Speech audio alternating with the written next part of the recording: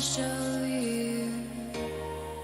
Wanna let you loose inside my brain to see if you'd run or stay.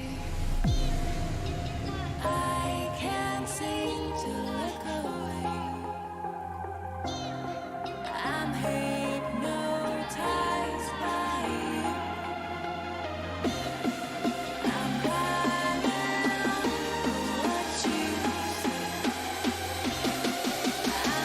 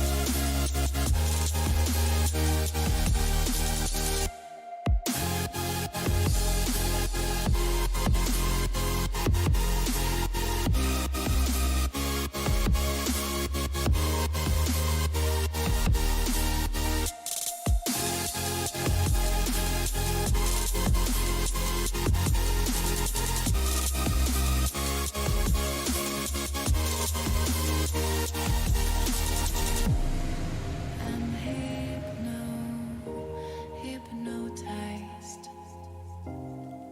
I'm hypnotized. I'm hypnotized. I'm hypnotized.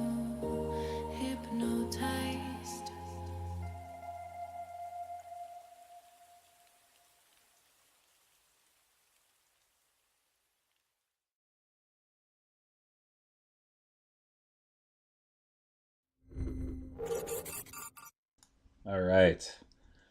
Hello, everybody. Welcome to the Yavin Base Team League pregame show. My name is Endless, and very shortly we'll be joined by Jay from the 5th Trooper, as well as a couple members of both teams from an entire Legion and Jay versus the Silent Knobs. So we're going to get Screwtape, Garn, Ellis, and Jay from Tabletop Oddity on, and I think Nicky will be joining us shortly. But we're just going to talk for about a half hour about everything regarding this match, about the league, how it's been progressing, about lists, about what we're looking forward to with LVO, future releases. And our goal here is to take questions from the chat, to talk with you guys, to communicate and just be here available to answer your questions and to talk with you as we get this cast going. So I'm going to go ahead and unmute my Discord where everybody's waiting for me, and we'll get this started now. We then realised what the prizes were for fourth, and the fourth gets a t-shirt, so I stopped playing. Hello, gentlemen. We are live. We are live. Hey. Hello. Hello, world. Hello. So y'all can see on the stream, my name is Endless, of course, and I'm on the camera. With me is Jay from the 5th Trooper. Say hello, Jay. Hey, Hello, everybody. Jay. There we go. Wrong. So we have two Jays in this channel. We have Jay from the 5th Trooper, and we have Jay from Tabletop Oddity. So they both have YouTube channels. So that makes this a little difficult for us. But that's okay. I wouldn't call mine a channel. Mine's just a thing. Just a thing. You just upload things to it randomly. Just poop, there it is. Poop, there it is. All right. Yeah. Well, cool. So we got those folks here. We've got Screwtape and Garn from an entire Legion representing their team here. Screwtape's going to be playing his game in just a few minutes here. Say hello, gentlemen. Hello. All right, and then let's hear from Jay from the Silent Knobs and Ellis, who I believe is the team captain, if I have that correct. I mean, he should really remain silent if we're going to go off the name. He should stay quiet, and I should do the talking. That's interesting. He is a silent knob, isn't he? I'm the silent knob. He's silent knob. Okay, well, he spoke for just I've got to ruin it. I'm a knob. Exactly, you're a knob. All right, cool. So welcome everybody, and man, 5th Trooper Jay, I'm super stoked because this game is gonna be hot. We're gonna have Nicky here. Ellis, I gotta ask you, man. I heard a rumor that Nicky is putting away his speeder bikes for this match. And I got to know: are the rumors true? Could it be possible that Nicky puts his speeder bikes away and brings us something we haven't seen before? They're well and truly in the garage. Oh They're my goodness! collecting dust under some dust sheets. They're well and truly away the bikes. That is really sad to hear. So we're gonna see something different out of Nicky, and that's kind of exciting because we've been seeing him Boba Fett and bikes this whole time. But can you give us a hint or two about what he's bringing? I'm sure Screwtape already knows the list, so I don't think we're revealing anything sensitive prior to the match. 3 words: DLT. DLT. Okay, 6. So I'm gonna guess it's a 6 DLT list. It's some kind of variation of 6 DLT coordinated fire, something like that. So I'm super Every stoked. unit except from Boba and Via's has a DLT. There you Some go. form of DLT. I'd just like to interject. We went to a tournament like in January, and he was pretty much playing this list, and I think I conceded in turn 2. So wow. He kind of just strong-armed you down with all that long-range firepower. For sure. This is not an ideal situation, but there you go. I agree with you, man. I've been saying it. Range is king. It's the business, and when you have the round 1, you're able to shoot more than your opponent. You have a serious advantage going into the next round. Absolutely. So that's really cool. And so Screwtape and Garn.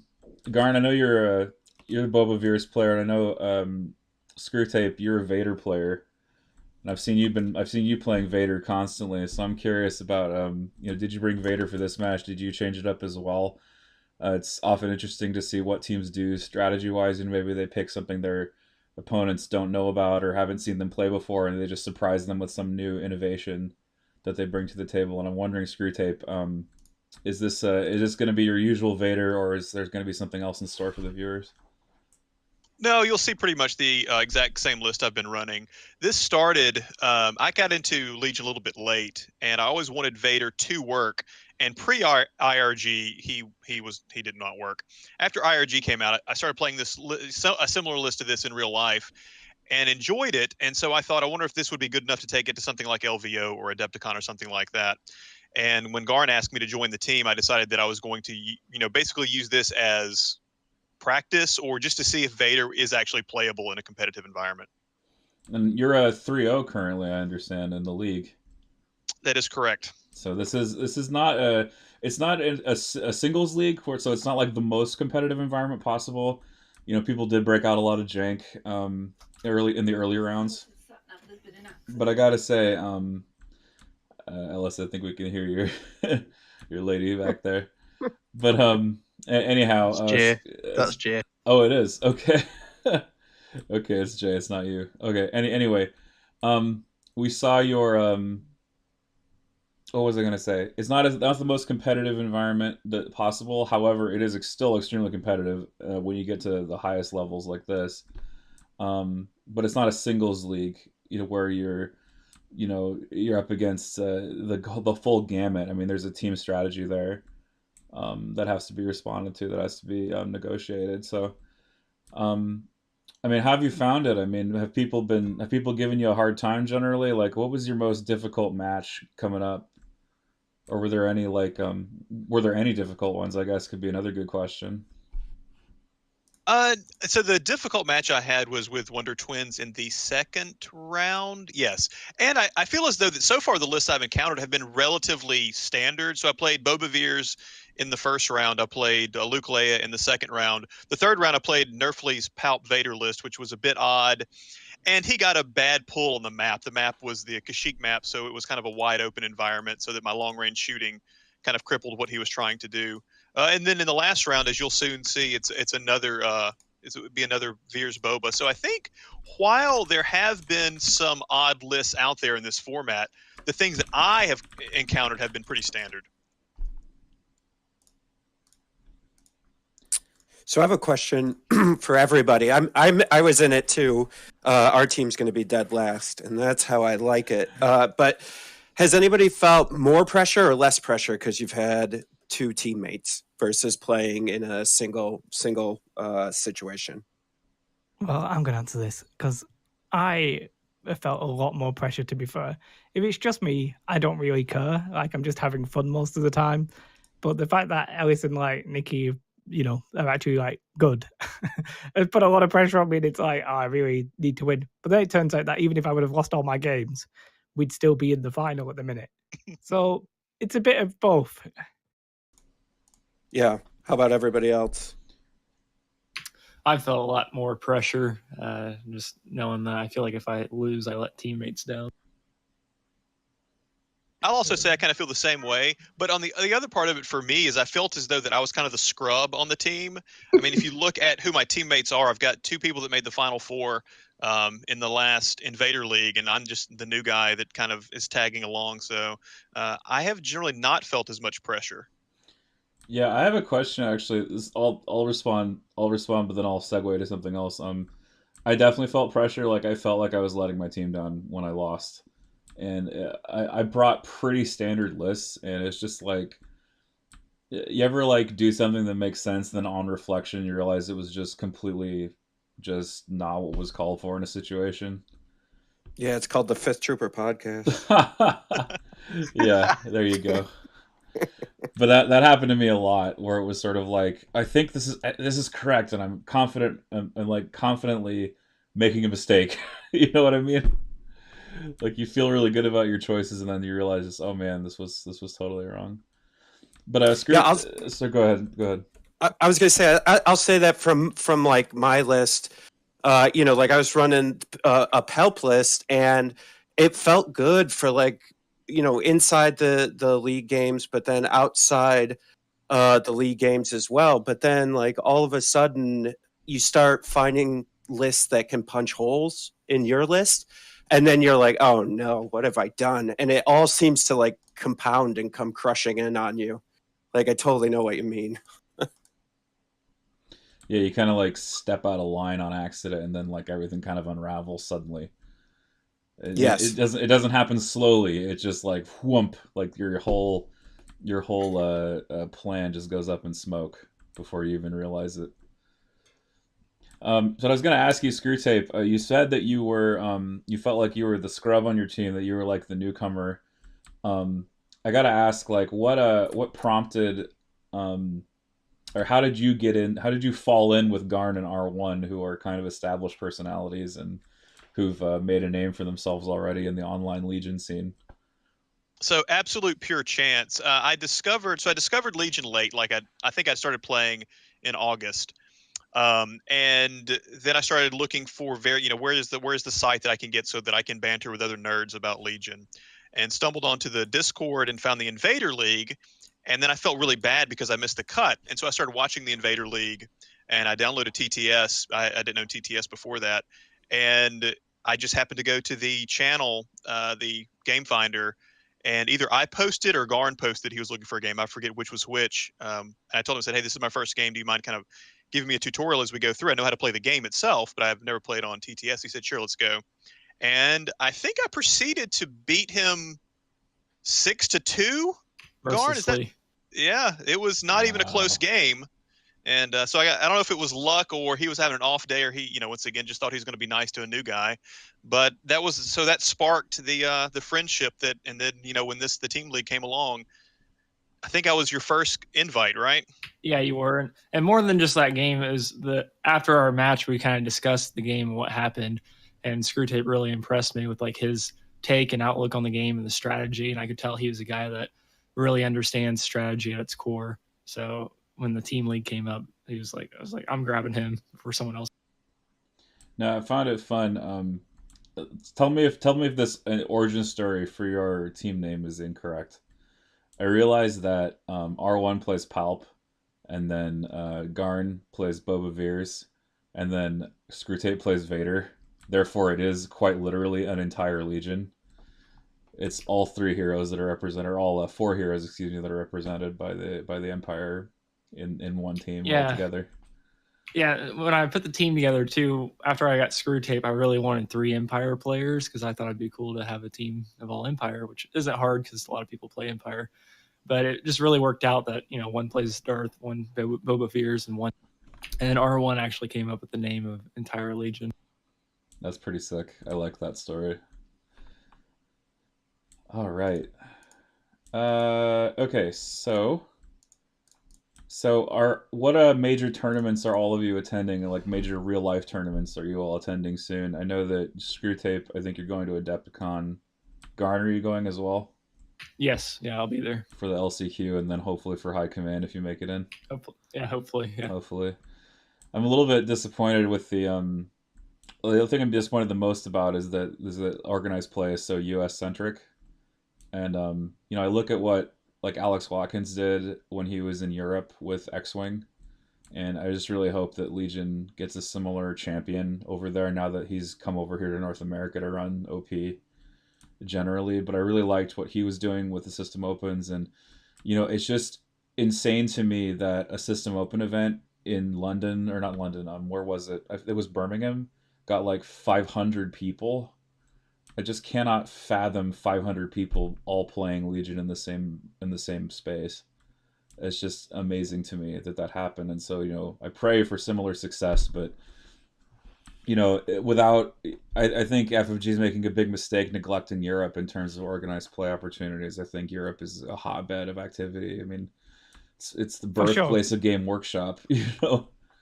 Yeah, I think me and Ellis obviously a little bit disappointed with what we've seen so far. Obviously, Ellis is running the London GT in September, which is, as far as I know, like the biggest one that is probably going to happen. There's a UK Game Board Expo where the FFG Nationals are going to be this year, and they announced that they're going to have X-Wing and all the game systems, but no mention of Legion, and no mention of when we might even expect something from Legion. At a different a venue or something like that. All around, it's been pretty disappointing, I think. Speaking about big events, in April, there's a scheduled event for 600 X-Wing players. So X-Wing's doing well, but Legion could do with a kick on the backside. 600 tickets sold so far. Yeah. Wow. I've sent a lot of angry emails to try sort something out for the London for the UK Games Expo. It's so exciting to hear that it's thriving so much over there. Because and I hope that that kind of spreads to other games. For sure, I think X-Wing should be an example of what Nicky. X-Wing should be an example of what Legion can actually achieve. I'm going to ditch now. I've got to go meet the person who's marrying us in a couple of months. So have a beautiful stream. All right, no problem. Good luck to both people. See you. Hey, thanks. To both people. Both people. Traitor. Oh, traitor. I hope it's a good game. Oh, there you go. All right. Well, thank you, Jay, for coming on. We appreciate you being here.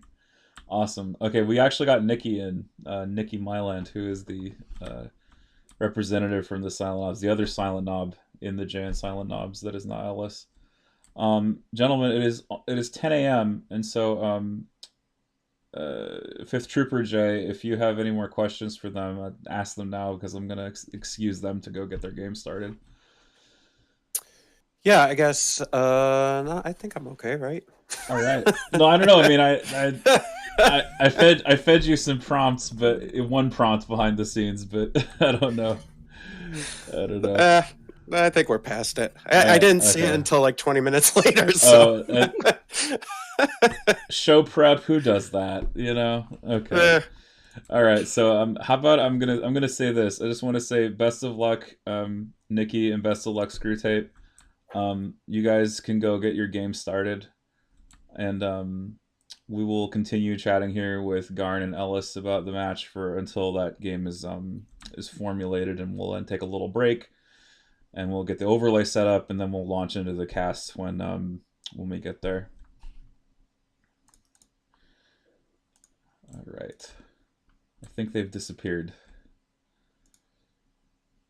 Yeah, I heard Nicky, but I didn't hear anybody else. You said start the game and they were out. Yeah, they're gone. Out they go. So just really quick, what are the two lists again? Just a quick breakdown of the two lists. Yeah, we should talk about them. So I know that I heard that Nicky's running Boba Veer's 6DLT 3 sniper or something like that. Is that correct, Ellis? Yeah, Boba with Hunters, Stims, Recon.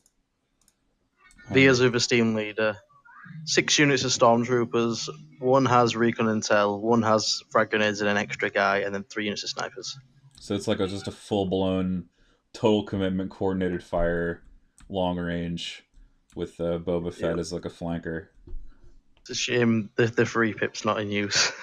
Yeah, it's a shame, I know, but I like what he's doing though. We don't use coordinated fire in this league just because it came out so late, and I figured that these new 3-pip cards are just so like game altering. It felt wrong to include them in the tournament.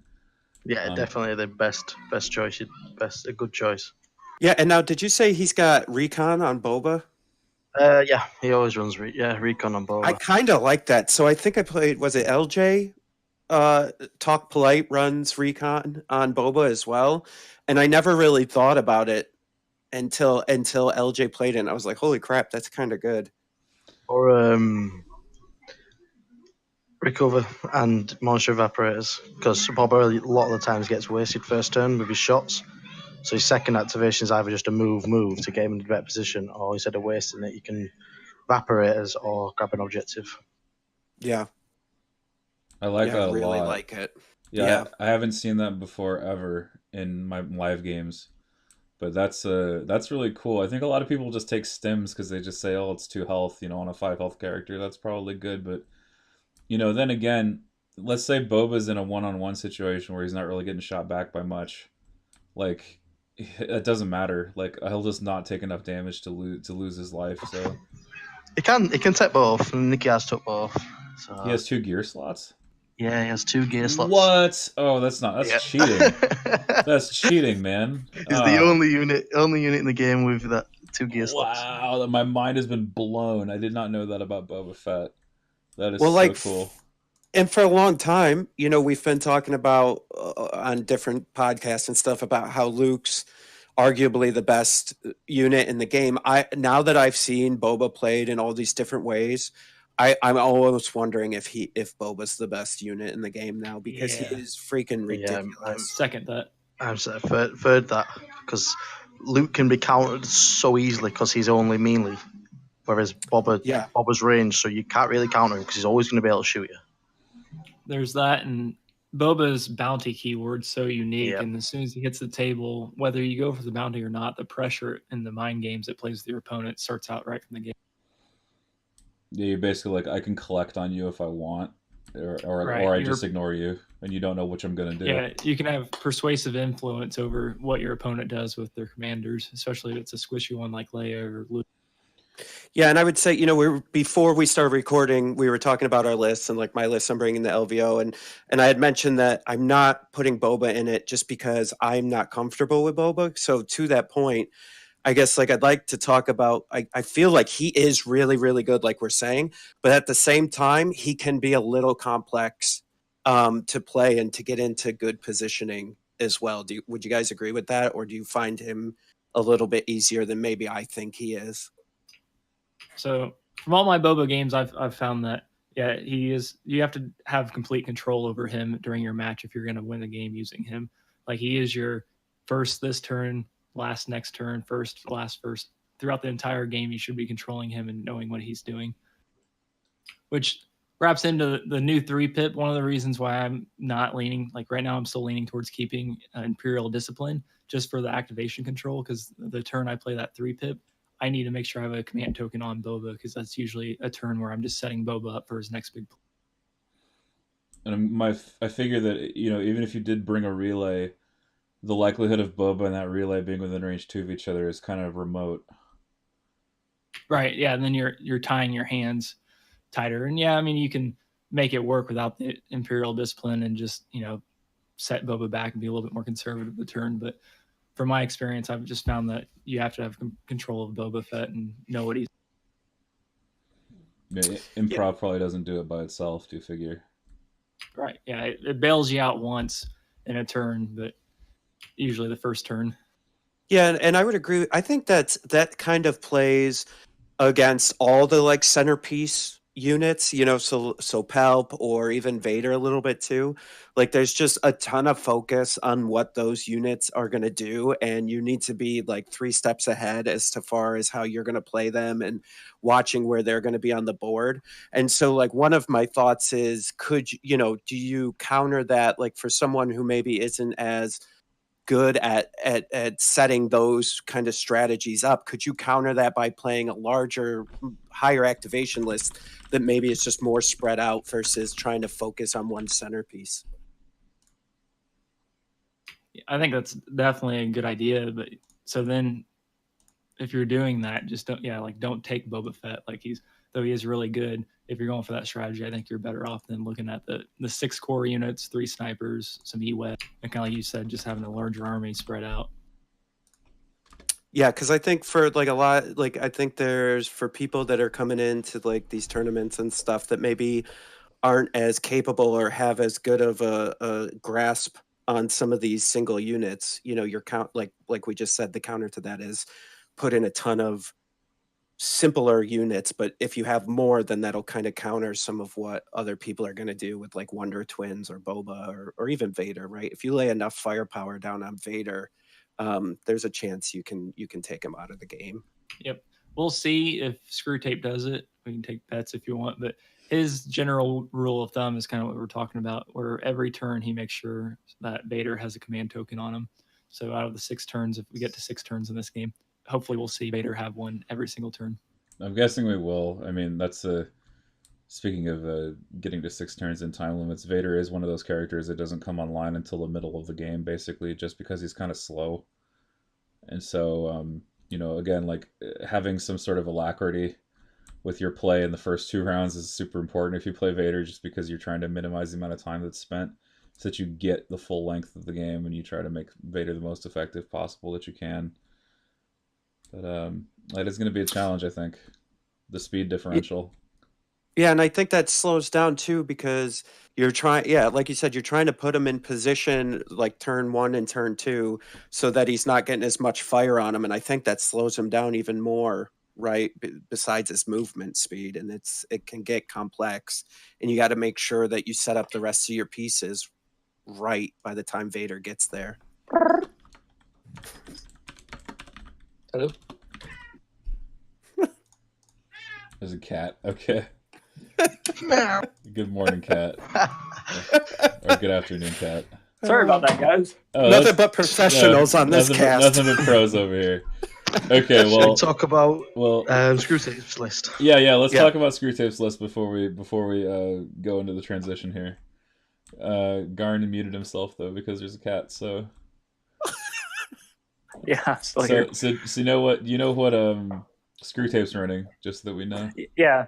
So he's got Darth Vader with a force push, force choke, and saber throw. He has 5 stormtroopers with DLTs, 1 stormtrooper that's Bear, Imperial Royal Guard with the Electro Staff upgrade only, and 2 sniper teams. So he's really going for the implacable, the new change to match the force with implacable force choke, so you can force choke twice on your implacable turn. That's really offensive. No reflexes there.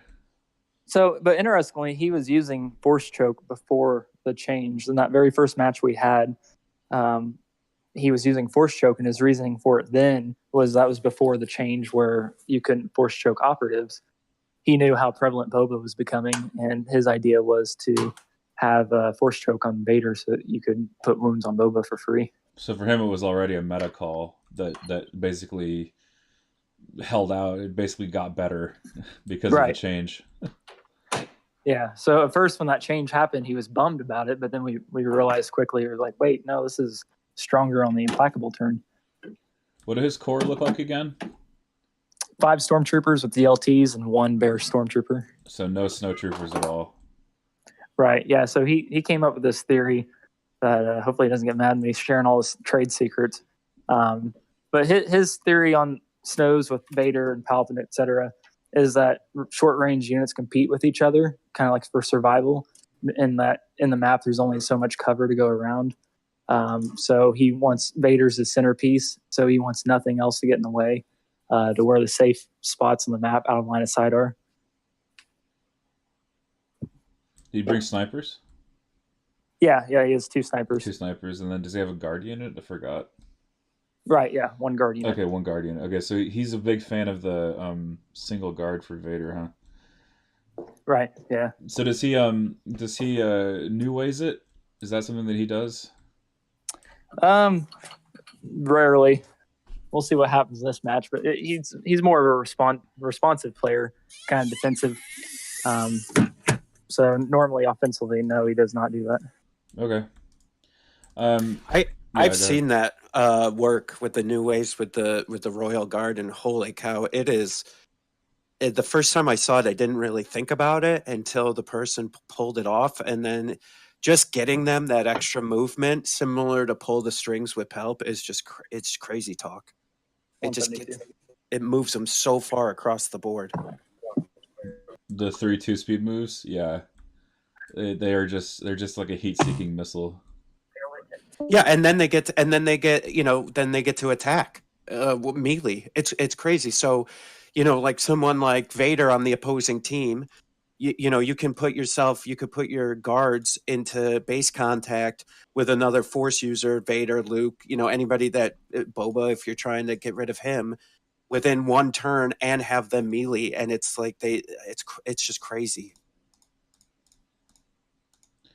All right, so I think Garn did have to go. We're gonna go ahead now and transition to the game. I just want to say thanks, Ellis, for sticking with us, and a big thank you to all to members of the both teams who came on to talk with us, and of course, thank you very much, 5th Trooper Jay, for casting this with me. And Ellis, if you want to stick around and cast as well and be a third voice in there, that would also be pretty fun. Because I know you bring the banter and it's always fun. So I'll stick around, but I'll just come in when I've got some banter to say. Okay, please, please do. Okay, so stream. What we're gonna do is we're gonna mute ourselves. We're gonna hit a transition screen. Turn on a little music. I'm gonna fix the overlay, get into the game, and then we're gonna get started. So thanks everybody for joining us for this little pre-show. It's good to see everybody in the chat, and we will be back in just a few minutes with Nicky, Myland versus Screwtape. Stay tuned. Just keep it locked here on Yavin Base.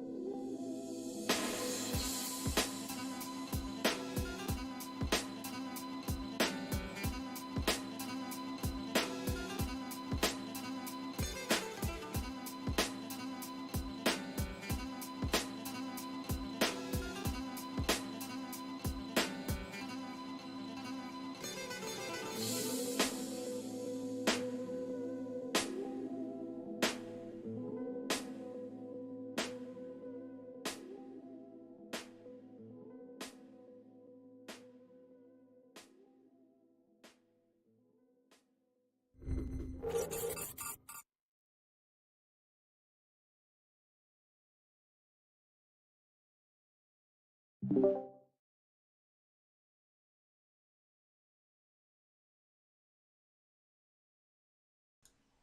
right, everybody, we're back. We are here in the midst of setup with Nicky, Myland, and Screwtape. And I am, of course, joined by the eminent Jay from the 5th Trooper. Hey, everybody. The imminent and eminent. That was a good timing. I went to go get a drink and just got back. Perfect. Wonderful. Good timing. We're synchronizing, man. We're in sync with each other.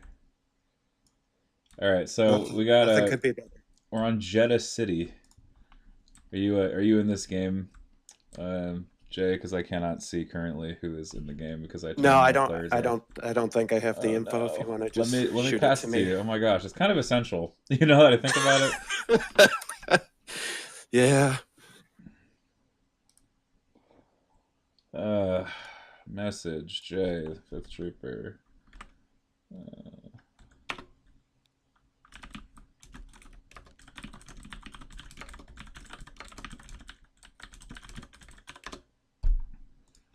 There we go. So, welcome again, everybody.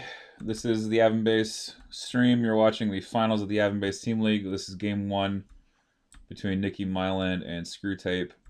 We're looking at the Jeddah City map, and we're looking at a major offensive deployment. So this L-shaped deployment, it's sort of half of battle lines. They took the 6 squares of half of battle lines. They shoved it over into a 6-pack over here instead, rather than the long spread out deployment. But as you can see, this map is definitely divided by this large wall here. It's kind of the defining feature of the map. There's this big temple wall that really separates one half of the map from the center.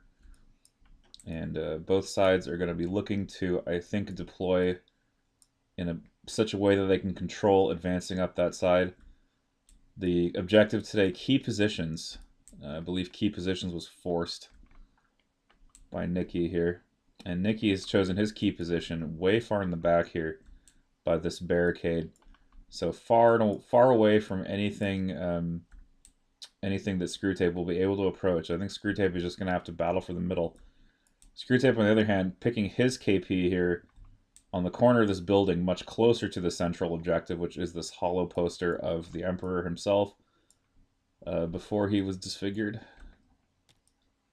Some Clone Wars era wanted posters. We got an Obi-Wan Kenobi here, for example, who is currently wanted by the Empire. We discussed a little bit about the list in the pre-show. We've got Darth Vader here for Screwtape, Force Choke, Saber Throw, Force Push. So some really nice stuff for him.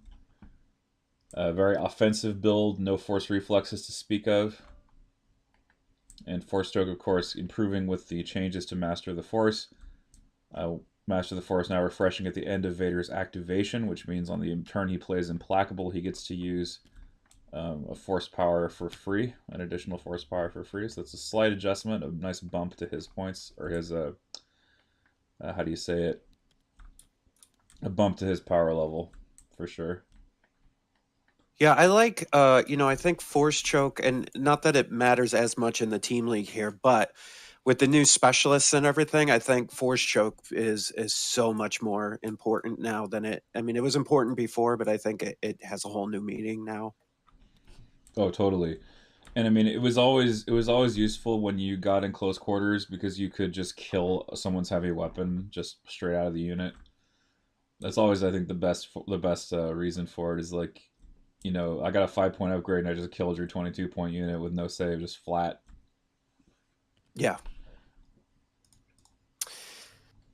Yeah, I guess you didn't see it as much because, for the 5 points you could put that into something else, but I think it's going to make a big resurgence. I really like it again. And two, it's a good kind of addition if you're going up against Royal Guard, and you got to get that extra kind of wound on them. Just do a little chokey. Oh yeah, for sure. So someone is wisely pointing out in the chat that this KP that Screwtape has chosen might actually be too close to the center KP. Because this piece of terrain is inside of range 1, I believe, of that hologram. So I think I'm going to inform him about that in just a moment here. I'm going to say something. If you see something, say something. Yeah, especially since they're deploying. Can I say that Nicky's an idiot for putting his KP over there then? I seen it, so I said it. Yeah. Well, welcome back, buddy.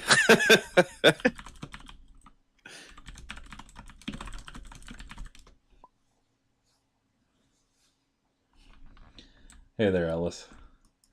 So what's bad about putting his objective token over here? Is that it doesn't crowd out any other pieces? Is that the thing? It just means it just lets R1 just focus on that middle. It doesn't give him. It negates R1's choice, and he just has to go for the middle one. Whereas if it's a bit closer, he could choose, and he could choose wrongly and make a mistake. Ah, I see. Okay. Also, what's he going to put there in a sniper team? And if R1 does it right and kills his sniper team, Nicky's in a bad position.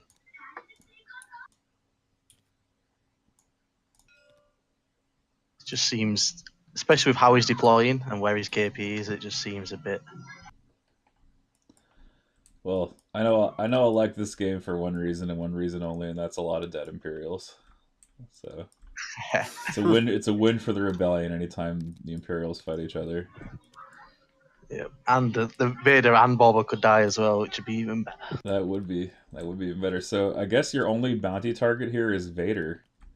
So that gives you definitely some incentive to kill Vader if you didn't have enough incentive as it is, because he's just such a strong unit.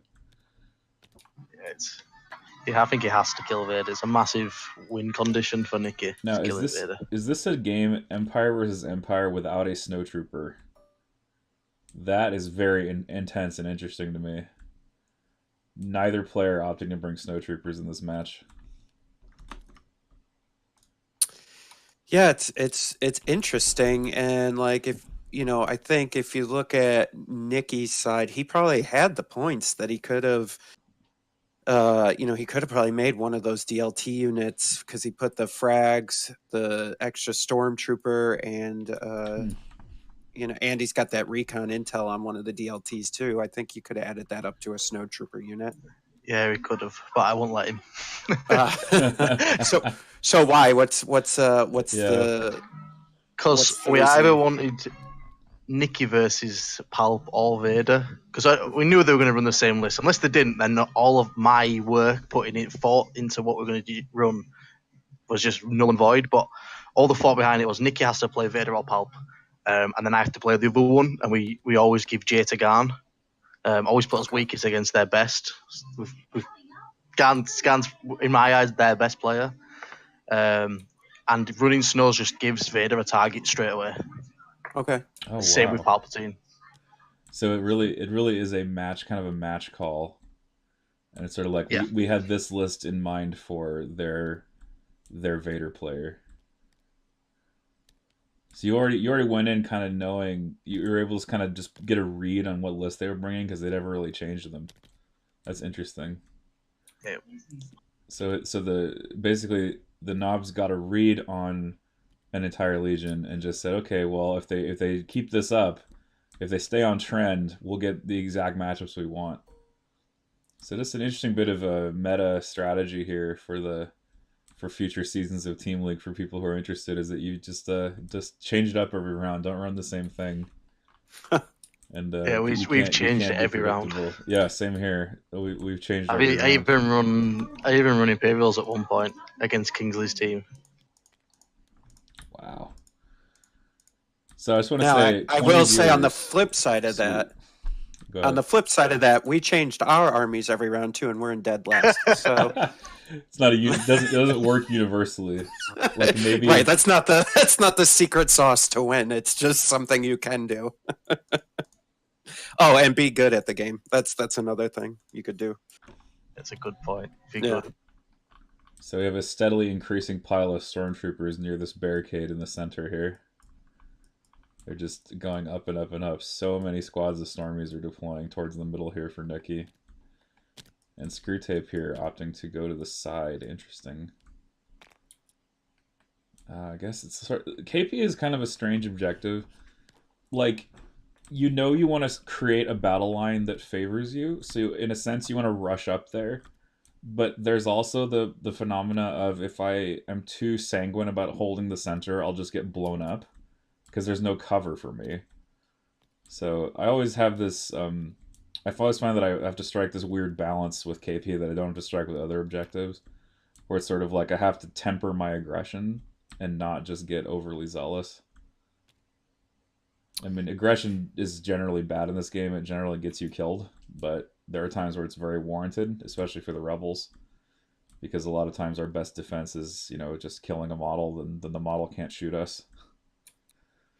Yeah, and I would agree with you. Like going into the, I almost think, because it looks like right now everybody's gearing up to run to the middle, but I almost wonder if part of your strategy, and maybe Screwtape isn't, maybe he's holding back a little bit, but I think what part of your strategy might be to hold, let your opponent run towards the middle, towards that middle KP, and kind of just shoot them up throughout the match, and then go in maybe like what, turn 3 or turn 4, and then try to take the objective then once you've whittled down their forces a little bit. Yeah, that could definitely work for sure. And like if you go in too early and you sacrifice your cover and they're just sitting there, it's like, oh, now I get to aim shoot because you moved forward. So that's always a struggle, like just managing your aggression. Greetings, DM Smithers. No, you did not miss much. We're still in setup. But there is going to be, we're going to split off the pre-show into a highlight reel, so you can look at the pre-show and the full game as two separate elements. That's the plan. But it is going to be pretty cool. I'm pretty sure we're going to see whose red dice are better. That's kind of one of the troubles, I think, with Imperial versus Imperial. If your red dice are vacant, you just lose. Go ahead. Yeah, well, and I was going to say, as an Imperial player, like, I know this is going to sound crazy because you play Rebels, but like, anytime my sniper units, or if I use the other scout units, like I used to run a scout unit, like anytime you're rolling white dice, it just feels so bad. As an Imperial player, you're just like, this doesn't feel right. Like, this doesn't feel right at all. Where's my armor save? Yeah. Like, there's no such thing. So, interestingly enough, Nicky's brought 3 snipers. Screwtape brought 2. But Screwtape did bring a Royal Guard. I'm wondering how the Royal Guard are going to fare this game. They don't have a lot of good targets. Other than maybe Boba. But Boba has a whipcord launcher, so... Yeah. I guess I would almost be careful throwing him at Boba, because he can be sneaky good when it comes to the IRG and just land base them like all of a sudden, and you're like, wait a second, these guys had 8 wounds and Boba just basically killed them in 2 turns, and you're like, okay, now what do I do? With the way Screwtape is setting up, interesting. So he's probably going to try to stack the middle with the rest of his army, and then put Vader Guard on the center objective and just say, come at me. He's definitely got some good places to hide up there. He doesn't have to actually show his units to Nicky. Yeah. If he's able to get behind this large piece of heavy cover that's got the statue in the center. So he's got some places he can go without exposing himself to too much danger. But the struggle is going to be like approaching fast enough, and I love that Nicky is counter deploying here on the corner. He's just trying to control every lane possible with his army, and saying it doesn't matter where you go, you're going to take fire from me. And that's kind of the beauty of having a spread out deployment like this. Like where can Screwtape's army actually walk on this board? I'm not sure. Well, yeah, and we got to keep in mind too, they got hostile environment, right? So if they start laying down suppression, you better hope you're near some terrain. Yep, exactly. And yes, kind of too. The Rebel versus Imperial, you run Pierce. That's why I run 3 snipers, dog. All those piercing wounds. And the Bombard. It's like, if I on a good day, that's like 8 wounds off the top. That's really good. It's really good at equalizing against those Imperial saves. So I got That's why I Veers run coming. full snipers. Full Sorry. snipers. There you go. Yep, full snipers. So Veers going in the center, man. He doesn't even wait for Vader here. He just drops that Veers. I mean, now who do you maximum firepower? Do you maximum firepower Vader just to try to get some damage through? Or do you go for one of these storm units? Like, I'm not sure who you actually drop it on. Like, where is it better served? Like, there's no good target other than Vader. It's probably good on a unit if you can get then two, 3 sniper shots into him and just get him an activation down first turn. Yeah, that's actually not a bad idea at all. And he's 2 up from there. Yeah, because Nicky's 11, he's 10. He's got triple snipers too, so he could definitely get that done. Well, and I would almost wonder too, because Screwtape's only got the 2 snipers. Do you try to eliminate one of the snipers so he doesn't have as much of the long range weapons? Nicky's deployed thinking that he's got recon intel on Veers because he normally always does. Oh, oops. He always does his from this list because he changed it. Mm. That there's an intel on one unit of normal guys, which was on Veers, because Veers used to always grab a box first turn or evaporator, same as Bobber, but he's put it on a unit of random guys. I see. So it looks like Thomas here saying, I like how every league final so far has been key positions. Looking forward to one that Red can win.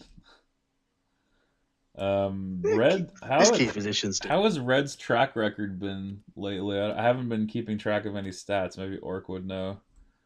Like what percentage of wins KP still goes to blue on, but I think it still feels heavily favored to blue just because blue gets to choose the board edge now. So blue can go into a situation knowing which terrain piece will be the central KP and just pick down from there. Like, it's not exactly hard to do.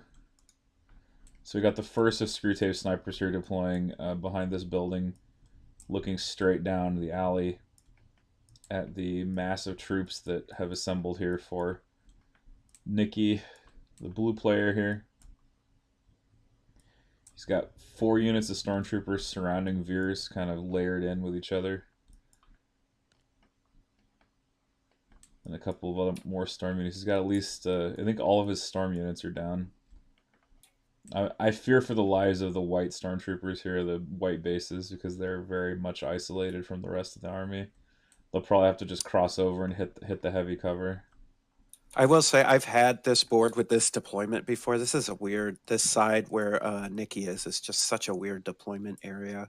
So trying to like figure out where you're going to go and what your next moves, especially if you have something like moving towards the middle here, it's a tough deployment. I will say Nicky did get the side of the board that favors triple snipers. Yep. If you deploy on top of this 2-story building in the back here, you can actually see into your opponent's deployment zone pretty easily. Like, it really wouldn't be an issue for him to just start getting shots down through just across the map and hitting the units over here on the red side. But he runs the risk of losing a full sniper team if he puts them up there, don't he? Because yeah, if Screwtape double shoots, well, shoots with a sniper team and shoots with another sniper team, with aims, it's going to kill a full team up on top of that objective. Yeah, it is very risky to do that. Nicky realised that, and that's why he changed his plan. He Honned himself.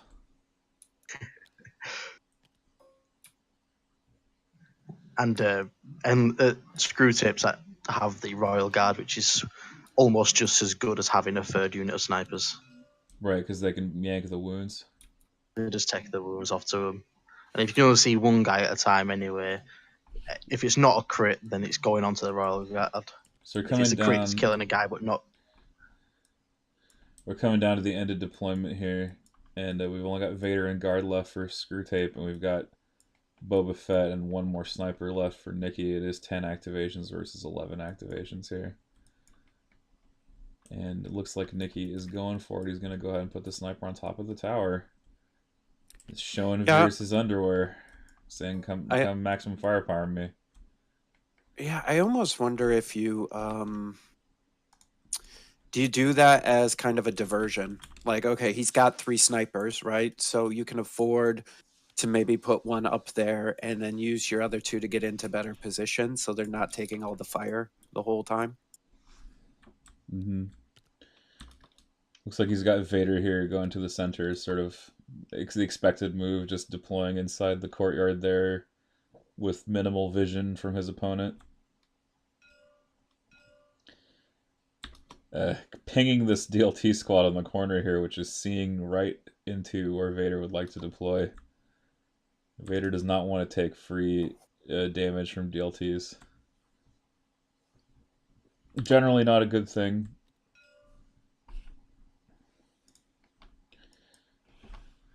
A save is a save is a save.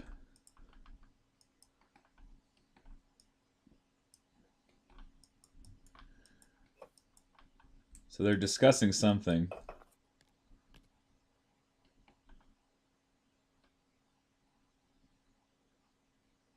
What they're discussing, I'm not certain of. There seemed to be some disagreement about Vader's deployment and line of sight issues. Or just a discussion in general. A what are my options moment.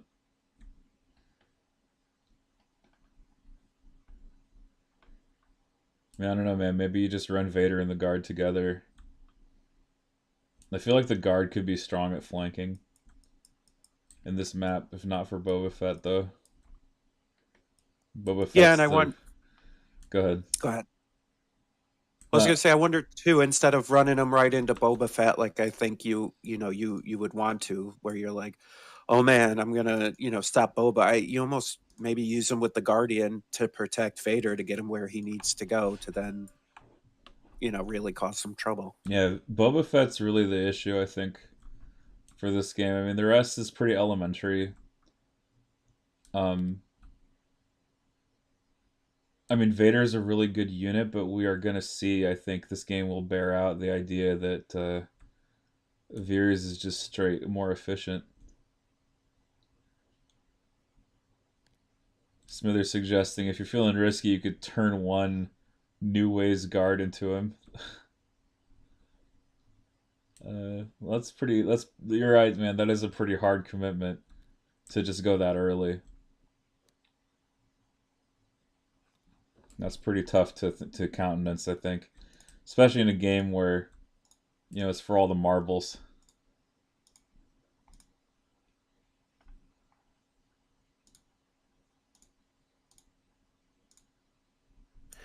Well, I mean, I think if you put the guard with Vader and you run them into the middle as a cohesive team, that middle is going to get real dicey real quick for the other for Nicky. Don't be crazy about it. Get him in safely. Yeah, he's putting the guards near Vader, but I mean, put him in safely. Get him in there. But if you run them together, that's quite the combo that even Boba would have trouble, trying to mitigate. Yeah, I think you're right about that. And I mean, that means Boba would have to choose who to whipcord as well. Like, I mean, clearly you whipcord the guards, but Vader still is a big problem for you. Well, okay, and so take guards melee away. They still throw 8 black dice at full strength. Oh yeah, they still shoot. It's not like they're helpless, So even if he goes after Vader, you now have, whoever Boba goes after, you're going to have to contend with the other unit, and I think it's kind of makes it a harder choice. All right, so it looks like Screwtape here moving the guard in such a way that they can get Guardian on range on numerous units here. He's trying to protect his snipers from being picked off here with the guards. interestingly enough, he doesn't have to move the leader into range 1. All he has to do is just get any one of those minis within range 1 of any mini in the Guardian target unit. He doesn't have to actually go that close. Yeah, that's huge, by the way. Friendly effects are measured mini to mini, from what I understand. Yep, and I think that's what some people misunderstand sometimes. And so, yeah, it's not your unit leader, which is nice, and it gets you into a good place.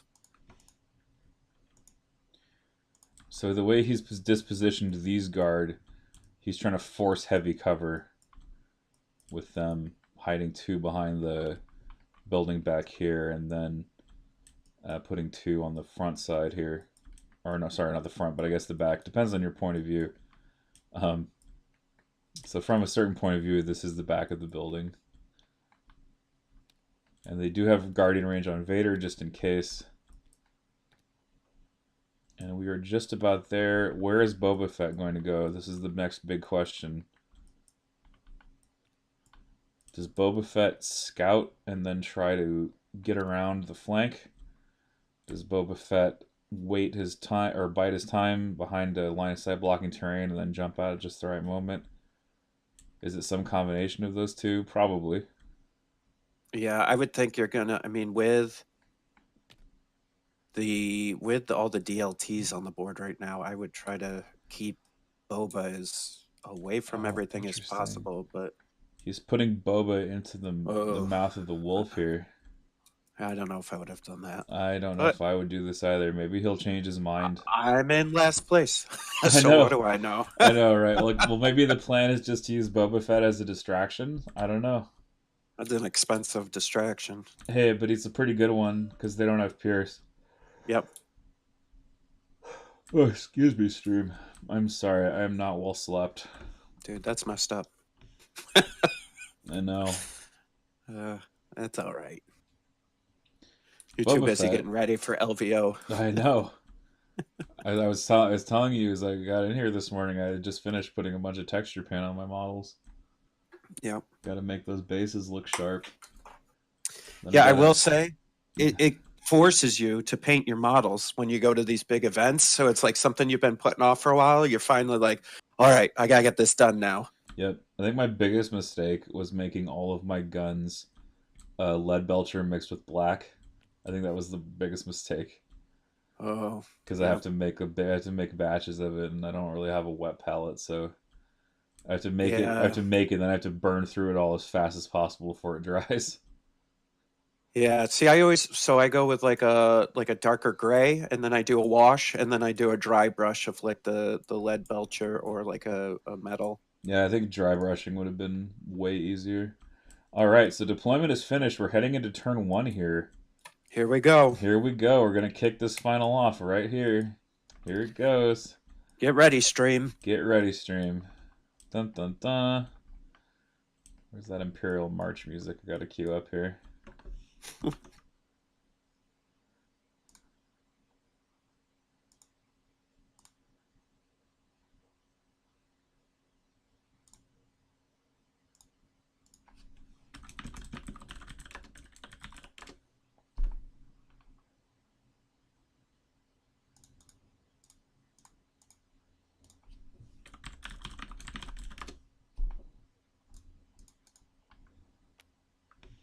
Standing orders versus assault. Wow. Okay.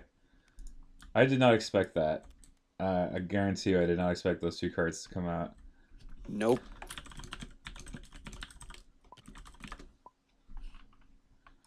I mean, it looks like they both, they got to turn off the grid. Yeah, you got to turn that grid off. There we go. Oh, there you go. Your deployment zones. Turn them off. Yeah, I didn't see that coming at all, but I guess they both wanted to see what the other person was going to do. That's basically what that move is, right? Yeah, so I'm not going to go. You go. Let's see what you got. So interestingly enough, Nicky got standing orders to Boba Fett, but Screwtape opting for the activation control, giving his 2 snipers orders so they can plink and then walk away, or just make sure they get their shots off early before they lose a model here from enemy sniper fire. But the thing is, Screwtape is 1 activation with fewer Or sorry, he won priority with one fewer activation, which means Nicky's going to have 2 units to go at the end of this round. So that could hurt him in the long run here. But we're going to see a sniper line up here and start to take a shot.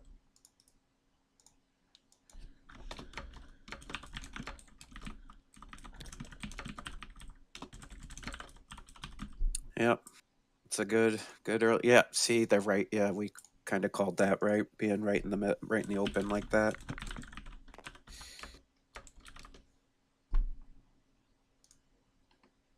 I mean, I like it from a distraction standpoint, like we were talking about Boba being the distraction, but I like those snipers since he's got 2 more units. I think it might be okay.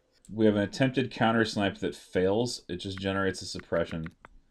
So not an auspicious start for Screwtape here.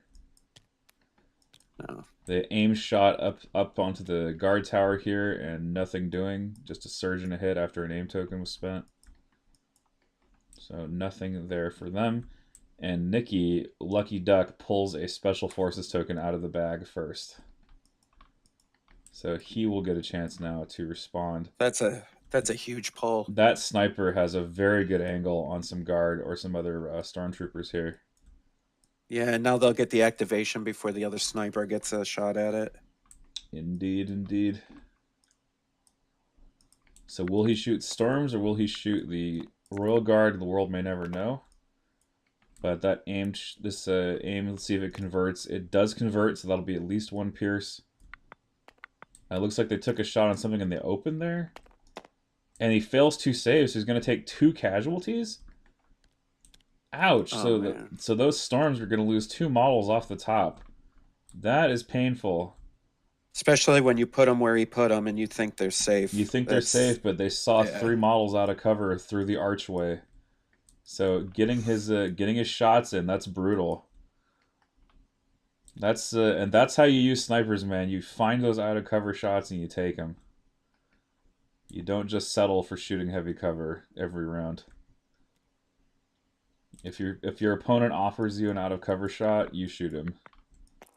Yeah, I would agree with that. I think your first instinct will be to try to take out their sniper teams like Screwtape did, but I almost wonder if it's more valuable to try to, because they're not going to use those sniper teams as much to try to get the objectives as they would the open. Now, fortunately for Screwtape, Purple rallied there, so he's going to go ahead and move up and be safe for the time being behind this building. So they won't take any pain for now.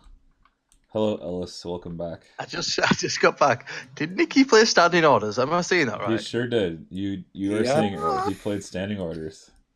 Huh?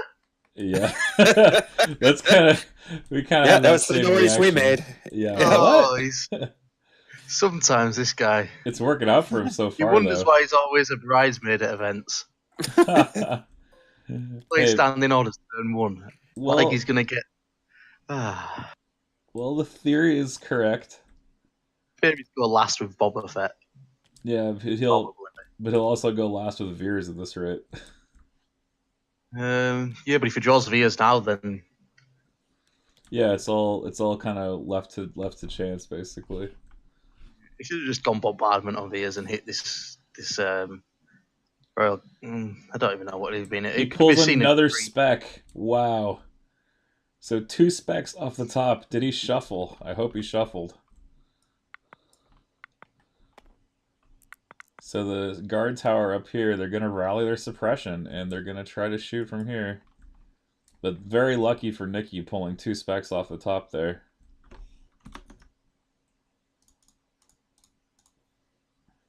I suppose if you're just playing bad, just be lucky and it'll counteract it. Yeah, that's true. It was black out of cover? Uh-oh. Is he gonna... he might have an out of cover shot on black. Oh. So this is some misdeployment here from Screwtape for sure. Yeah, black is out of cover. But nothing doing so far. Will the aims convert? They'll convert 1. And yeah, black loses a model there.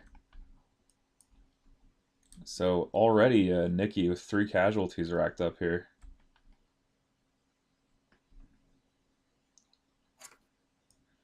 This terrain is super unfavorable, I feel, for Screwtape here.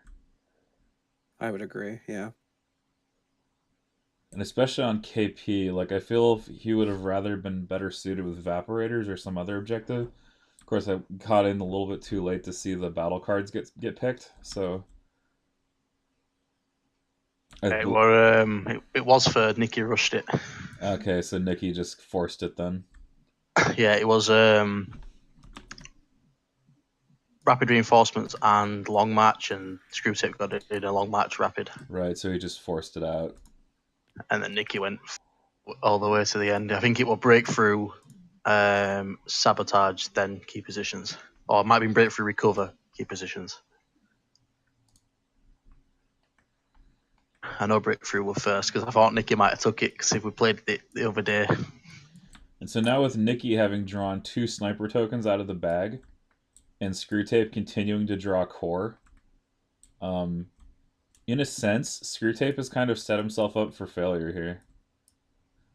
Because now, guess who's moving first with their core units? Not only does he have priority, two snipers already went, so now the core have to walk into the rest of Nicky's core. So, you know, Screwtape will walk forward only to get shot, and he won't get shots back. Because he's just too far away and had to go first. Recovered with that unit as well. He recovered? Wow. Either they haven't rolled, or that's the same roll from last time, or he's recovered. Yeah, I'm not sure. So I guess the question is, do you start marching them forward, or do you try to hold back, let Nicky march up, and then...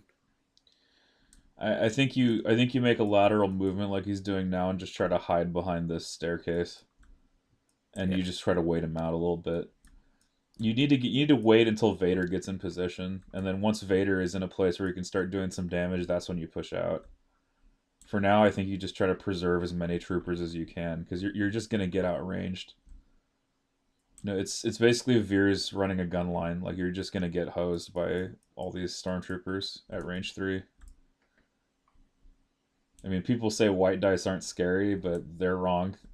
They're very wrong. White dice, any attack dice have the potential to do wounds. So basically, anytime you get attacked, it's not okay. Yeah. Yeah, and I think you can get a little cocky with rolling the red defense dice, right? But you got to remember that there's still the variance, and you can still roll blanks. Dan Smithers asking, no specialists or command cards were allowed for this, correct? Yeah, so the 1-pips were allowed, the officers were allowed, but none of the other specs were spoiled at the time, so we had to go with what we had, and of course we couldn't change for the final round because we wanted to make the tournament wholesome isn't the word. Consistent. That's a good word. Consistent, yeah.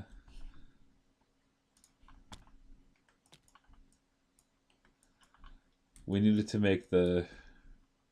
There's a word I'm looking for that I just can't think of, but it's the word that means like... Fair. Oh, fair. Well, no, like natural, like organic. Not organic. I don't know. That's not a good word either. Well, since we're struggling with words here, yeah. Why don't you tell us what's on the line, my friend?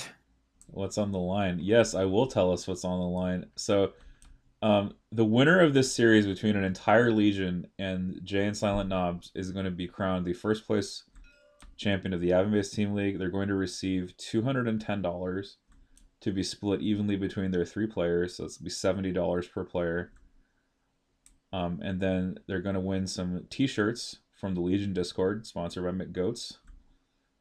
And from more T-shirts. More T-shirts, yes. Win more T-shirts. You're gonna have like a pennant room where you just hang like T-shirts. I'll have 3 now. The winner gets T-shirts. So I will have 3 then. Yeah. What you should do is go. If you lose your game in this final series, you don't get a shirt. But if you win the game, you get a shirt. So it's incentive to go 3-0.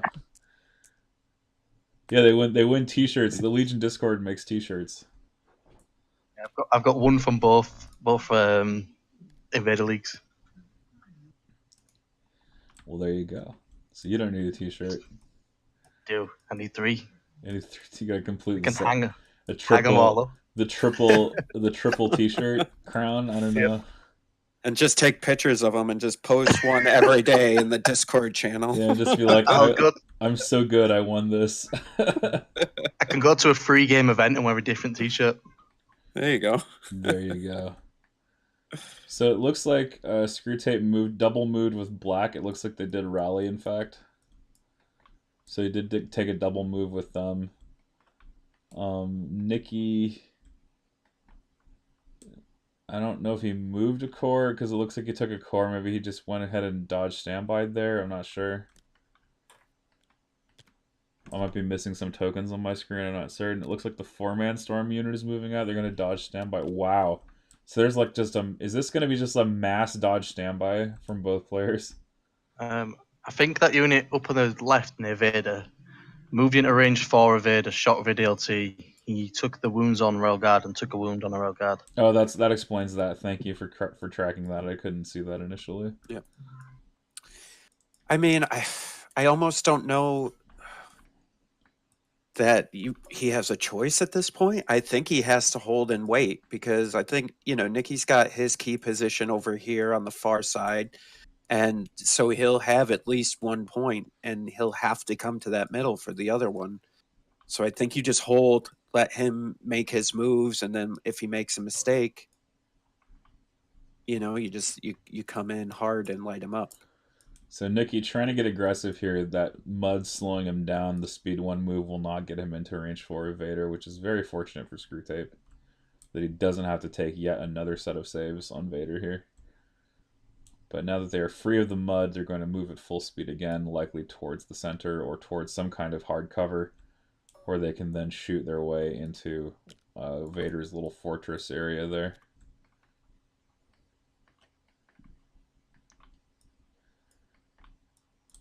He's frustrated that it's not anything like Mustafar, this fortress of his. I can say though, like playing a lot of TTS, I don't know how you guys feel about this, but like some of those little like sand mounds and the mud holes and stuff on here are a little tricky because sometimes I've found either myself or my opponent have forgotten that those were terrain that slow you down, and I think sometimes when you deploy, you don't necessarily think it all the way through. Right, they were actually difficult terrain for you in your list, so yeah. So what you got to do is you got to be Kybor and spam environmental gear because that's clearly the way to go. I really dig it, man. Like you don't expect it, and then it gets you. Like you play like intercept the transmissions, you're like, oh, there's no way he can get there, and then it's like, oh my god, I forgot he has environmental gear. Of course, the storms can get there. It's like you didn't think about it because you just never see it. Another dodge standby. So refusing to walk forward into the gun line, just continuing to hold fast. I think it's smart. I think it's smart. I agree completely. He's just holding fast.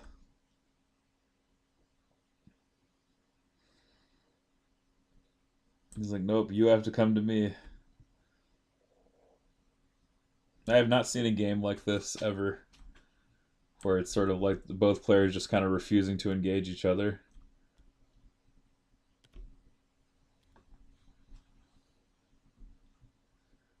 This is definitely maybe a next step in the evolution of Legion.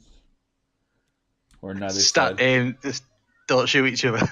Just don't shoot each other. Just play the objective. That is pure objective play. Like you don't have to shoot each other to win. Technically speaking. Go for breakthrough. Don't move anywhere. Automatically win as blue player. There you go. So. Interestingly, I think this is a move that people don't utilize enough either. Is I think, and I don't know, but my view has always been like I think we're all very aggressive with our play, and so I kind of appreciate this not being aggressive and kind of waiting and letting your opponent see what they're going to do and then make your move. That kind of slower defensive style. Yeah, where you just try to minimize the number of shots you take. Which I kind of appreciate that too, as a Rebel player. I mean, I've played both sides of the coin. They both have their merits and rewards.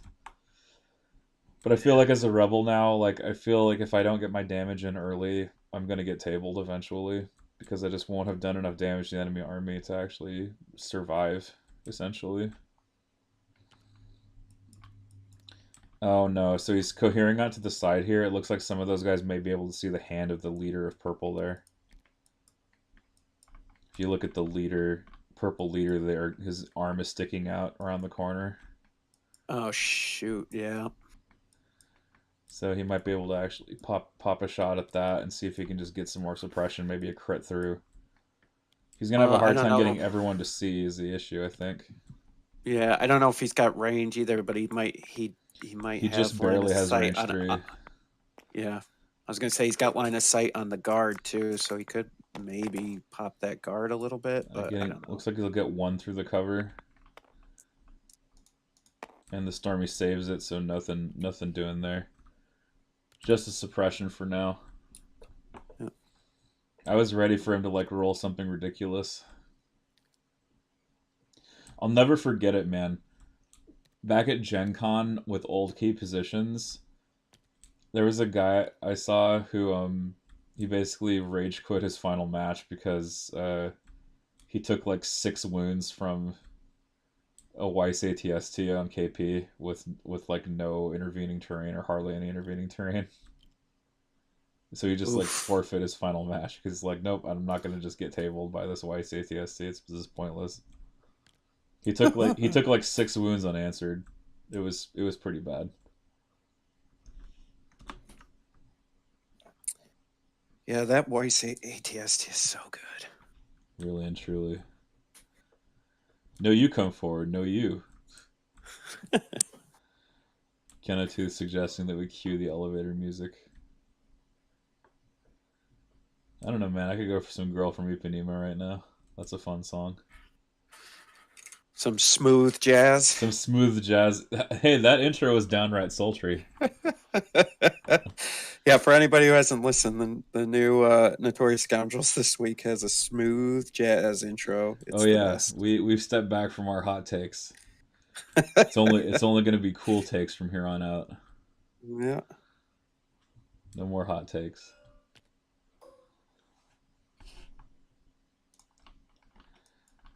Hot takes rhymes with hot cakes.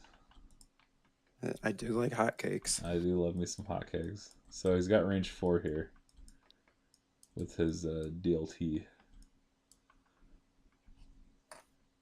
Seems a little bit pointless, but then again, like, he feels the pressure. I've fallen into this trap too, where you're like, hey, I'm just going to take a shot so I can do something. But I think there's a better move here that maybe even. I agree. I don't think you should crack it. I don't think you should give in. You should just double move and wait. Well, I mean, he had a good strategy. Just hold it. Like, just wait, dodge, stand by. Just hold. I think that was good. Now you're putting yourself in a position where his other units can move up and are going to have range on you. Yeah, hold it. Not a good strategy for LVO. I'll just say that now. No. Don't hold it. Use the bathroom. Yeah. Seriously. You got your 15 minutes. Yeah. So he is taking the DLT shot. And you can only see the leader as well. Yeah, interesting. Okay, so no crit though, so just suppression. Well, I mean, here's what he's got. They're not going to be able to lose that suppression, right? Because they're not touching, or is he? Oh, he is. He's got that one unit touching. No, it has to be leaders. Not unit leader? Yeah, it has to be the leader. So they're going to hold that suppression, yeah, right? they're going to hold everybody that gets shot without their leader touching terrain is going to hold the suppression. Yeah, that's correct. So he'll go in. I mean, that's maybe not a terrible move then, now that I think about it, because now they'll hold their suppression until they roll. They'll have to roll it off.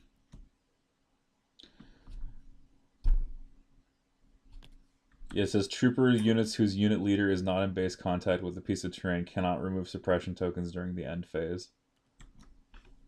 So yeah, that black squad will hold their suppression.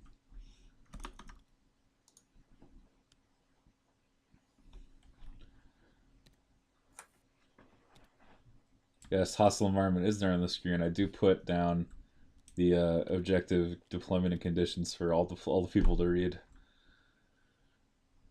Reading is fundamental. How many times have you guys run up against hostile? I've no. It's been maybe once for me. I eliminate it when I see it. I just try to stamp it out because it's such a pain in the butt. Like, Yeah. freedom of movement is really important to me in the way I play. Like, if my troops can't move somewhere, I feel really, really hamstrung. And I'm the kind of player who's like, you know, I'm going to pop out and shoot, and then I'm going to shoot again and duck back around a corner. I'm very much into the whole rebels as a guerrilla warfare style army. Just trying to take advantage of their mobility. Whereas the Empire, who wants to spend their time aiming, has to choose between shooting accurately and moving, whereas the rebels have just a high enough dice pool that I don't really have to worry about it. Yep. Like, if I wasn't going to get dice off, it wasn't going to hit him anyway. So another shot at the purple storms, and they save it again. They're fine. So purple Good Lord. weathering some DLT and E11 fire now. So the battle lines have joined essentially. Or at least these first few preliminary shots are indicative of where the battle line may end up in the future. He's going for the... Oh, is he going for the unactivated one back there? Looks like it. So now Screwtape is going to change tacks. He's not going to go for the sniper anymore. He's going to go for the unactivated blue unit in the background to try to suppress them and keep them off the point. He gets one hit there, takes the aim. Will he convert? He will convert, so that will be a piercing damage. And a suppression for light blue back there. That's not bad. Not bad at all. I like that very much, actually. Thing Yeah. is, though, Veers can just inspire that off when Veers goes, but Veers may not go Yep. before them. And in fact, Yeah, we know well, he won't. Right. I think it's going to give him a hard choice, though, with the Inspire, because he'll have this black unit that's not going to lose it in the end phase. And now he's got another decision. If this blue unit doesn't roll it off, what's he going to do? Exactly.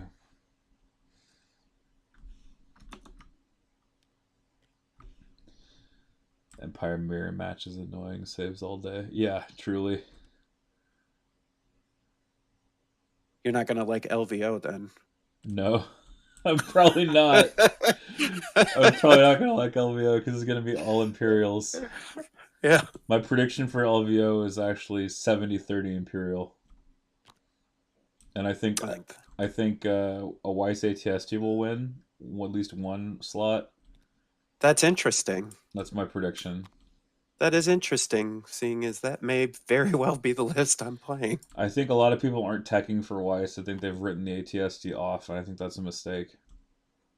I agree 100%. Yeah. I don't tech for it anymore because my strategy is just to be a huge swarm and ignore it. But still, though, like you can make yourself into a big problem, especially with coordinated fire now, because you can aim chain like 6 aims onto your ATST, who's gonna grenade launcher or twin light its way to 9 hits.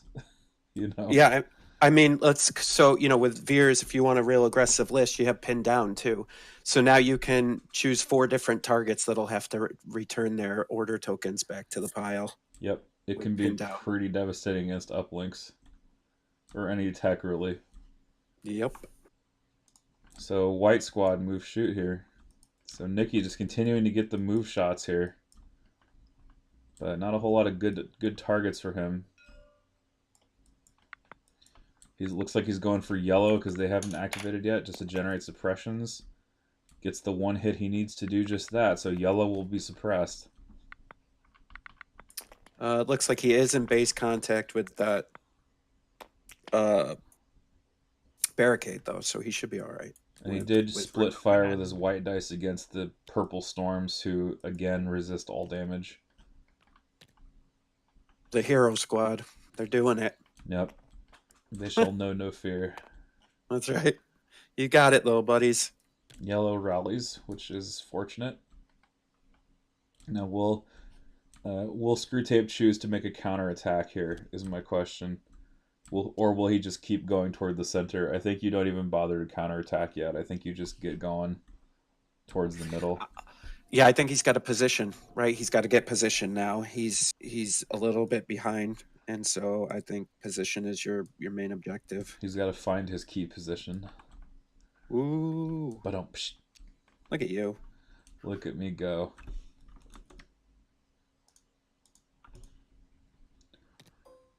Jay, I'm gonna be right back. I'm gonna give the reins over to you for a little bit here, Sounds good. but I'll be right back. Oh, I don't know. That was a bold move, moving yellow all the way up there.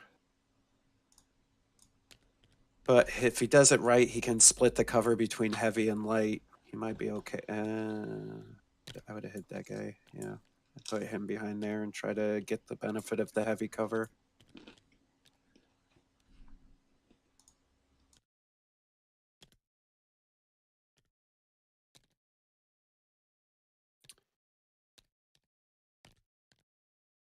So activations per player, we've got Screwtape he's got 10 and Nicky's got 11, I believe. 11.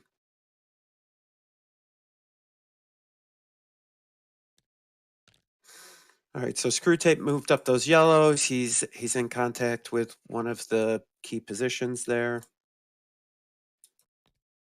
It's interesting. So now we have a Veer's activation. He's going to start moving up towards that key position too. So that's good. That'll kind of give Screwtape an idea of where Vader can start to head and the IRG.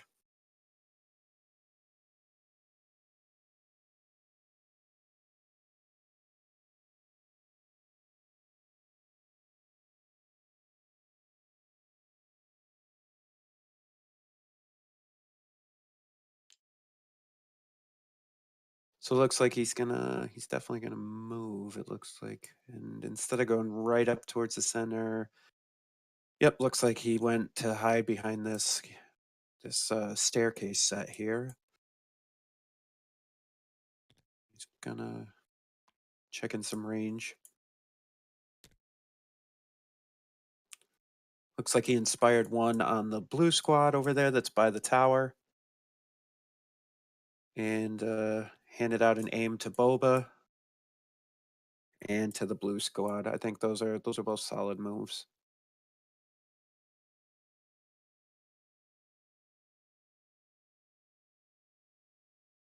Yeah, I think what's going to happen is if he can move them up and he can put them in good enough cohesion, he might be able to get a really good shot on this yellow squad that's up by the other key position.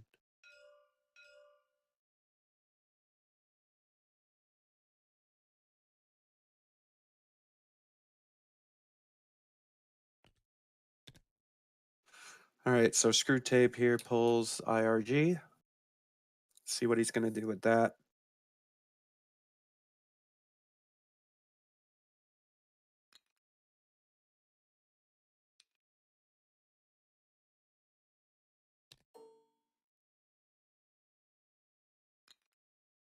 Oh, that's interesting. So it looks like he's going to come around the left side of that key position. Now, it may open up to some fire lanes for these black and turquoise stormtroopers on the left-hand side that are on near Nicky's other key position. But yeah, I think this is the move, though. I think you run the IRG, you run them with Vader, and just make this a force to reckon with. I think the only downfall to this potentially is Nicky does have Boba up here on this other side of this tower, and there isn't much blocking or any threats really over on this side of the board. It's all just stormtroopers, some snipers. So it'll be interesting to see how they handle Boba coming up over this staircase.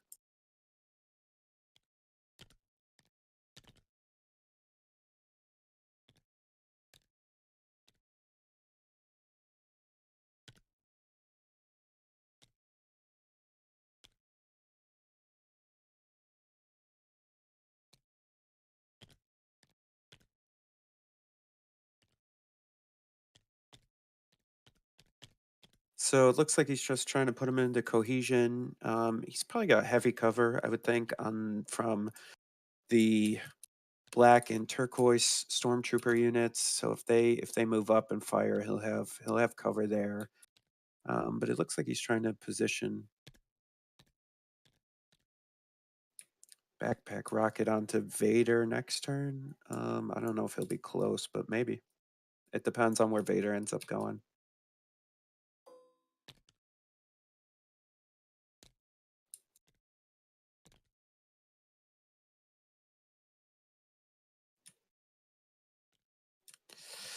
All right, so let's see. Nicky's going to activate those stormtroopers down by that tower, which he inspired and gave the aim token to from Veers. So we'll get to see what they're going to do. I would probably think they're going to move up, I would think, and try to shoot at this yellow team. They have their aim token, so they can use their move and just kind of maybe try to get as much of them as they can.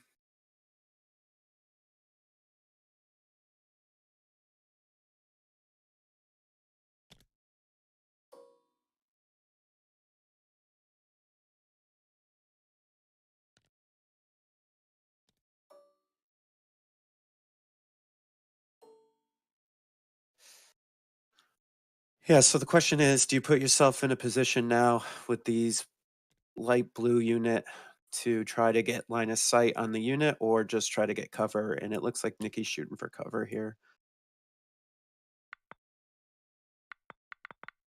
So he's gonna shoot at that yellow stormtrooper unit. And he's got, let's see. Looks like he's got 3 hits and a surge, and he's gonna re-roll the 4th one. Hey, I'm back. Into nothing, it looks like. Well, hello. But I think he rolled it off the table so that Screwtape's going to let him re-roll it, and still nothing. So he's got 4 hits into, it looks like, the yellow squad. So Screwtape's going to go ahead and he's going to take 2 of those, and he's going to roll for that. And oof. So one's going to die there. Looks like he did take a casualty. Ouch. Yep. Yeah. Ouchie. And yeah, we saw that coming. I mean, I don't know if moving that yellow the best idea, but I understand why he did it. I just wonder if maybe it was a turn too early. All right, Darth Vader swinging into action now. Da, da, da, da, da, da. So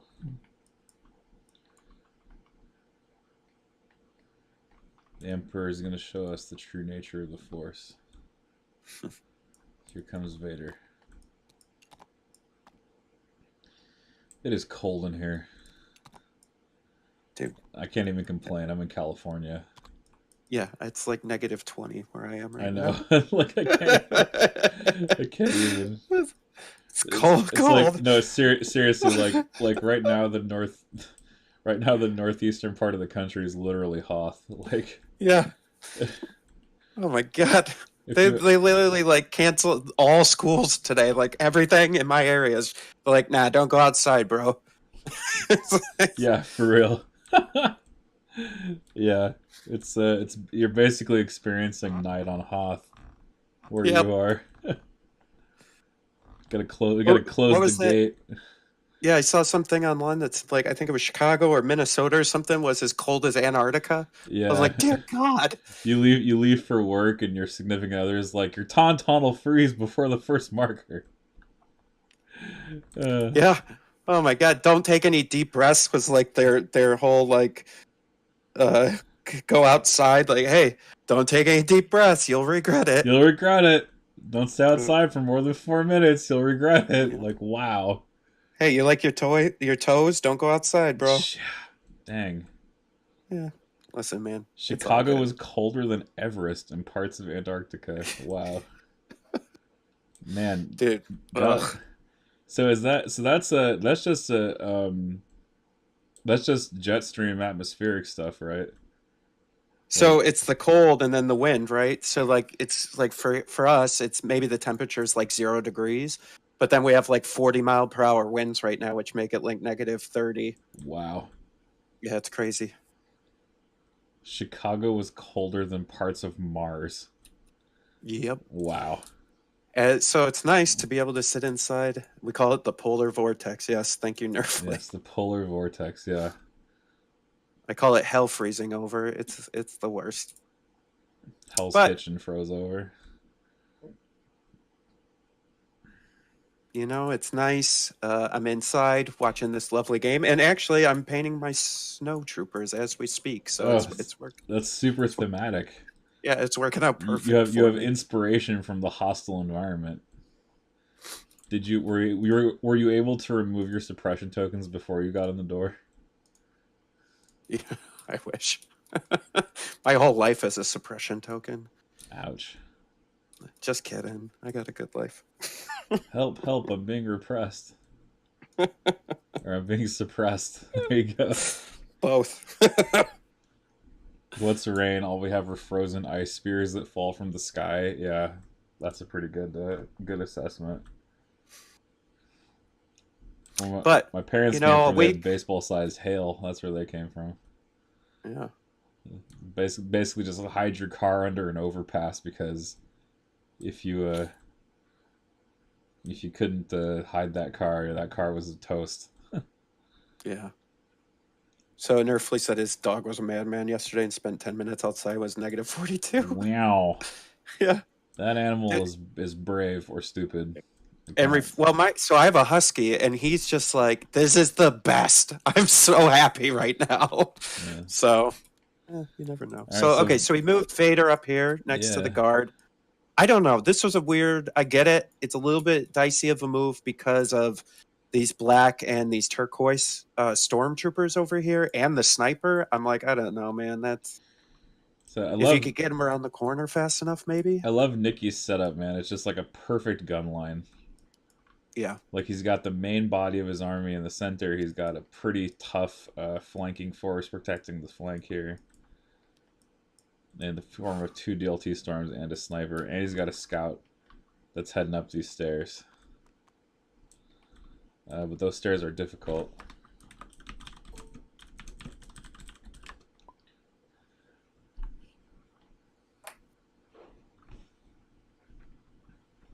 Just by the by, he has to do a speed 1 move. Yep.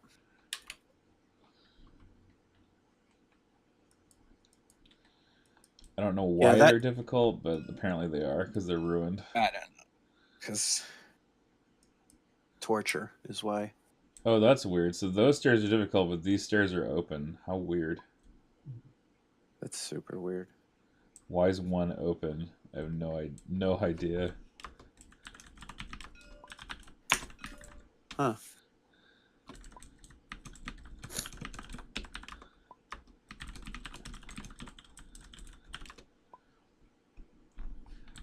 I was telling them in the chat stream, I'm calling it a typo. I'm just gonna rule all those stairs as difficult, because they are. Yep. They're all the same model, so might as well rule them all the same way. Sure. Good TO and doing a great job. Yeah, just a copy paste error. Just copy pasta. Okay, so yeah, man, like, Screwtape's gotta engage. If he doesn't engage, he's dead. He'll just get blown away. Now imagine this with coordinated fire. Holy crap. I mean, I understand what you're saying, but like I can't understand. So he held back green, blue, and red. Why not just hold back yellow too, and then make Nicky make his move into the center, and then move up? You know what I mean? Maybe it was too late. Maybe he saw it too late. I don't know. It's an interesting move.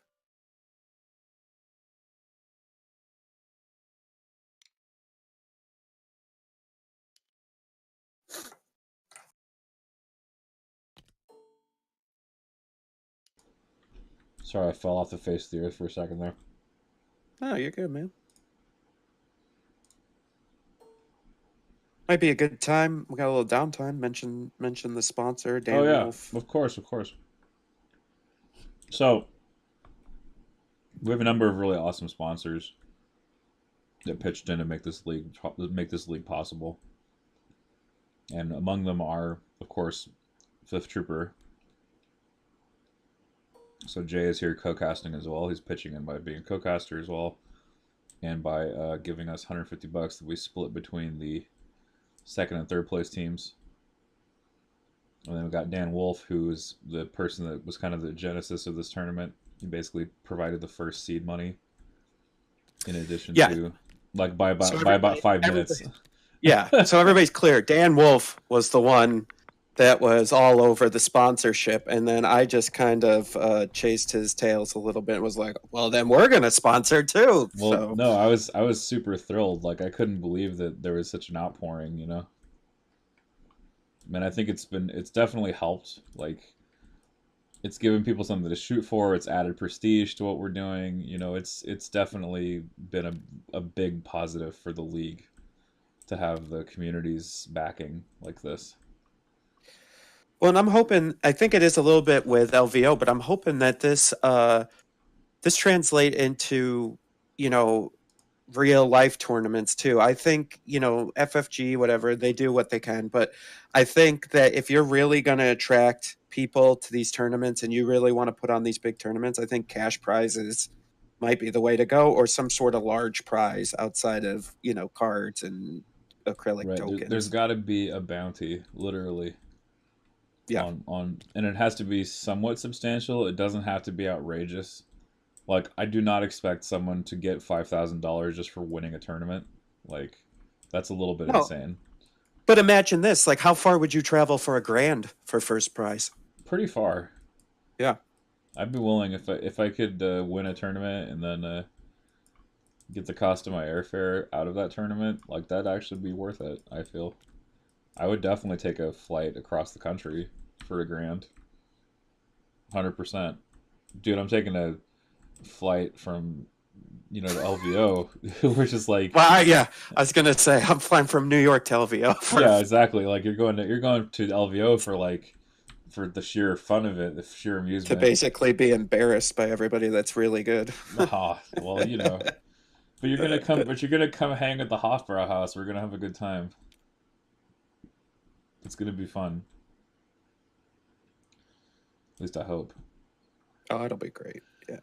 I was listening back to your interview with LJ, and they were talking about the paddling that might occur.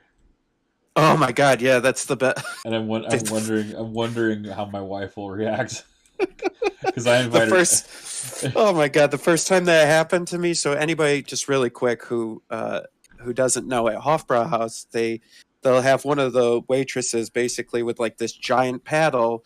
You order a special shot. They give you the shot, and then they spank you with the paddle. And there's this picture of me like immediately after, and my eyes are the widest I've ever seen them, like bugging out of my head wide, because I was so surprised, because I thought it was just gonna be like something nice where she's just like, oh, here's a nice little pat. No, they like light you up with the paddle. Wow, that's crazy. Sorry, I know that was off topic. No, please, it was perfectly on topic.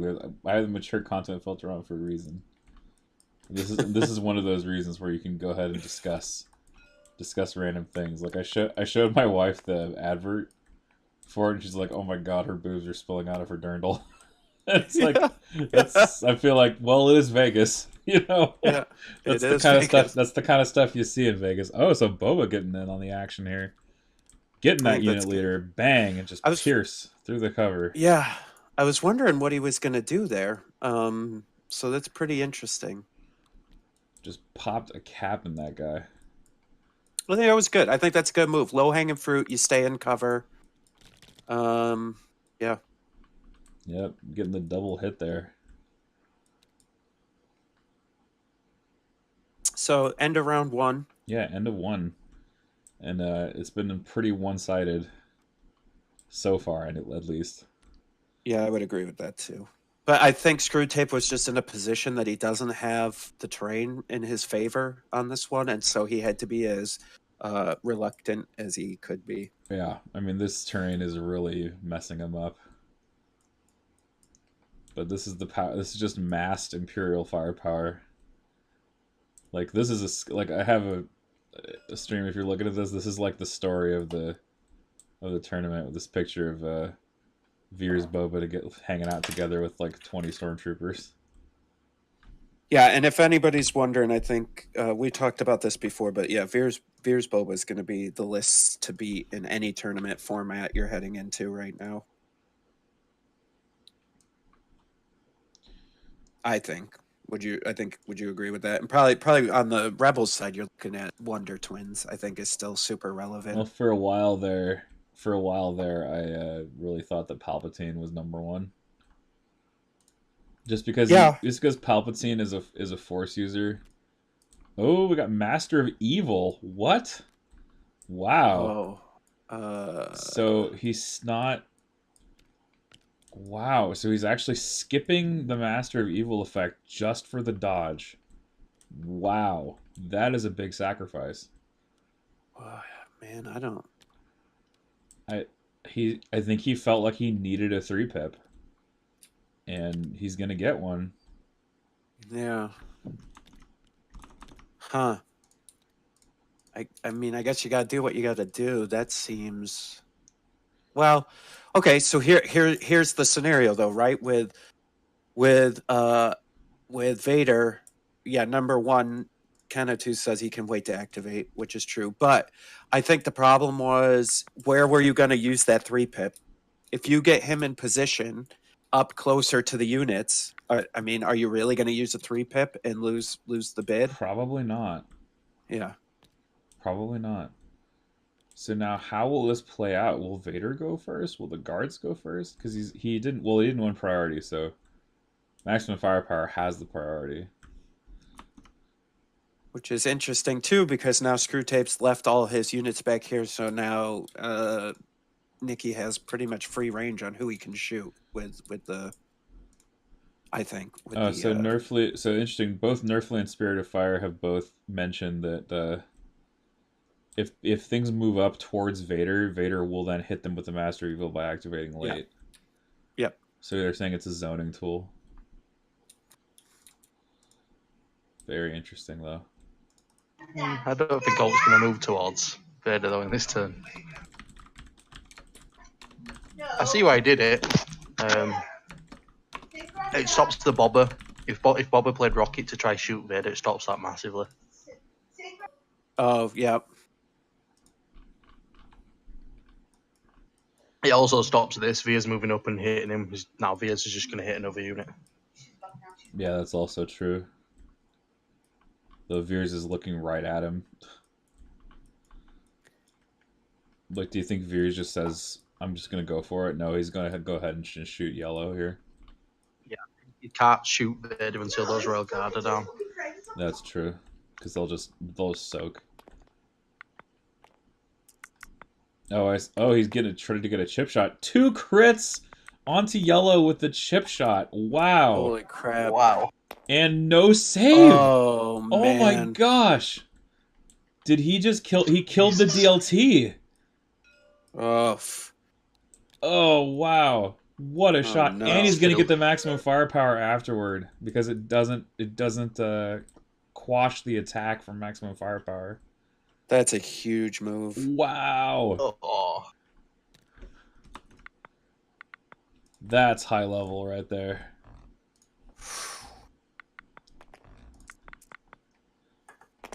Max firepower, 3 hits, has an aim token, I believe. No, he didn't aim? Yeah, he moved shot, didn't he? Moved shot, couldn't aim. Vader spends Vader Guardians 2. And then he'll try to save 1 here. He does get it. Wow, that was close. Vader very nearly took a wound there.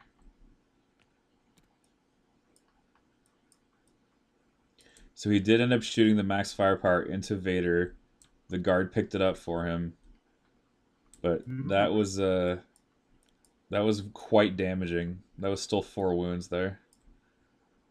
Between the E11 critting through the cover. That was a big activation. All right, now the snipers are going to get going here. They're going to try to slow down this advance, I think. He's just shooting into heavy cover, kind of just willy-nilly. All right. Aimed for I don't know nothing. that he has any other options, Yeah, like, though, does he? well, I mean, I don't know. I would at least try to shoot a sniper. I would try to shoot something that Yeah, could that's hit me fair. back. But I guess he's just trying to dull suppressions. Yeah, he's not punishing Nicky for putting these this unit of snipers up there. Yeah, that's true. I'd have shot them. Because I think he shot him first activation and then got discouraged from it. But I'd have just kept Exactly. shooting him. As soon as he kills these, it gets him down an activation. Yeah. Yeah, and it's one less thing you got to worry about moving forward.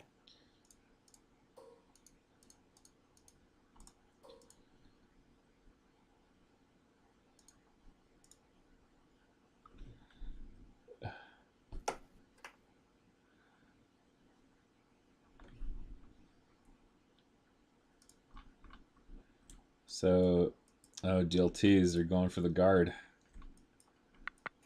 Yeah, I thought it was weird moving the guard up there. I don't know. Maybe I'm not smart enough to see the plan. But Are they aim shooting? What's he going to do? He canceled their dice pool, I think, because there was some disagreement about which models could see, maybe. Okay, so I think that's just going to be one so far. They do have an aim token as well.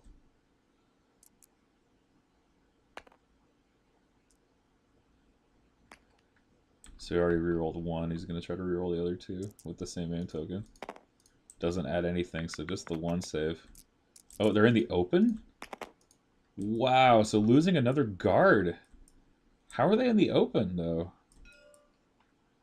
because the other one died. So before he had heavy cover. No, but the other one they have light cover. Yeah. Okay, so he awarded him the cover, then re-rolled the correct number of saves and saved 2. Wow, so lucking out there a little bit. That original save was trash. That was like a really bad save. So no rally for dark blue here. 11 land. The action's just going back and forth, hot and heavy between these two. They're not holding anything back. But the timer is already almost down to 1 hour 35. And round 2 has just begun, so they've really got to step on it, I think.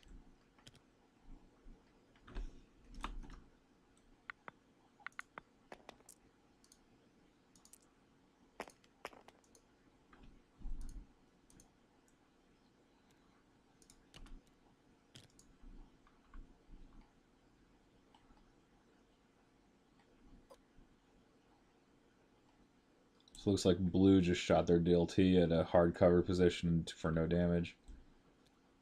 And Oof. Nicky pulling a special.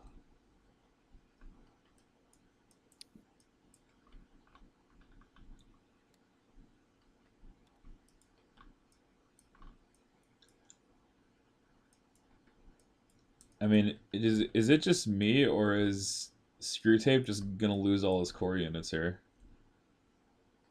Because I mean, look at this layout, right? Purple is gutted, yellow is gutted, blue is on its way, red is still full health.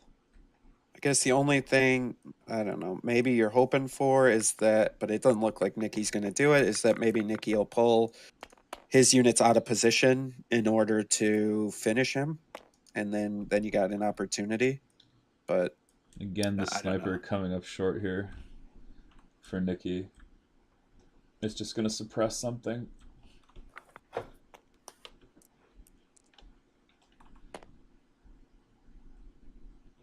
think he shot Vader. Oh, he shot Vader. Yeah. Okay, well, Yeah. Vader saved it then. Oh, okay, he shot at Vader. Makes sense to me. You can easily waste a turn though shooting Vader without any success. That's the problem with trying to shoot Vader. With that dodge token there as well, he could even take damage on himself. Yeah. There we go. There's a double hit sniper shot. Nicely done. So dark gray will lose one.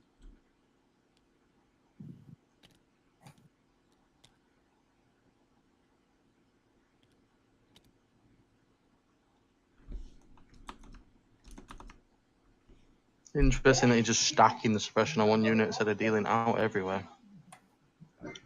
Actually, considering Via's already gone, I'd be dealing it out everywhere just to force Nicky from stopping his aim shooting, just his normal shot. Yeah, and just making it more difficult for him to move forward with those units and do what he wants to do, right? So Kingsley in the chat saying Screwtape has a reasonable shot at winning still. He has an advantage position for 2 out of 3 objectives, and I tend to agree. It's going to be if he can get Vader into combat without losing too much health is going to be the deciding factor. Vader's only 1 unit though. That is true. He is but It's one only man. 1. He's a very powerful man, but he is but one man. And if Nicky wants to, he could always tie him up and stop him from getting to that middle objective with his top units.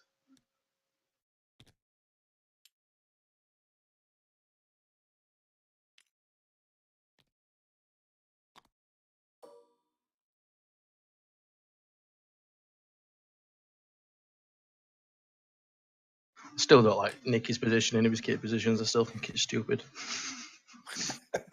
He's still a massive idiot. Especially when he'll probably forget about it. Forget about the fact that his sniper team's in mud and won't be able to make it on like one of the final turns because he's.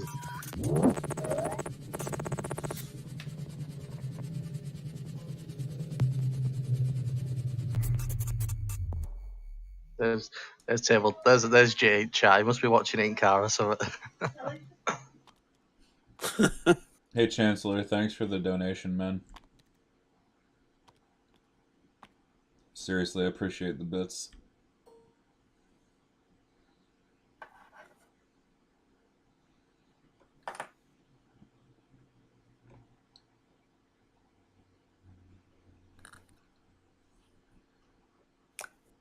Yeah, I think Kingsley's got it nailed. Basically, he's just delaying as hard as possible with Vader. Even if it means taking shots from multiple units, but that's the thing, right? As Ellis was just saying earlier, like Vader is a very hard target in the right circumstances. Immune to pierce, has deflect for at least one attack. Can dodge. Double move, relentless saber throw.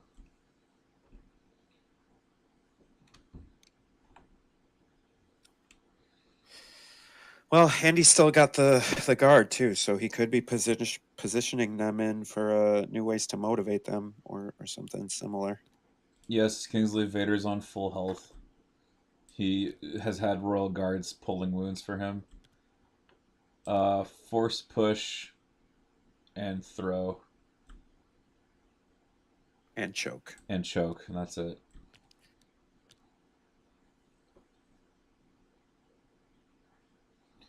I think choke is wrong, actually. I think reflexes makes Vader a lot better. Yeah. Well, I test this list over there, and we were saying that Vader without reflexes is. It's like a cookie without chocolate on. Yeah, it really. It just doesn't have the same impact. I think choke replaces push, not reflexes. I tend to agree. Okay, looks like black is going to take a shot here.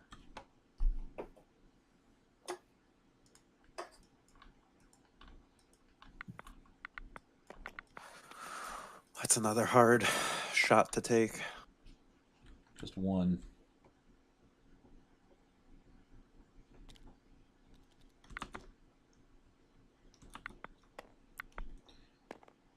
And they fail it, so that will be a casualty there. So Screwtape answering back with a few hits of his own.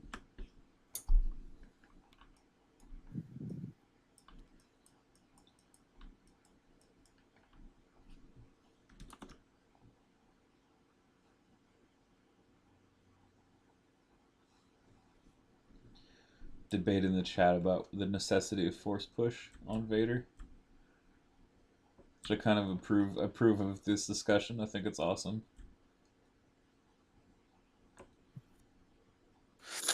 I think, yeah, force push now more than ever, I think, is necessary, especially with guard out there.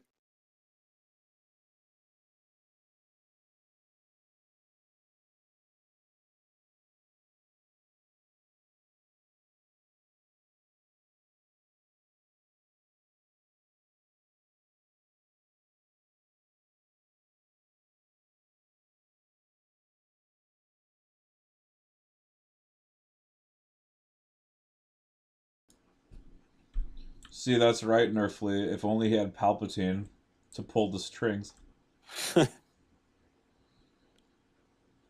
What do you think of Vader Palp, Jay? What do you think?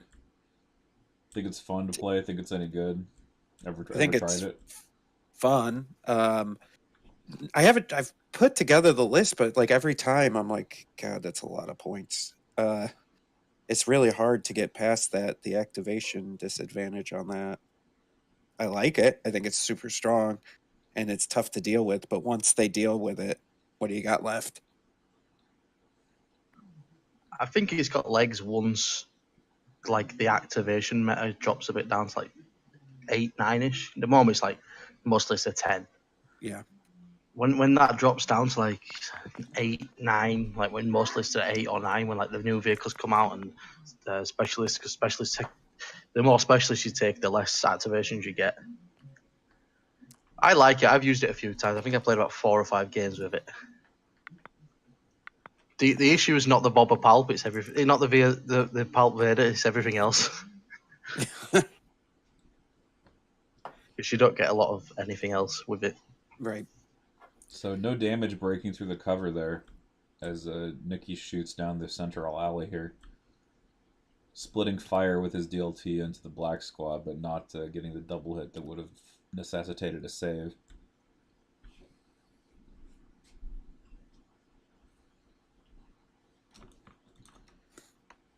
Both sides just shooting each other max range, it seems. Esteemed on Palp is overrated. I kind of get that. It's nice though when your guards are dead to still be able to pass the wound. Yeah, but I mean I was running a Pelp list with Esteemed, and I think out of like 20 games, maybe I used it once. Maybe. I don't even actually remember using it, you know? So I think somebody reminded me, yeah, you used that once, but I don't know.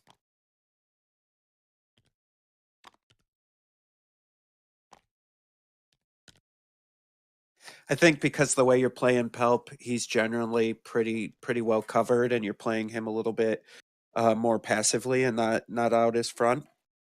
So the need, if you play him right, the need for the esteemed leader is a little bit less lessened.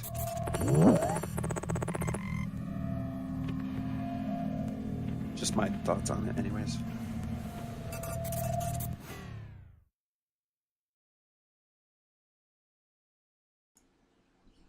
Seems I've hit the wrong button. I accidentally hit the test button for my subscription widget, so it got an alert that I subscribed to myself. Nice, good for you. Good for me.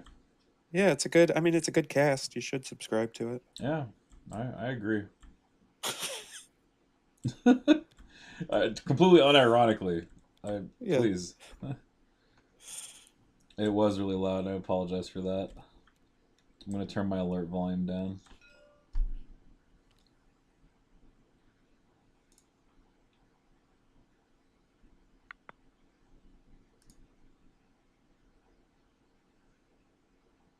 I'm really interested in seeing what the new stuff coming out. Like, I'd love to see just like a nobody list, you know, using that Imperial officer for the commander, and just like how big of an army can you build with nobodies and still be competitive?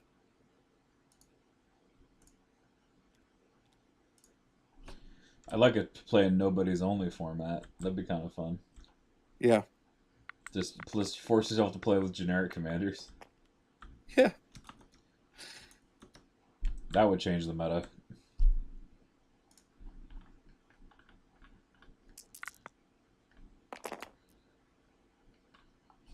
So Nicky just getting one. Man, his DLT dice they've been there, but they've been pretty inconsistent, but he will get a wound through.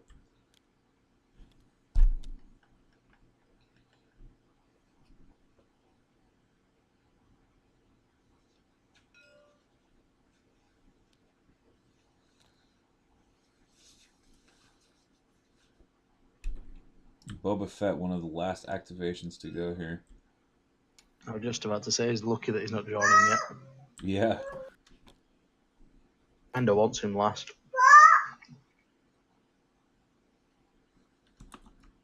You teaching that kid Legion?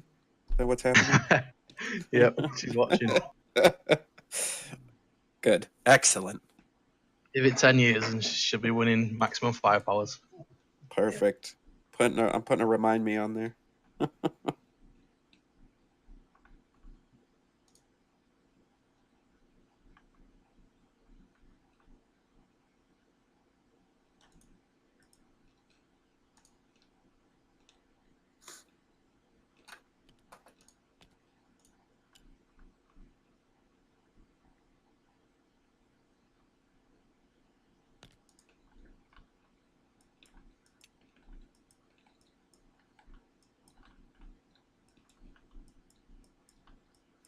Here comes Vader.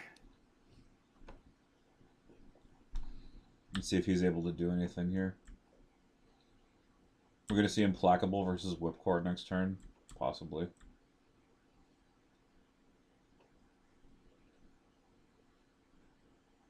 Yeah, I almost don't think you have a choice at this point with where he's moving them, right?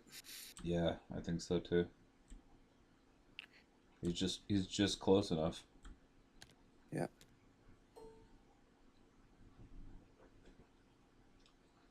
So time to zap people.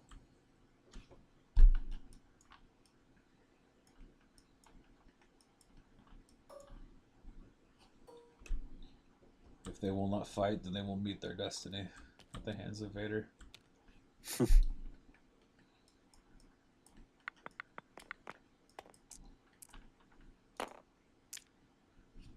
Shooting into light cover, 3 hits down to 2. And then 2 pierce, so just 2 models dying for that saber throw there.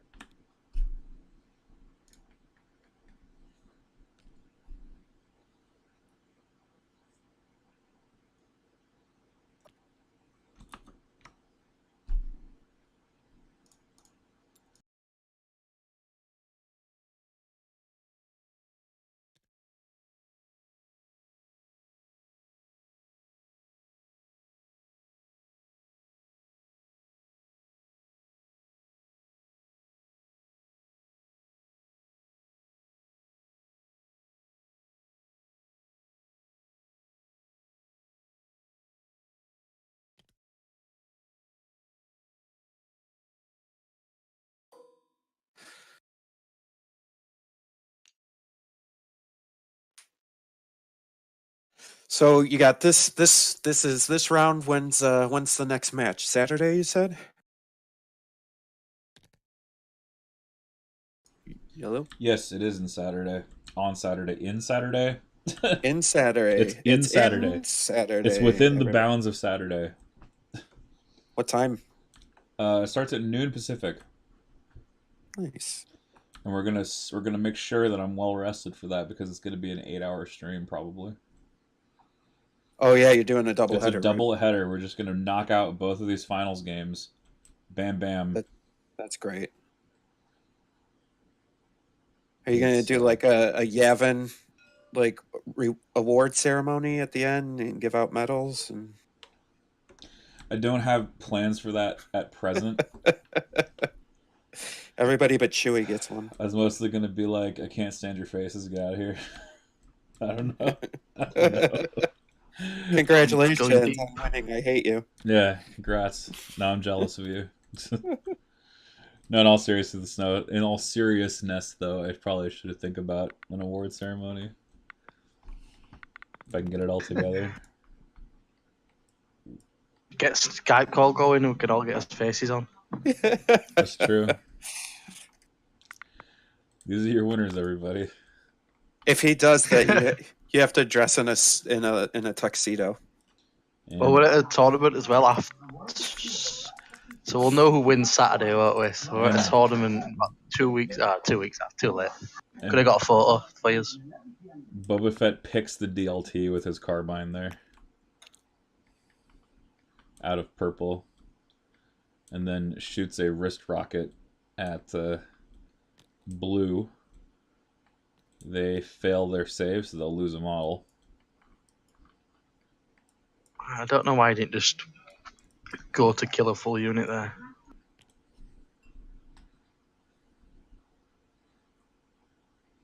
And now Boba's going to get shot full unit of storms that get to aim shoot. But I've got a sense that Nicky wanted him to stay there and just aim shoot instead of like running off. Yeah, running towards the objective. He's going to get cover for once. That's rare on Boba Fett. Oh God, it's the worst when he has cover. It makes him it's actually so quite much rare. stronger. Yeah. You ignore his base and his dick, don't you? So you just count the model. I wonder if they realise that that's the way they rolls. Yeah, they did.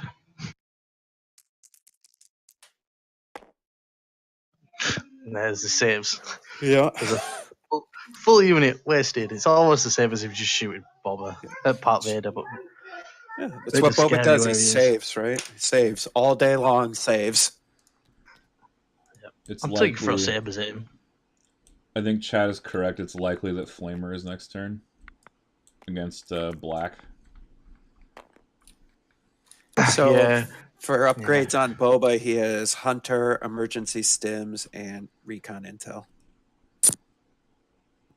Yeah, I wouldn't whipcord against an Implacable because you're only really stopping him from moving that first time.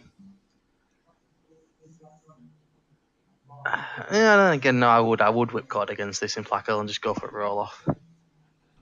Yeah, just keep him out of melee. That's all I got to do. Yeah. Keep him out of melee, then. But you still got to keep him 10 inches away because the next time he activates, he can still move.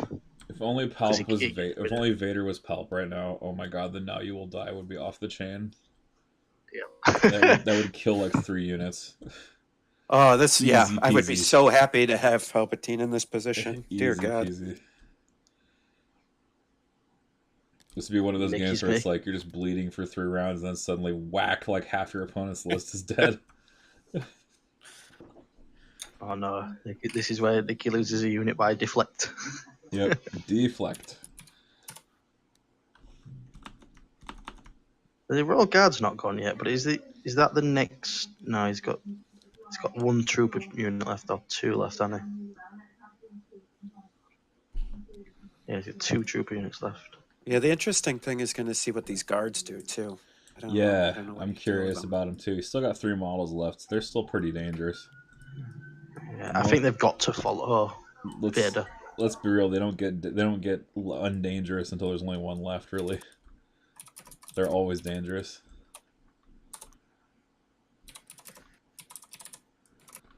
Listen to you and your hot mechanical switches.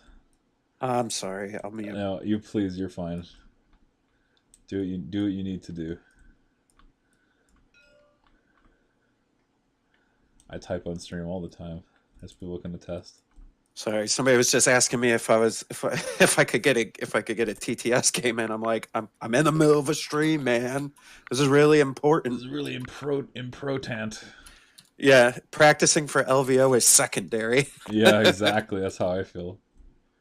Okay, so DLT just getting some more suppression handed out. That yellow squad, 4 suppressions. Phew. That's rough I stuff. see a recover action in your future. Orc's yelling at me from the chat because he knows what I yell at you guys. Oh yeah, exactly. Stop typing while recording. Hey, I broke so my true. own rule. Oh no. How will I ever trust you again, you hypocrite?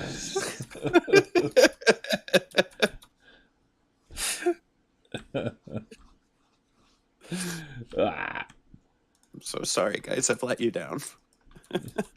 you have failed me for the last time. Unfortunately, that's probably not true. And by the last time, I mean not even. Yeah. All right, so looks like a dice being rolled here. They get like their 1 action, I think, with that yellow unit. I don't know if he tried to rally yet. He rolled a hit on something. But it was Yes. it was of no use. It did not break any cover. See, and this is what I was concerned about when he he put the IRG and Vader over there. I was like, man, he's kind of opening himself up to these 3 units: this black, the turquoise, and the sniper. Like the sniper hasn't even gone, and the IRG are still there. Like it's very concerning to me. Likewise, man. Like, new ways will solve a lot of issues next turn. But I don't know if you play it. Because again, like, charging into red saves feels terrible. Yeah, and then I almost wonder if you're Nicky, do you like so he's moving, he's moving his troopers up here. Like, do you move them up to kind of go out the Imperial Guard to go into combat with them? Because I think this left side of the board here is a non-starter. I would just skip this. You got to focus on the middle now. Yeah, I think he's made his choice, especially with the clock running down. Yeah. We've only got an hour and 10 left in the round, or in the game. We're almost done with 2, so we're actually not doing terrible. I think we'll see around 5 at least.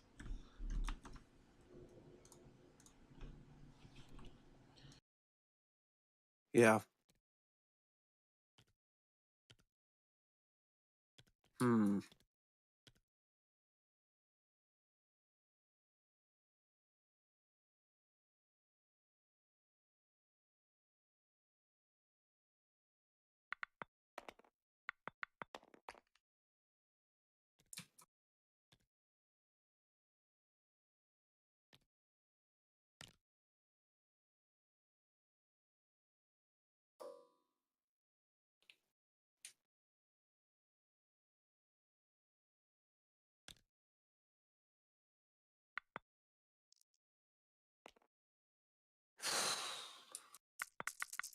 Yep. Ugh. I think he's into Vader. Oh man. I'm not snacks in the guard. Ugh, that feels so bad.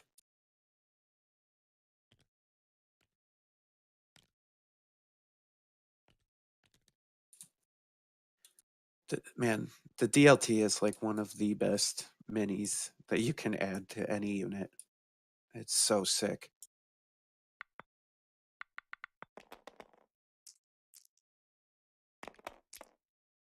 Yeah.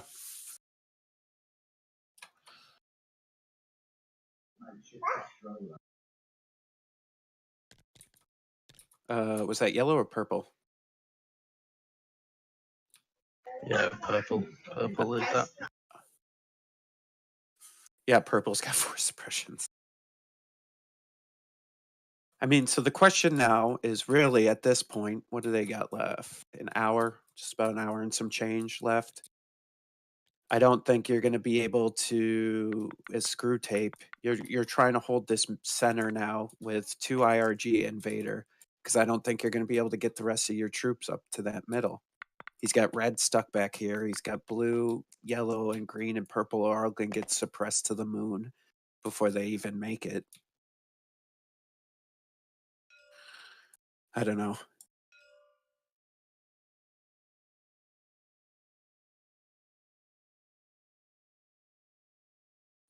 Well, and yeah, and Nicky's lining himself up to flank him with the turquoise and the black team over here. So it's just going to be a Vader shooting gallery in the middle.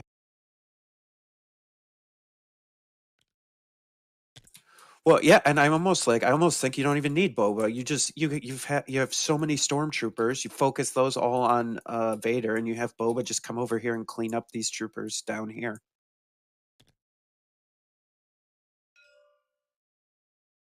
Somebody on the thing said you might be muted again. I am muted again. Sorry. Yeah. It always happens at least once per stream that I end up muted and talking. It's funny because our viewer count went up, so maybe that's the problem. So the way they're moving, what is this, turn 2? They've probably got maybe 1 turn left, maybe 2 if they can make it into turn 4 with the time. Yeah. So can Vader survive basically 2 turns of just getting lit up in the middle here? Yeah, because like what's about to happen. A good note is that there are no people on the KP, but there probably will be next round. So yeah. Nicky won't be able to just sit back and shoot. He'll have to actually come up and start contesting. But I think he's got the firepower to do it, and he's got the snipers can take a shot, and I mean he's got enough firepower. Yeah, all of his shooting really worked out for him, and none of Screwtape's did. Yep. Like whatever shape that took, whether it was moving in the wrong time, whether it was just not activating or not being able to get an order on someone. Where'd that guy come from? I wonder what's happening, but they've deleted the Royal Guard unit leader. Uh-oh. Whoops. That's what's happening, so they can't actually activate this unit. That's awkward as hell. This is why you don't best delete thing, units. Best thing to do is probably reload his army, because it doesn't change anything on... Oh, no, it does, fuck. Yeah, reload his army, that's probably the best thing to do. Yeah. I think it does change. Or just... Oh, yeah, it gets rid of... Just copy and paste a unit leader and just change it. Change it to what? Royal cards? Hey, have them, if they haven't paused time, somebody in the... Oh, it looks like they did. They paused time. We're good.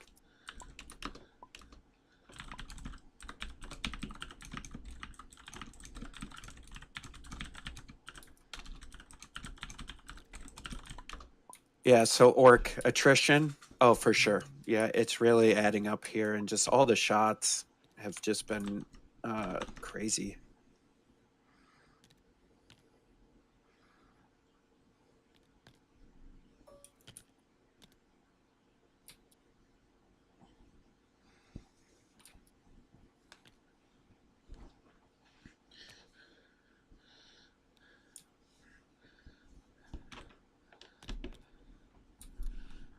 All right.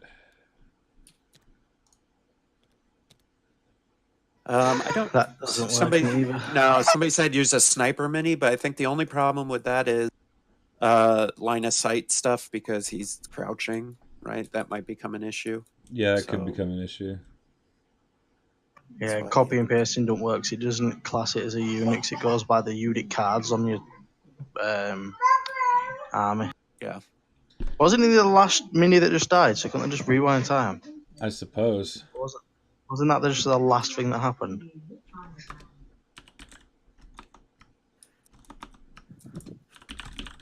Yes, I think so.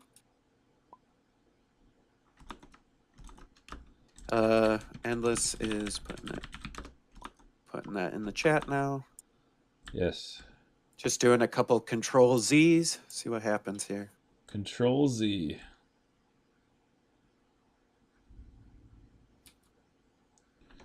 Meanwhile, I got my hoodie on, my Emperor Palpatine hood.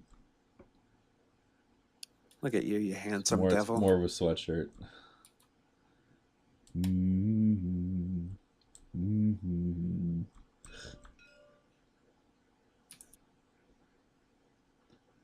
Hey, hey, hey.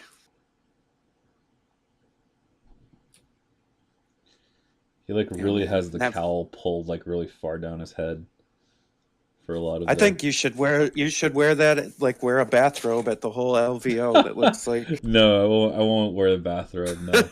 I'll put your name on the back of it for you. You'll monogram it. Just monogram it, Notorious Scoundrels. That's right. Oh, something's going on there. Loading. Notorious Scoundrels, the podcast. Notorious Scoundrels, the flamethrower.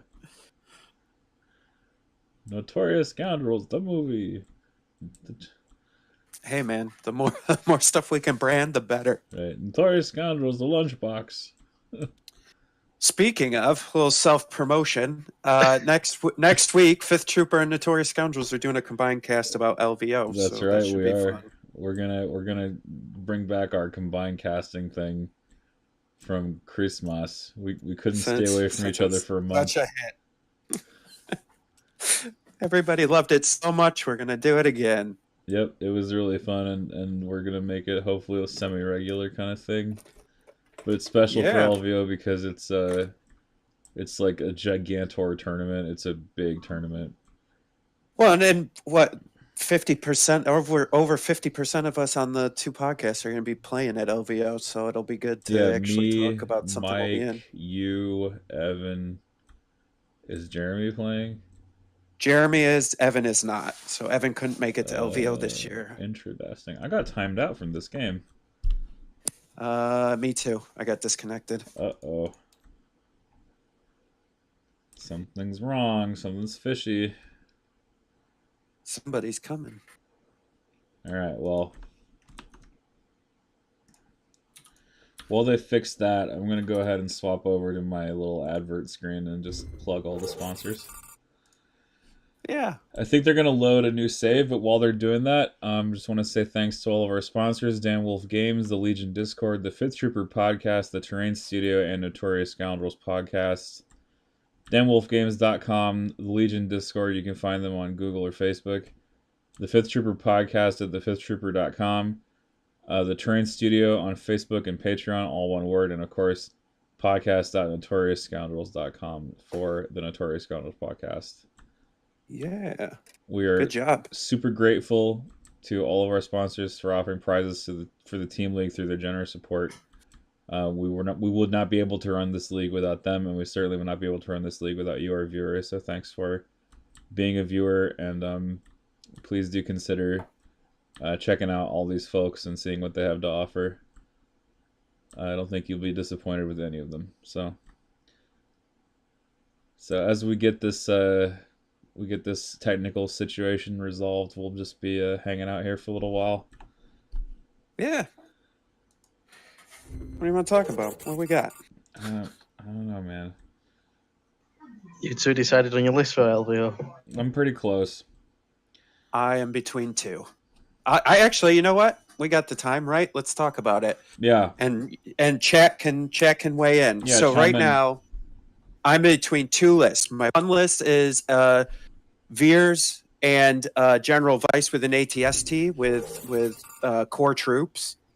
And then my second list is a 12 activation with Veers, IRG, core troops, the comms relay, like taking advantage of the new cards, 2 snipers, and 2 E-webs for a full 12 activation list.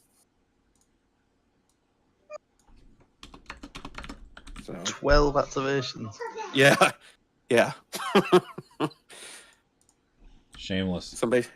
Somebody's yelling E-webs on the E-webs. So, and I know what you guys are going to say because somebody else said it too. Actually, was it you, Ellis? Were you saying like why aren't you running Boba? And the answer is because I'm terrible at Boba and I get him killed instantly, and so I need a little bit more padding in my list. So, No, I sympathize with you on that, Jay. Like I ran the last time I went to a regional for X-Wing, I ran Palpatine Aces, which is basically a list that you can only play if you are damn good and tight with it. If you suck at X-Wing and try to play Palp Aces, you will die in a fire. And similarly with Boba, if you just suck at Legion, you will die in a fire because Boba is very punishing for people that don't know how to play him. Yeah, and I think for me, we were talking because Boba, Palpatine, they're very complex units and how you play them. And sometimes, I mean, if I'm being quite honest, sometimes the game gets a little overwhelming for me for everything that I need to pay attention to. So I think I need to simplify my units and just have more of them so that I can focus more on the strategy and the tactics of the game versus the strategy and tactics of individual units. Makes sense to me. Like, that's why I'm kind of running a very plain list. Like, I've been focusing totally on tightening up my Luke play. But even then, like, I feel like I'm still behind the curve because I think while people were playing Luke, I was playing Han. And then I realized that Luke was actually just flat better than Han in a lot of situations. And so I'm kind of behind the curve on my abilities with Luke right now. So I've just been trying to, like, tighten up my game there. And then I decided to do triple sniper because I was thinking I liked the activation spam element. I like the core units. Wookiees are expensive. They're hard to hide sometimes. Fleets are a cheaper alternative. They're like full. I use the full complement. I used to run an officer, but then I realized if my fleets are getting shot, they're probably dead anyway. So it makes no sense to run the courage increase because you don't even want to take one shot. You know what I mean? Yeah, and like, and then the ATS like with Wookiees or any of these, Chewbacca, anybody that costs a lot of money. For me, it's like, honest, I'm not that good at this game, and so I need to kind of hedge my bets. And when I put a ton of points into a unit, and then I end up losing that unit, you know what I mean? It's real tough. For So it sure. looks like we're back. We are back. We have arrived, and they are checking out Screwtape's token stack to make sure it is all accurate.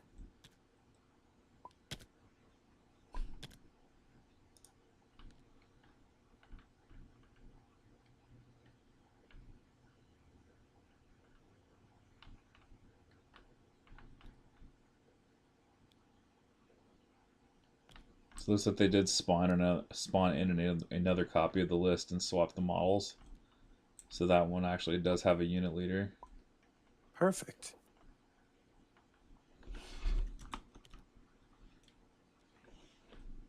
It's not hard to move dead troopers to the sideboard. I completely agree. They should have been doing that from the start of the game, but they apparently did not understand that idea.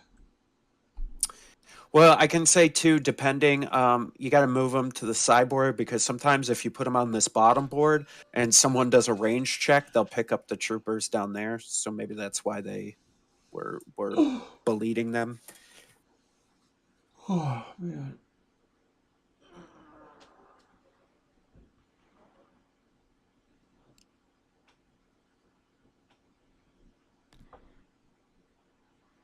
We lose you, Endless? You still there, buddy? No, I'm here, man. Okay, we lost. I think I lost your camera and you, and I was scared for a minute, but I'm better now. No, you lost me. I was busy stretching. I had to take a big stretch. They're all sorted now. Yay! I'm so glad they're sorted. Perfect. And Thomas says tracking your dead minis is going to become the norm because of heal bots. Because you got to track the minis that died that turn and what minis are just dead forever. Yeah.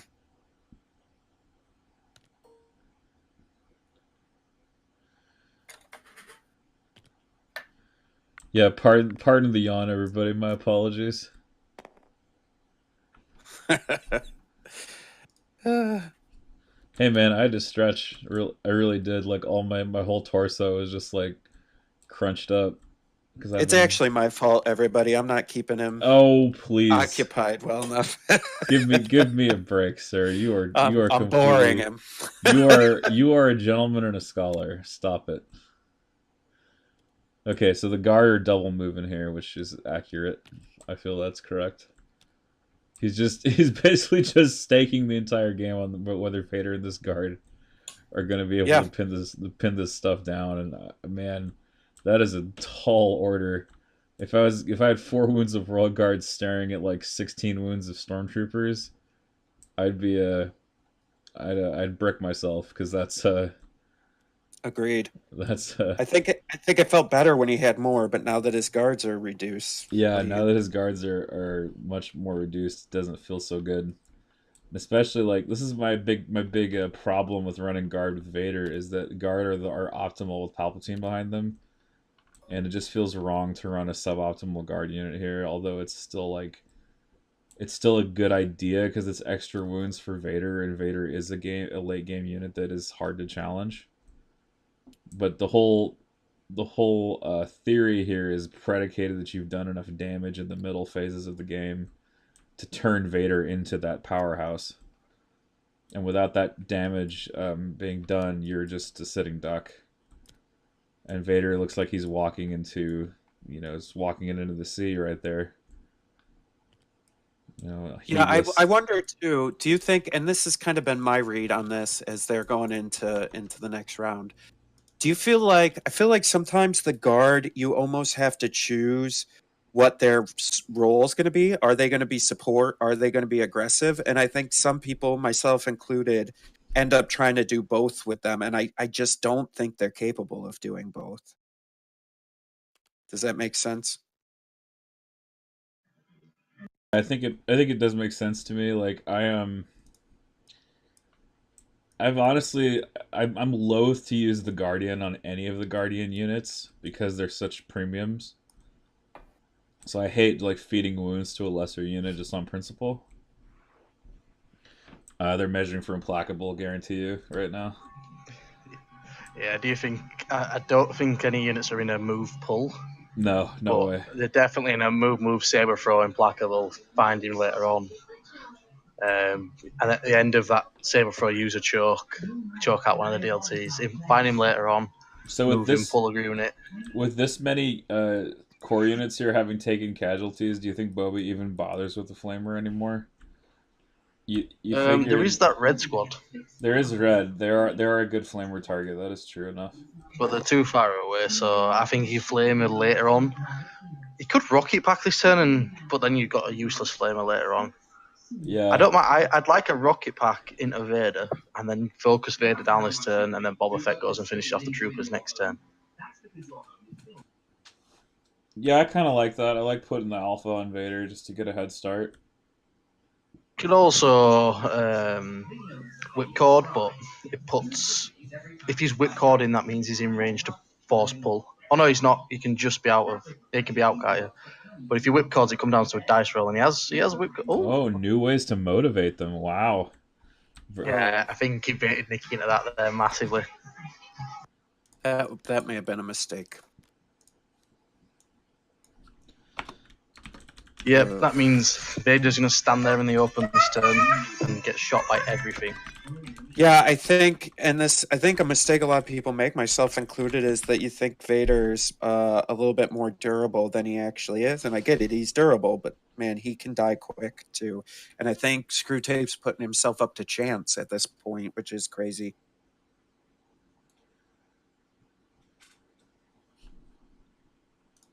Hmm.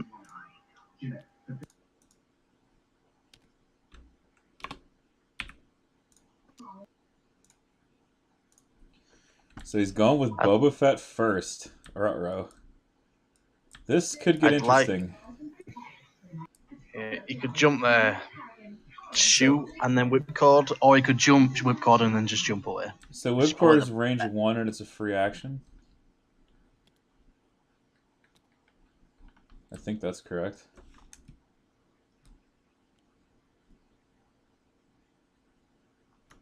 Yeah, it's a free action.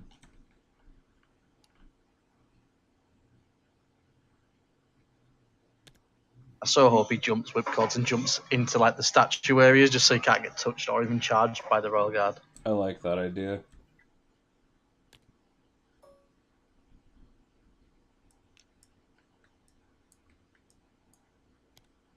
It's the Legion equivalent of buzzing the tower.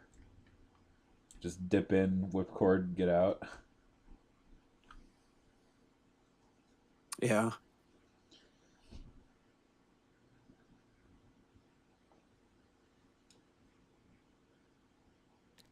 Oh, I think he's doing it. And the whipcord goes to Vader. So Vader will be stuck there for a moment, but again, he didn't use implacable. He used new ways to motivate them instead. The Vader is going to be vulnerable standing there.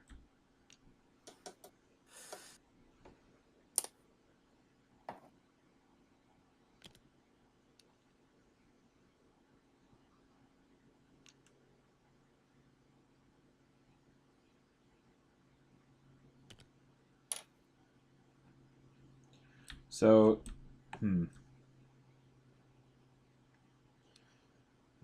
So whipcord's Vader. Of course, yeah, he can't jump into courtyard because he's already used jump to get off of that terrain. That's true. Okay, but he so he has to obey the difficult terrain, so he had to slow down there to cross that terrain to get heavy cover. Yeah, but I think that still puts him in an okay position. Yeah, I think it's still a very good position because he can always rocket next turn and hit one of these units. I also Right, feel well, like now- the guard could literally like new ways to motivate aim charge, and just charge Boba Yeah. if they wanted to. If they aim charge Boba though, they're stopping themselves from tying up a shooting unit because Boba's already gone. Yeah, that's true. They're tying him up next turn, but depending on how this turn goes, So it looks like Vader activates and Saber throws out a cover. Okay, so he's going for some units on the flank here. Just taking the easy kills.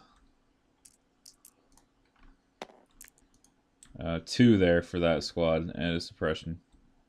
And Vader is out of here. I still think he should have played Implacable and gone for the dice roll. Implacable still puts him in a better spot.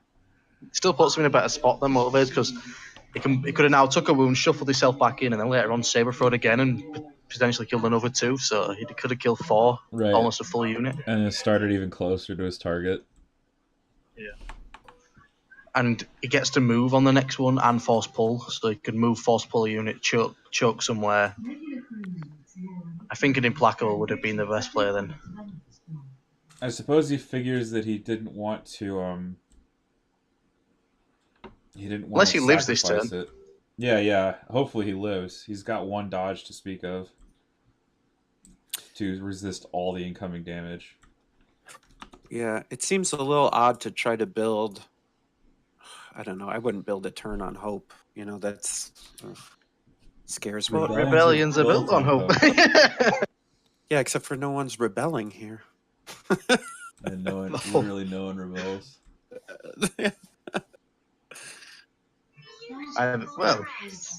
Veers might be rebelling against Vader. Yeah, there you go. Yeah, there you go. See? There you go. Walking Sure. that fine line. Yeah. Whatever your little imagination can come up with, buddy. They're all dirty Imperials anyway, so it don't matter.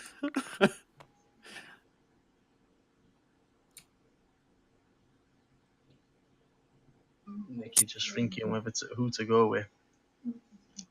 He's still got the 4 wounds of the Royal Guards to get through as well, so he'll get through a dodge and 12 wounds this turn to kill Vader. Yep. That's a fucking lot. Vader's still a very hard target. Yeah. Whilst Screwtape kind of gets to pick himself up with all his trooper units, get in a better position, and then fire as well.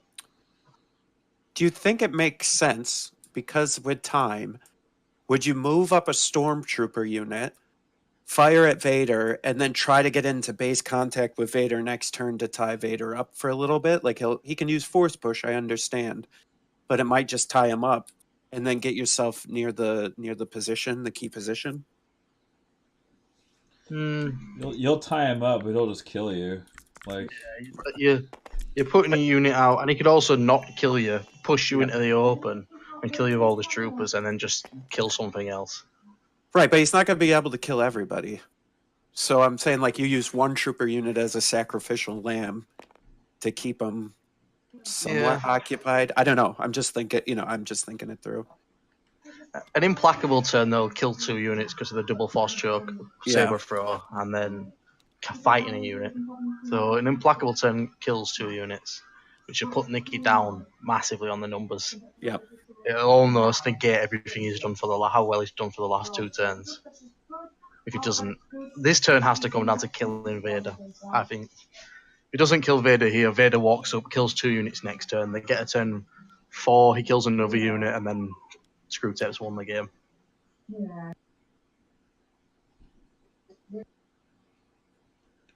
that is a very accurately described way out for a Screwtape here.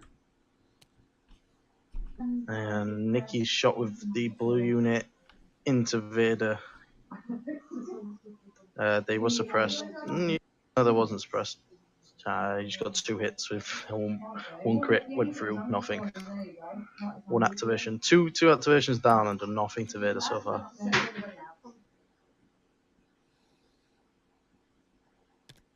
Blue unit could run away if they don't remove suppression.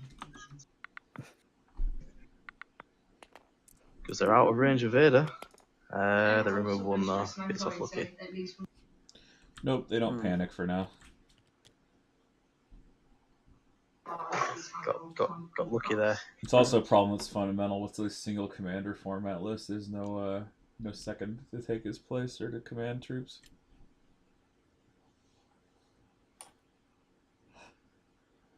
Yeah, I also learned the other day from reading the rules that if you're like, say you've got Vader, say Vader's died now, Boba Fett can't issue assault, push, or standing orders. He can only issue his own cards.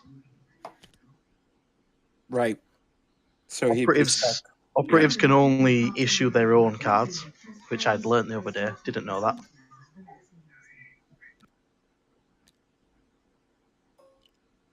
It's on page 43 or 46. It's like a bullet point. Operatives may not issue generic command cards.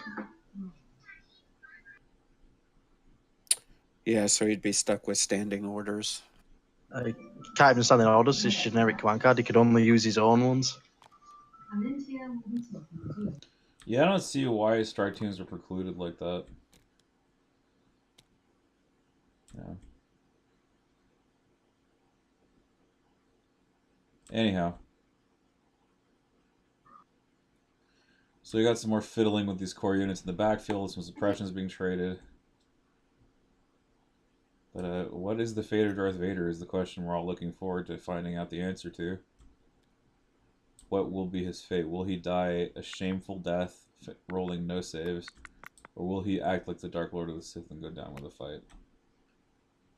Or not go down at all and just kill everything. Or not go down at all and just be immortal. Like, will he not be able to be harmed by mortals?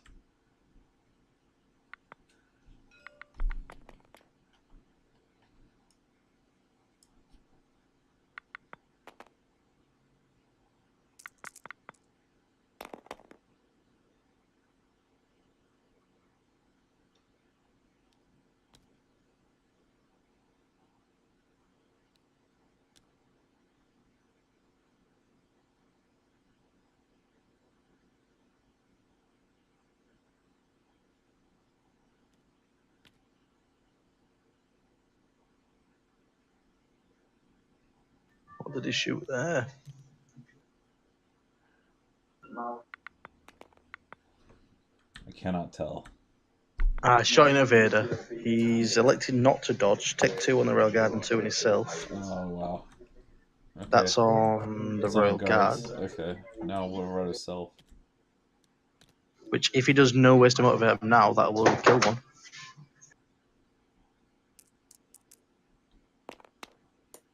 And then Vader takes 1. Yep. That's unfortunate.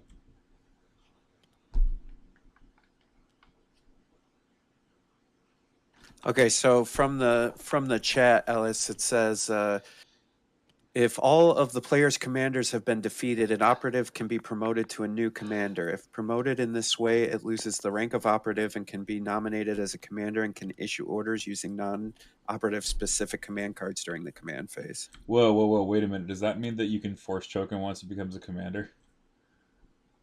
Yes, you can't. Yeah, you won't be able to force choke him, would you? Wouldn't it? Wouldn't you be able to?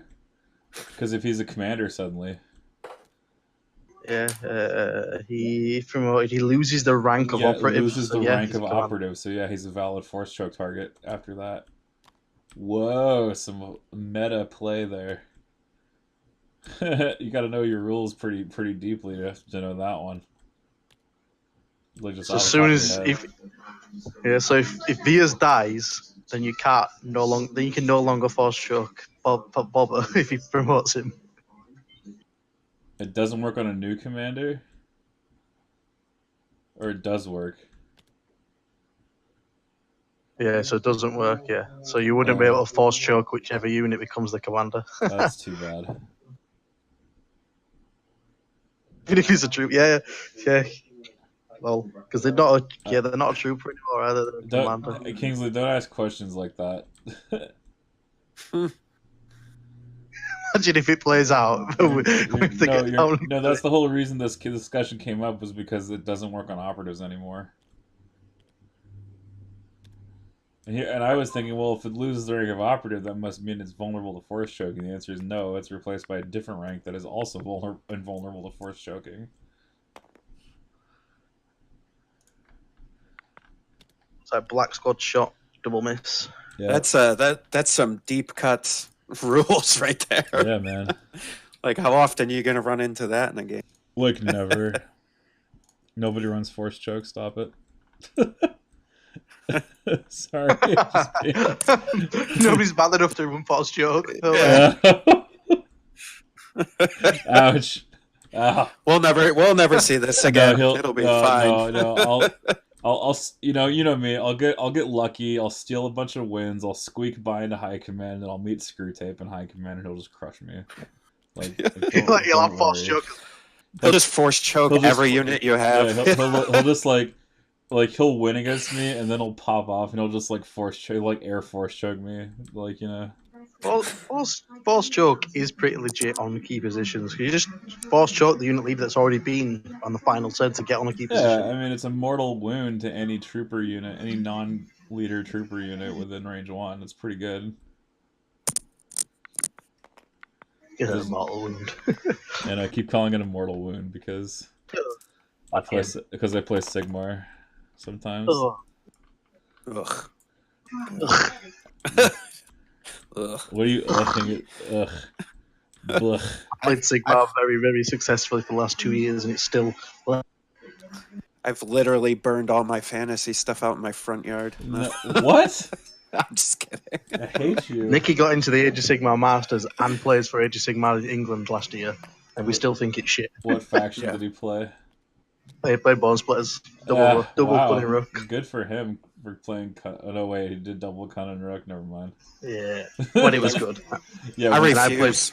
before I played Cunning Courage Rook and was good. Overlords, and then Undead. Okay, I still play 8th edition. okay. Sorry, we started talking about Sigmar. We fell into a hole. Yep.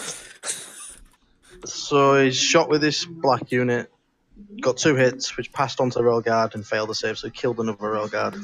So Yeah. Vader's still untouched, and he's only got Vias and the 3 snipers and 3 units of DLTs left to kill Vader. Well, Vader took a wound, didn't he? Oh, took a wound, and he's got He's 3 got- units of snipers, 3 units of storms, and Vias to kill him. Did he? I don't see it. Yeah, it's on his card. Yeah, it's on his unit. Oh, he put it on his card. He's still got the dodge. I don't know why he's saving the dodge. So probably saving the dodge for like when he gets down to his last wound, just to. It looks like yellow squad's going. I think they're just trying to put suppression on to stop these aims. Yeah, Yeah, they got to. missed. But I mean, he's just getting gunned down from everywhere. Like it's not looking favorable now. And Bob has still got both his aggressive cards. Yeah, both of his damage dealing command cards available, and he's in a completely safe place. I wonder if Nicky forgot that one of his units has a grenade. Well, if it ever came up, like yeah, it might as well not exist, right? Which unit is it? Oh, it's this this teal unit over on the other side that's lost 2 guys. They've got a grenade. Grenade's pretty filthy. Which I said. Yeah, but you might as well just have more recon intels. Yeah, that's true. I think now that you've got a bunch of recon intel expansions from the whatchamacallits, the specialists, you could run like a full recon intel squad. Oh, the specialists have it in. Yeah, they I have, wouldn't know. I live in the UK and we've not got any. they have 1 copy of recon intel in there.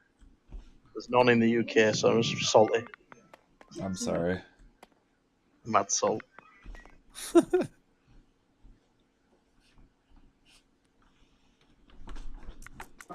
He's going with a trooper unit. I think it's the white squad. They didn't remove their suppression, so he's just shooting straight into Vias. No, one of them did remove the suppression. So he's aimed. Shooting straight into Vader. 1 hit through the light cover. Probably just going to attack on the Royal Guard. Makes a yeah. save.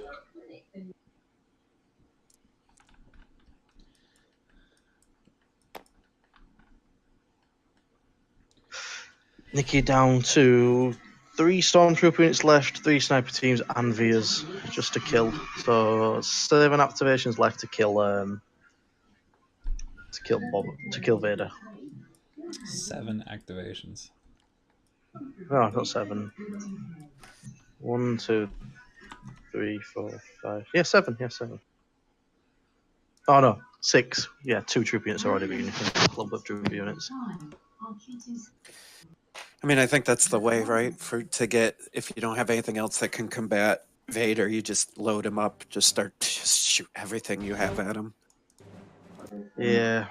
Just depends on what Screwtape does with him next turn. It's going to be implacable, but if he moves too aggressively off the objective,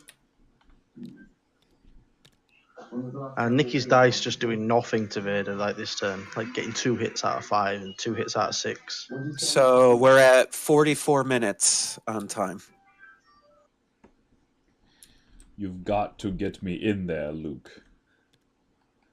I've got to get into the formation of stormtroopers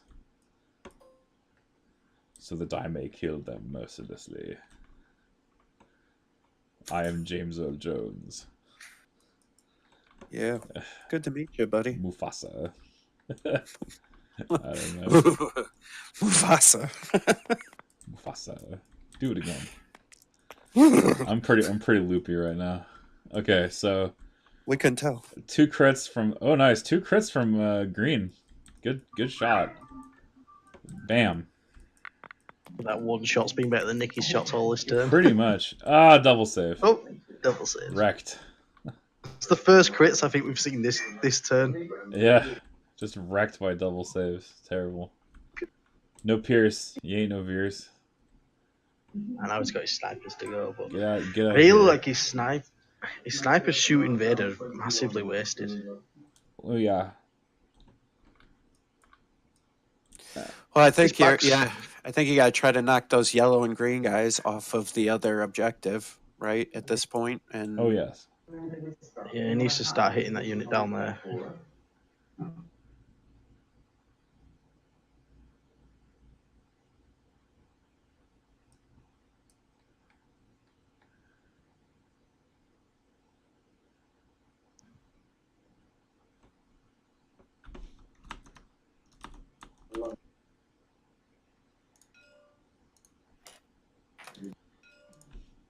We're up. Oh yeah, we said 44 minutes, right? 42 minutes. Yeah, it would be pretty underwhelming if you just slow play your way to victory and just get on the point at the last second and not be able to start any round. But I mean, I hope Mr. Myland realizes that before it's too late. That is a covered shot because it's passing through our stairs, I think. Yeah, it's passing through the stairs.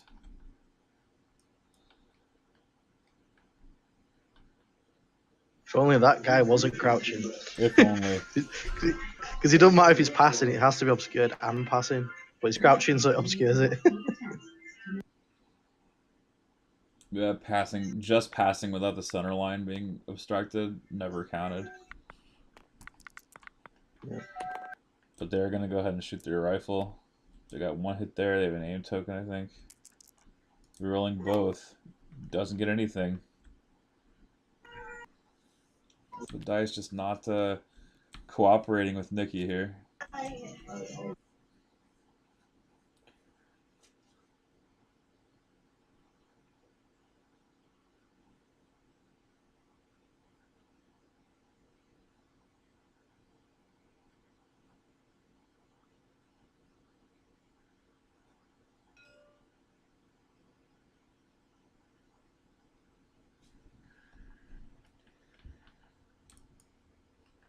So I'm guessing now if I'm Screwtape here, I'm trying to use what's left of my core to just generate as much suppression as possible. Maybe get a few kills, try to slow down the process of the aiming that it will inevitably happen with Veers. Plus, like, by continuing to dull suppression, you kind of freeze their army in place.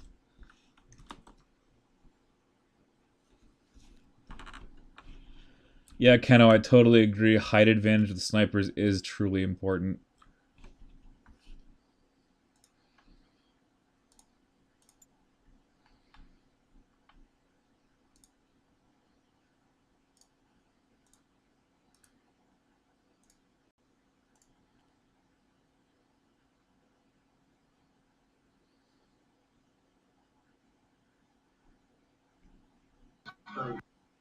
I do feel like all the suppression's kind of wasted because you just Via's 3-pip.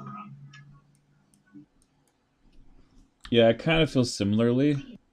I also feel like the pace of the game has slowed considerably. I don't know if they're just mentally tired or if they're just being super cautious. I don't know.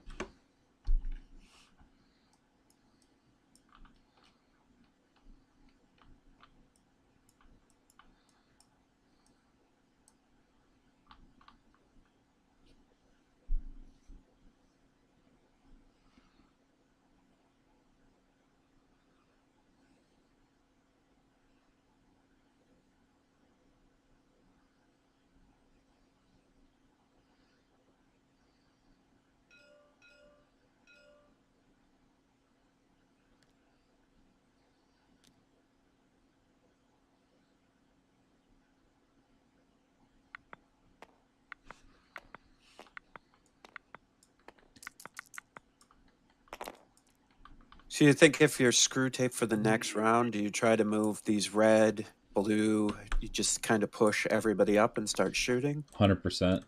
You gotta One hit fight again. for the point. And he's gonna lose a unit One out of hit yellow here.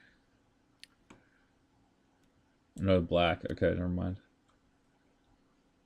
Nicky's stopped shooting Nicky's just decided, I'm not going to shoot Vader, I'm not going to kill him. And now he's just started to shoot all his stormtroopers instead. Well, maybe he figures on the last round he just floods the point and Vader can't kill everything because he's only one guy.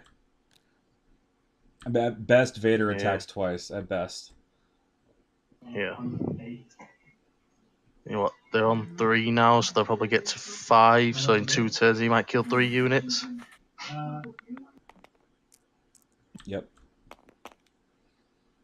Yeah, it still leaves him with the snipers. There's too many units. Snipers are just doing a really bad job this game. Mainly because they're shooting into heavy cover all the time. And he's not getting lucky.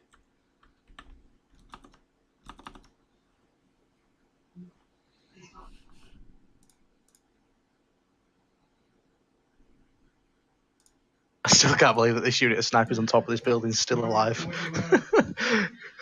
When this game started, I just put in his group chat, why have you put that there, you fucking idiot? They're still alive. He showed you. Telling Jay to call him an idiot and a noob and that. And they're still alive. I just thought that you'd have just killed them in easy activation down, but no unit is fully dead yet in this game. I noticed that Still too. 11 and 10 activations. That's probably why all the turns are taking so long. Because normally by now you're down 2 or 3 each. Right, they're just not killing anything. Yeah, no, it's dying. They're very just, low. They kind of just hit like wet noodles because there's no there's no big unit like a snow trooper that can be a force multiplier. It's all just red dice trading. It's got 2 1-men, 2 2-men, and 2 3s, and then a 5. Nicky's got a 4, a 5, a 4, a 4, 5, and a 2. So Nicky's more healthy, but Vader's going to sort that out in the next 2 turns.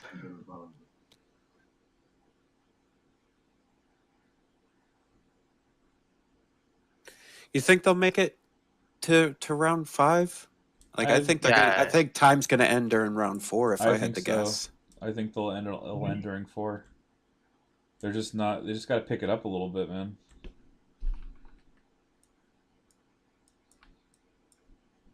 That's the struggle when you're in delicate situations like this. You can waste too much time calculating, and that is a problem. Like that's a hole in your play. So like, look at this. Like Nicky doesn't even need to measure this stuff. He should just move. Like just go. You don't need the shot. You're way ahead. Just go. You know what I mean? Like, you don't have to maximize every little bit. You can cut a couple corners if it buys you an extra 30 seconds. It's really not that much of a corner that needs cutting. Yeah, I think there though he's just making sure that he can move back, shoot and move back next turn to get on the objective. Right.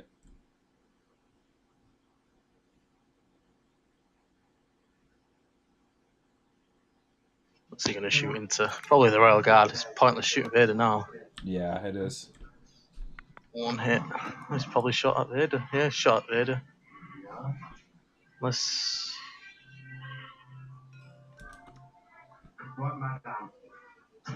No, don't know what they're doing. I was just asking what units he's got left to go with. This map is so brutal for red, says Garn. I completely agree. That I've never won a game on that board edge. Ever. I got close once on Vaporators because I could hide my Vaporators. Oh, I think about it. This is the map I lost to against R1. Yeah. On key positions. No, we recover. Yeah, recover. No. What are they doing? That shot were definitely into I know it was into the. I don't know what they're doing. I think this Royal Guard's just going to Oh, here they go. charge. He's Yeah, charging he's going to Boba? charge Boba. Yeah, it ties him up for next turn. Oh, that's true. That means he can't extricate But- himself. Yeah, but you can always just. Yeah, it makes Boba not be able to do anything next turn. You could just flamethrower and do 3 blight red and hope to kill him.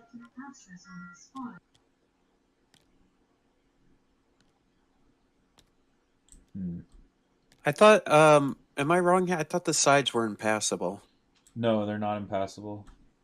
Okay.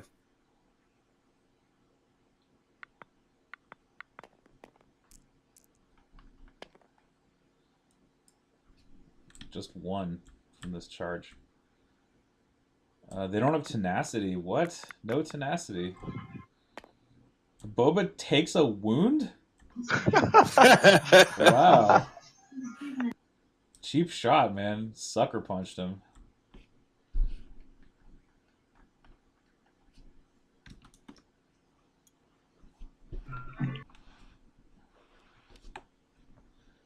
War Corgi makes an excellent point in the chat that the flaws in maps are revealed by the repeated play. So, like, the fact that a lot of people have reps on these maps and now know how to exploit their weaknesses and flaws is very much evident. Which is why you need, like, a really strong rotation in any kind of online league.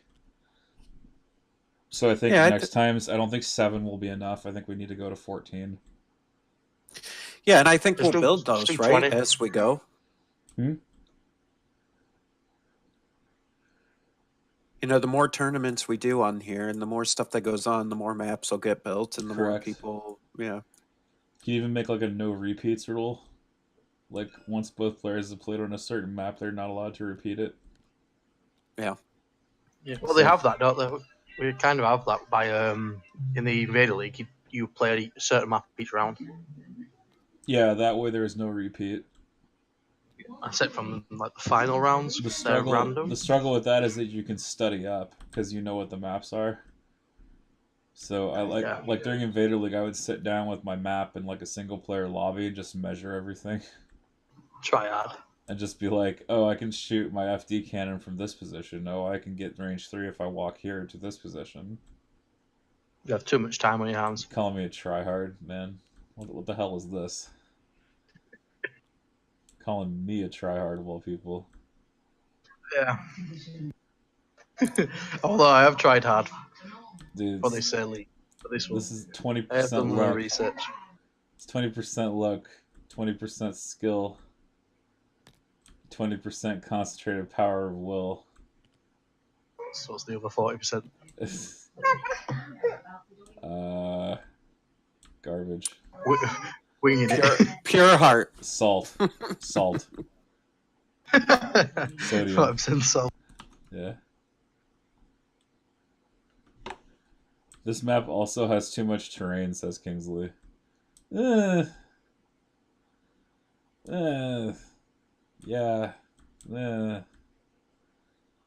It's got too many. The game doesn't function well with oblong pieces of terrain, I find.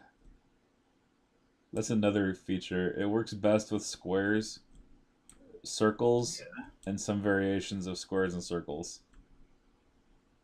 You also need a lot of area terrain, which this map doesn't have.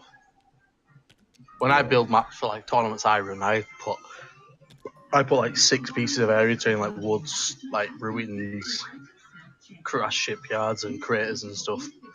Put like 6, 7 pieces of that down, 4 or 5 line of sight blockers, and then loads of scatter terrain.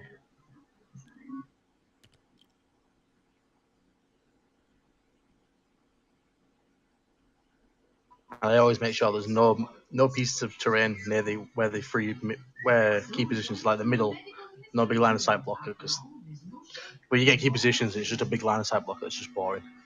Yeah. And then I make sure like anything close to intercept is like there's not like a building, so you intercept on top of the building, because it just creates an just awkward play. Yeah, I kind of like the idea of like not maps that are like I dig the diagonal symmetry. I also dig having multiple lanes and access points. A lot of times, like for example on this map, you've got 2 access points to the middle, sure, but both of them leave you heavily exposed to armies like where Nicky is standing, essentially. The real difference here is that Nicky got there second. He didn't get there first. And because he got there second, he took less casualties overall in round 1. And he leveraged that by killing even more in round 2. He's had a bad round this turn. Yeah, he has. I think he's killed 1 model. Well, he's killed 1 Royal Guard, 1 Wound Evader, and 1 model. So he's done 4 wounds all turn.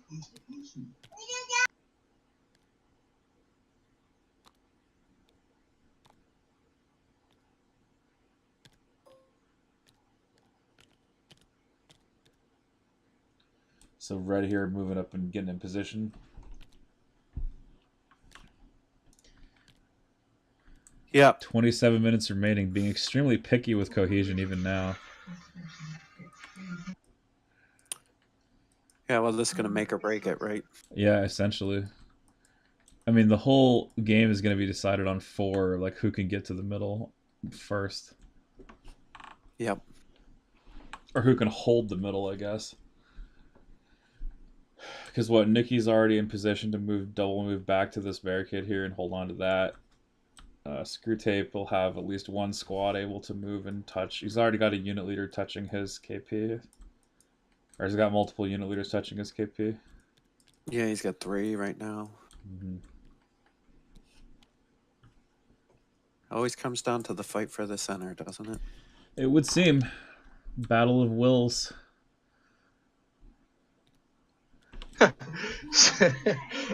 Just realised what they've done. Earlier in the turn, he drew a commander token and thought it was a special ops token and went with it. Oh, no. Luckily, the sniper did nothing, so it doesn't really matter. So he's like, where's my beers? Yeah, it's because they found it. Are there any points destroyed yet? No. Yeah, that's a negatory. That's a negative. There are no points destroyed. It is scoreless.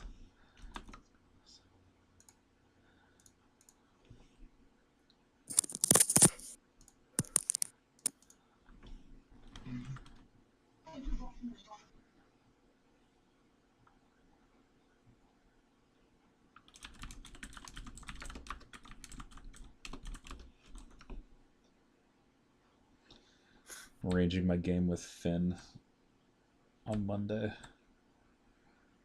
Screwtape have 1 point from turn 2 KP.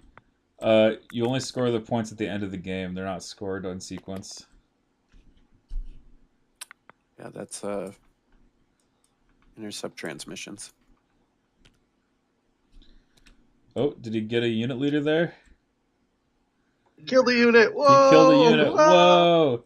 Whoa. Okay, Holy Nicky's ahead shit. on points. Turn Holy 3 and crud. they've lost a unit. It only took 2 hours. And now the game has changed. The end of turn 3 and they'll finally lose 1 unit between them. Good lord. Wow. If they make this a fast turn, they could play 5. That's true. They'd have to hurry up, man. It's 24 minutes left. Gotta go. You gotta go fast.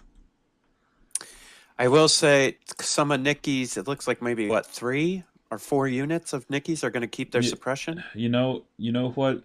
I regret to inform you. I regret to inform you that if literally every one of Nicky's units just double moved onto the point, he would win. Yeah.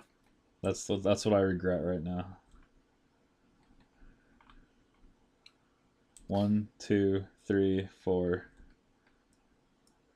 versus 1, 2, maybe 3.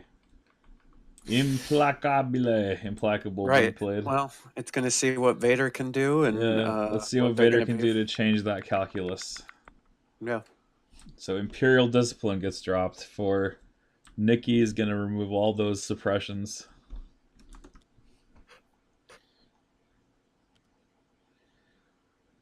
Yep. Yeah, I thought of discipline or a flamethrower just to get rid of that Royal Guard, but I don't think Boba Fett's that much difference in this turn.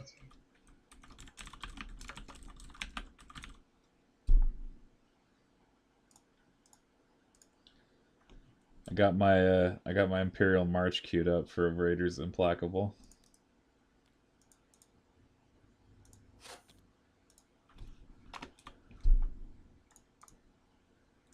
Decided to keep it with the Imperial March just because the Rogue One hallway music is reserved for Rebel versus Imperial. Specifically where Fleet Troopers are involved versus Vader. Anytime Fleet Troopers try to go up against Vader, it ends about as you'd expect. Vader takes like almost no damage and the Fleet Troopers end up dead.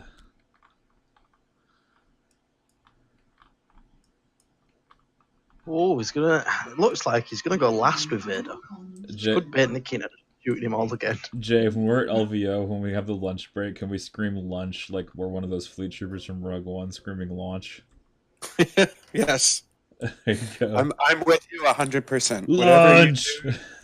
I'll back you up. Thanks, man. I appreciate the reinforcements. Shooting that there DLT. See if we can get it.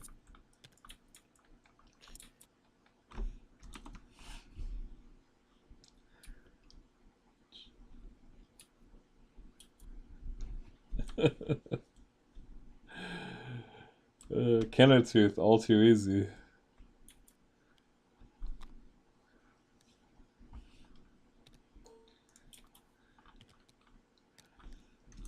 Now there's a team name, all too easy. Yeah, how'd they do? They were easy. We're doing team names. We were thinking of just calling ourselves the winners. Yeah, I don't know. I forget. I think it was like a Smash Brothers show that I was watching once, and like this guy got interviewed, and he's like, "So yeah, what did you think about this? Your opponent's team subbing this player in for this player?" And the guy looks at the interviewer and he goes, "Easy money." So disrespectful. Oh my god. Yeah, that's what I'm gonna say if they put me up against you at LVO. Maximum disrespect. Easy money. Easy money. Easy money. Guy like didn't even say it like I said. He was like shouting. He's like, "Easy money." You know, he was like really loud. Can I do that without you being mad at LVO? If we get matched up, can I just yell out "easy money"? Probably. That's cool. I'll just be like, "Oh, thanks." You're like, "I agree." Yeah, I agree with you, good sir. I'm not locked in here with you. You're locked in here with me. That's right. Oh man. I'm so looking forward to it, man. Me too. I'm looking forward to all the fun and all the banter and all the getting to know each other. Here's a weird thing to put out on the cast, but screw it. So I'm thinking of putting out a bounty on all the other podcasts. So if you're at LVO and you beat somebody else from one of the other podcasts and get a picture with them, I'll send you like a free unit. Wow. What do you think of that? I think it's amazing, but you'll have to run it by me one more time because I zoned out for a second there. So, putting a bounty out on all the other podcasts. So if someone beats you or Mike or one of the guys from Outriders and they take a picture with you and you say that you lost, I'll send them a free unit. Why you gotta make my life so difficult? It's okay, Jay. I'll just go 0-4. Yeah. I'll just be like the free podcaster. Right, because they weren't gonna try to beat you at LVO before. We're putting the free in free podcast is what we're doing. Are they doing grudge matches at LVO? I don't know, maybe. That'd be so funny. Me and David are. We got a grudge match. Watch none of the podcasters play me. Yeah, watch. Somehow. Whoa. What is happening? I don't know. I hope they speed up. Yeah. Oh, is that a snipe? Nicky shot and killed the guy. Oh, jeez. That's 3 crits, actually, if that's Veers. Yeah, so Veers just rolled 3 crits into yellow. Oof. That was disgusting. But he can only see one model, so the Pierce just kills the one model there. That was rough. Groggy Dog's here. Hey. What up, Kev? What up, Kevin?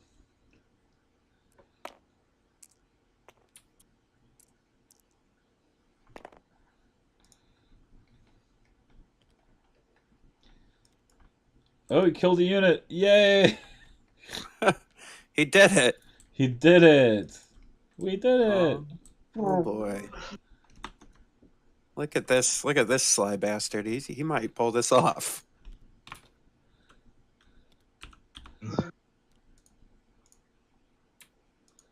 "17 minutes. This is gonna be the last round. 17 I think. minutes. Things are gonna change. I can feel it. There, Yep. Just set it on round 4. The times are changing. You're gonna do your Bob Dylan. Sure. Sure. Is that what you want? I don't know. And the times. This guy kind of sounds like that. The times are changing. Yeah. That's terrible. Don't call us. We'll call you. Hey man, Right. you put me on the spot. I had to do what I could. I did. You did well. You did well. You have more balls than most people. I'll give you that much.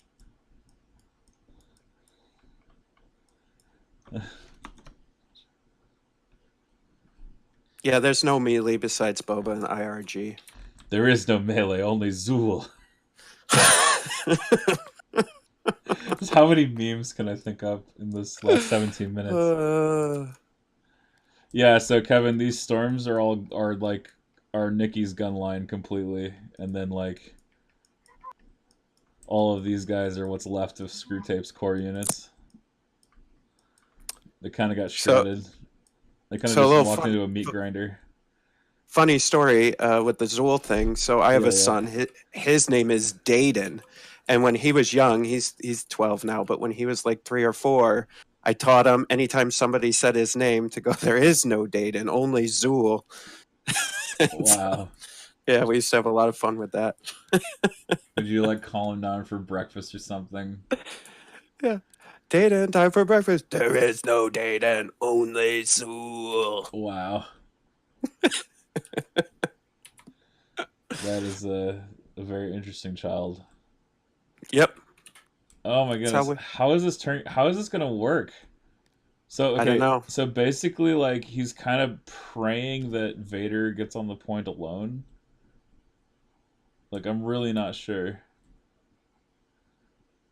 The thing is, anybody that walks towards Vader is just gonna get mulched. Like, so that's the struggle here, right? Like, Nicky cannot, in good conscience, walk units towards Vader. No, he's got to wait for him to activate. I think. Yeah, he's got to just hold. He's got to hold his horses and wait. I think you're gonna. Yeah, I would say you'd have to activate these flanks and try to get some wounds on Vader before he goes in there. The first day of school must have been the best for Dayton. Sure was. Thank you, War Corgi. Sure was. We're working on. He's gonna start playing Legion soon. We're working on it. Got him a core set. So Dark Turquoise failed their rally roll. Yep. So they're just gonna try to move. Was move the? That seems silly. Why wouldn't you shoot with the time?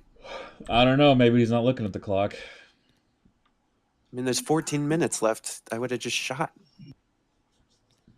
Yeah, I don't Suppose think they could both push and get into turn 5. That's true. That's true. I doubt it. I mean, Screwtape's only got 1, 2, 3, 4 activations left. And 13 minutes on the clock. Yeah, maybe you're right. Yeah, Maybe it hits. Maybe they hit it. Who knows? Not like As long this as though. As Nicky's fast enough, but doing shit like this, you're not gonna do it. Yeah, of course. And you're. You should have just moved that squad, picked it up, grabbed it, and then gone right your turn. Yeah, exactly. This should have been like a 2-second activation. Now he's made it like a minute. Yup. So, in the broadcast booth, there, Groggy Dog, we've got the man, the myth, the legend, Endless, a.k.a. David, the singer. Yep, the singer. Yeah. Okay, I figured that was like your gangster No, that's name, what like Frankie the Fish, you're David the singer. I don't know. No, that's my actual profession, man. Why do you call him David the singer? Because he sings you your final lullaby. The singing is like also a metaphor for squealing, right? Like, sure. Yeah, there you go. no, like, you know what I mean. He's the right? squealer. Yeah, I do. Well, no, like if I'm talking to the police, right? That means you're singing. Yes. Yeah. Yep. Yeah, I'm with you. Yeah, you're from New York. You know all about mafia and stuff, right? Yes. Yeah. Me up here in upstate New York, that's more like the South than it is like the North. you don't live in Gotham City. I mean New York City. No, I do not. Though everyone just assumes that the rest of New York's just like New York City. It isn't. I mean, of course it's not, but like no one cares. So no one cares. No. And then they're surprised when they meet people from up here and how conservative they are. It's like the only for most people the only New York that exists is New York on TV, like Times Square. Right. Yeah, well, so my favorite part is when I travel, if you talk to somebody like, oh yeah, where are you from in the US, especially if they're not from the US, if they're from out of town or out of country, and you'll be like, oh, I'm from New York, and they're like, New York City, and you're like, no, upstate, and they're like, Poughkeepsie, and you're like, no, like Canada, man, like way up. But they have no concept of how big New York is as a state. You know, Nerfly, I'd believe it that Gotham is Chicago on one condition, is that Mr. Freeze is currently there. This is his doing, this polar vortex stuff. But it's not like the good Mr. Freeze from the cartoon. It's the freaking Arnold Schwarzenegger Mr. Freeze from like the 90s George Clooney Batman. That's my favorite Mr. Freeze. Okay, everyone, chill. I like this party. Chill. Nice of you to drop by. Oh, it's so good. Yeah. Ooh, delivering a big punch there. 5 hits going out onto Nicky's units. So to answer your question, we also have Ellis on the vocal, on the mic, MC Ellis. And then me.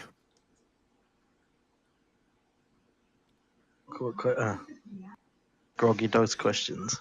Yeah. He just likes to know what's happening. You know, he shows up late and throws off the cast. It's cool. I'm mad at Nicky for playing for them both playing so slow. Yeah, 10 minutes left. I'm so mad. Just because So I think Screwtape's actually won this one because of the timer. Really? Yeah. Really? What? I mean, it depends on these activations, right? If they can push this 10 minutes to go into the next round. Oh wow, he killed Blue. Blue's Yeah, dead. he killed Blue, but he's not moved on to the objective. So, that was a sniper team. Oh, that's fine.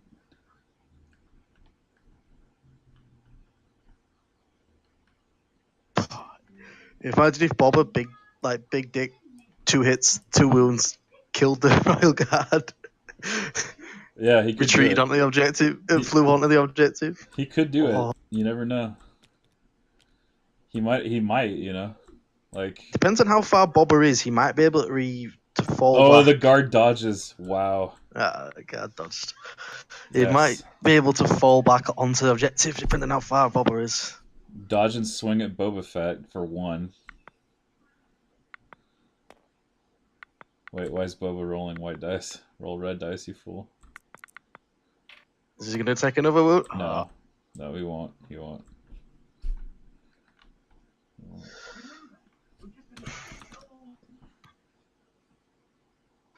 Yeah, Nicky can get what? Yeah, this game was literally just a shooting match between 2 Imperial players.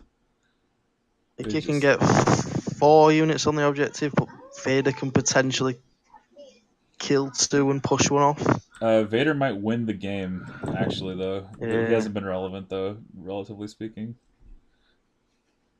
But isn't that usually how I mean, look, it's turn. What is it? It's turn 4, turn right? 4, yeah. So he's just And he's coming online.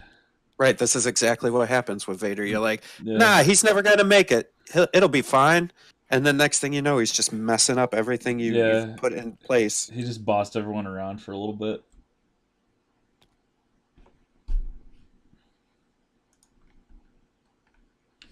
They are racing for turn 5. It is 8 minutes to go. I mean, not that I would encourage slow play, but it would be to Screwtape's advantage if he maybe slowed it down a little bit. Nicky's got 1, 2, 3, 4, 5, 6 activations. How many can move on to the center, though? That's the big question, right? He has to do the calculus about moving. Yeah. 4 of them, and potentially Boba Fett, depending on just how far he is away from that retreat. Yeah. Black Squad can just speed 1 move, get on it. Blue Squad could double move. Can you jump while withdrawing? It's a speed 1 move, so it wouldn't be slowed anymore, so you just go straight over the stairs. No, I meant can you jump while withdrawing, though? Like, is that a thing you can do?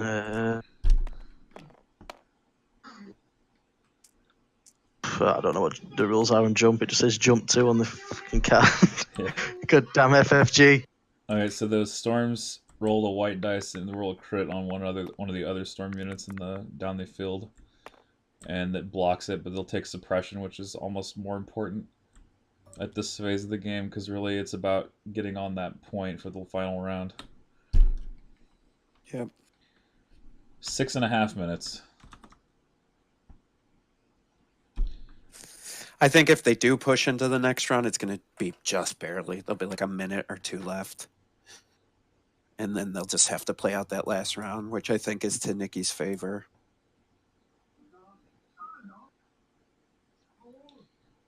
Jump is a specific action. You can't actually do it. Oh yeah, because jump is a card action. Got it. Yeah. Vias is gone, so actually Nicky can only get 3 units on it, and potentially Boba Fett for 4. But Vader could easily kill 2, if not 3 of these units. 2 of them, yeah, potentially kill 2. Basically, we're looking for like this super implacable turn that wins Screwtape the game. At this point, yeah, they're going for it. He doesn't get it. No, he'll get it. There he goes. So there's one unit leader on.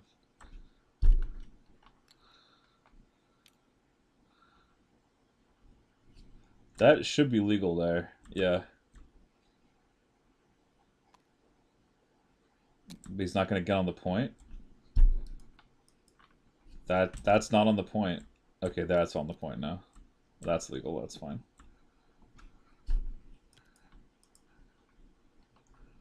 They don't bother shooting. They just move to the point. Yeah, he didn't remove their suppression.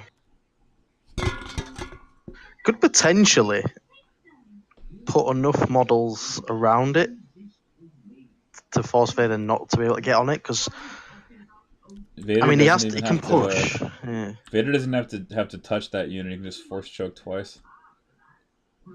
Because it's implacable. He's got 2 wounds off force choke plus whatever his regular damage is. Implacabile. Wow, is that a charge right there? I think that is.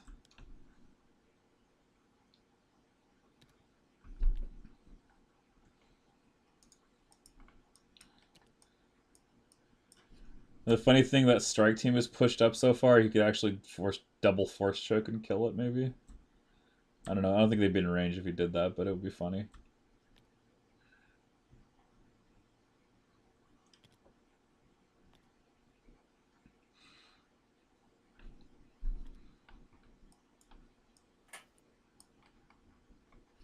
Just under 4 minutes remaining.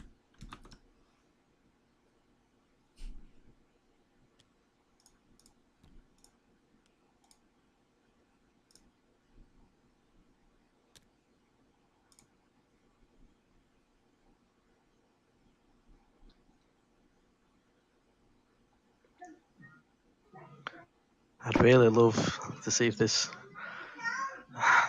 can Vader charge from there. Nah, I think he's just short, isn't he? What's he got left to go with? Purple guy on his own and a yellow guy on his own. So Nicky's not got really any, like, he doesn't have to worry about where he's positioning his models for shots because there's only Vader to go left. Yeah. It can do any damage. Can that purple guy make it around the corner No way. in this turn? I don't No, think so. he'd have to remove suppression and then no. I think Nicky's making a massive mistake by not putting that third guy touching the terrain. Yeah, because that way he only has to kill 2 out of that unit to get him off the he point. just double chokes. Yeah, double Like, choke. he doesn't have to do anything to that unit, no attacks, just double choke, and then he's free to attack another unit on both implacables, on both activations. Well, no, how could he kill that unit leader first? I guess he kills a specific mini. Oh, yeah. Yeah, he picks the unit leader, then he changes it to like the DLT or the other unit leader, and then he's either off or he's changed it to the DLT, then he chokes the DLT, which would be the unit leader again. Right. And that's the hidden strength of force choke. But what does it say? Like, is it? It's choose a trooper mini. Yep, it's not a commander. Okay. So it just says choose a mini. It doesn't say allocate wounds to a unit, which is very different. So that one's going to move to touch the KP and fire on something, try to generate a suppression. Let's try to generate a suppression on Teal there. Let's see if he gets the hit. It's a 3 and 8 to get a hit here.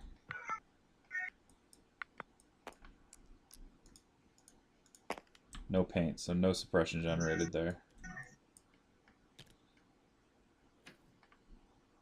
Yeah, and I think all Nicky's activations now are just going to be double move on the objective, double move on the objective. If Bobber can retreat here and touch the objective, then that's probably game. Just depends. It's going to be close. Can Boba? Yeah, he's got it. Can Boba withdraw? Yeah, he's got it. Wow, if Boba can withdraw, and it goes to points here, that'd be something.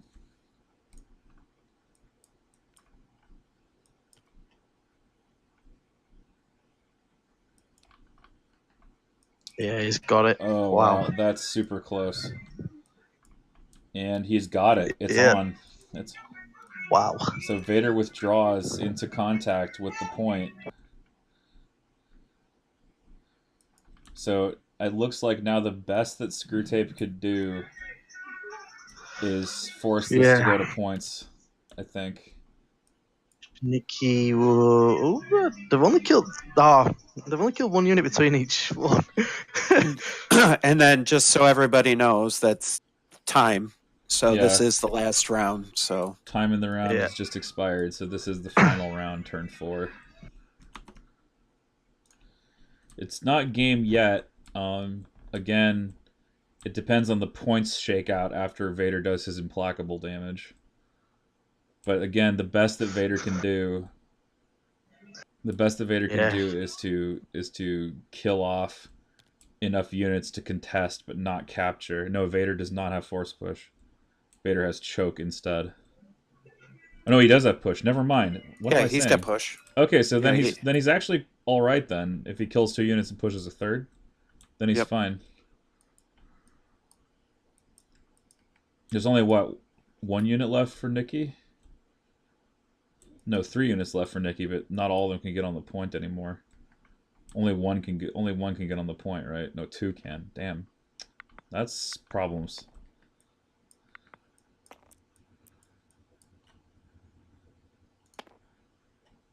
Alright, so there's a rally there from purple. I think purple's going to try to go for it. Maybe. That would have been really close. I think he might have been able to just barely make it.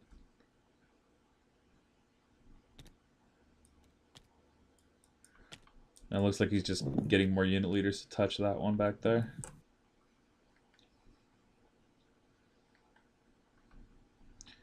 Basically, he's just trying to hold his Vader back as long as possible, which I think he's now out. He can no longer hold Vader back, so after this next activation, it's going to be Vader's turn.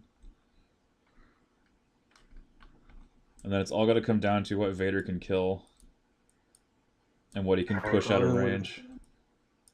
Go with black unit. I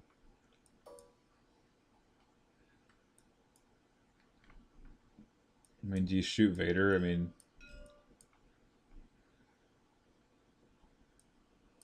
what else are you gonna do? Yeah, what else can you do to actually affect the state of the game right now? You just aim shoot Vader.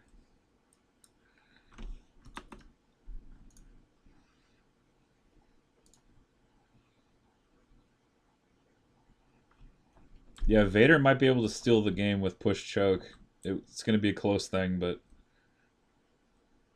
Oh, that's true. He could try to double move. No, he can't reach because it's range 3. We know he can't reach.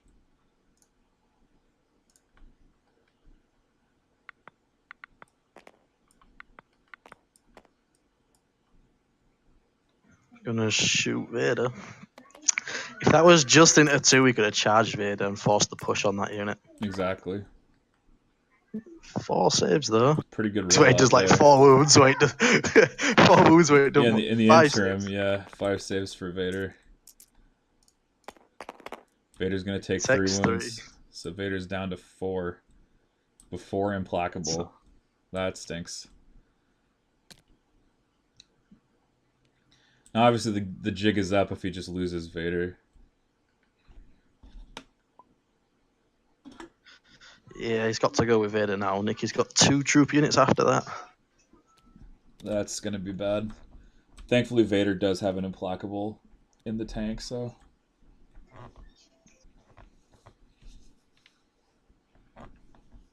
I think you save your force push until implacable. Like you want to make sure you force push last of all, just to try to keep things off.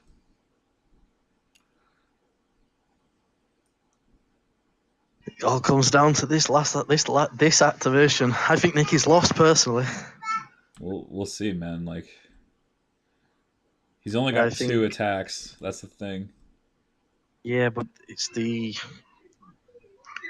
suppression that could do it. Yeah, it's really the suppression that you generate. So, I mean, I don't even think you charge. I think you just saber throw here into something that hasn't activated. Suppression on 6 is going to be crucial. He's double moving into combat with them. Oh, wow. Okay. That's interesting. He's going to charge something. I think he's potentially give Nicky the game there. He may have done so, yeah. Potentially. I'd like to choke on that unity charge to saber throw into blue. So and a charge, push on Pierce 3 kills them. So Yep. they're dead. That's 68 points. So if it ties, he wins.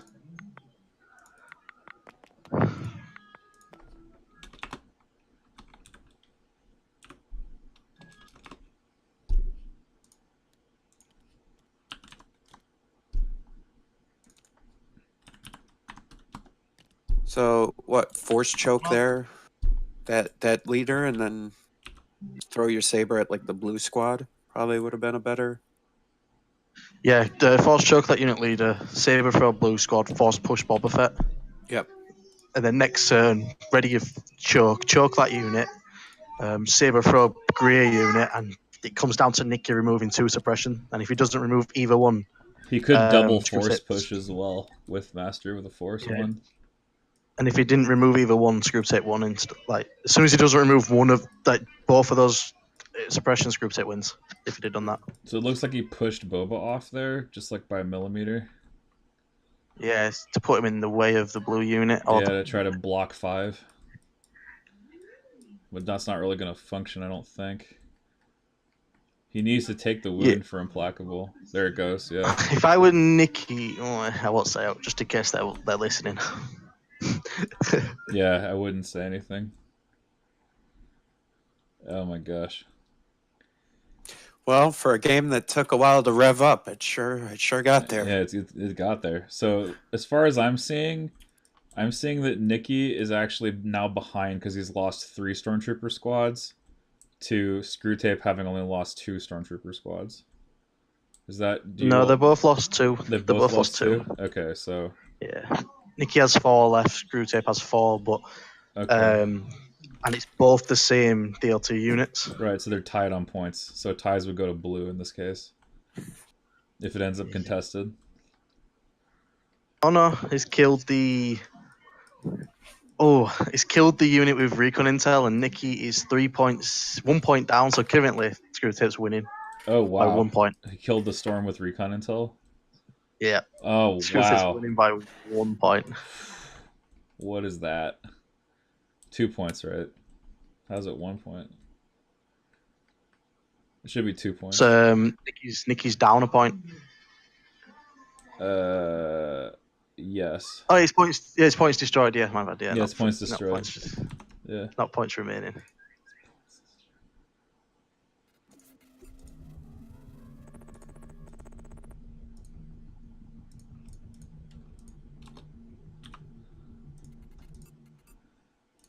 Hey there, Keno, too. Thanks for the follow, man. Alright, so... Vader takes wound number 5, shuffles his token back. Now it's up to Nicky to logic this out. I think Nicky's lost. It all depends on what he recovered, because he'd used push and choke then. Oh, he didn't use choke, did he just use push? No, he just used push and recovered it. Yeah, I don't think Nicky can win now.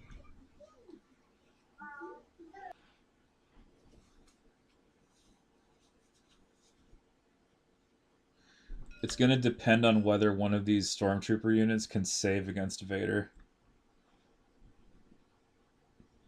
Yeah, he needs the 5-man grey unit. No, because even then he's going to use choke. He'll choke and push, so... Yeah, Nicky's lost. Oh, wow.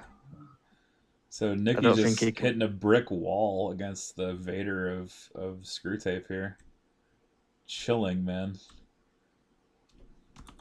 I mean, and this is exactly what Vader does, right? Like, I think this is a lesson on Vader, right? He comes in at turn 4 and just screws your whole world up. If he doesn't die before that, if you play him right.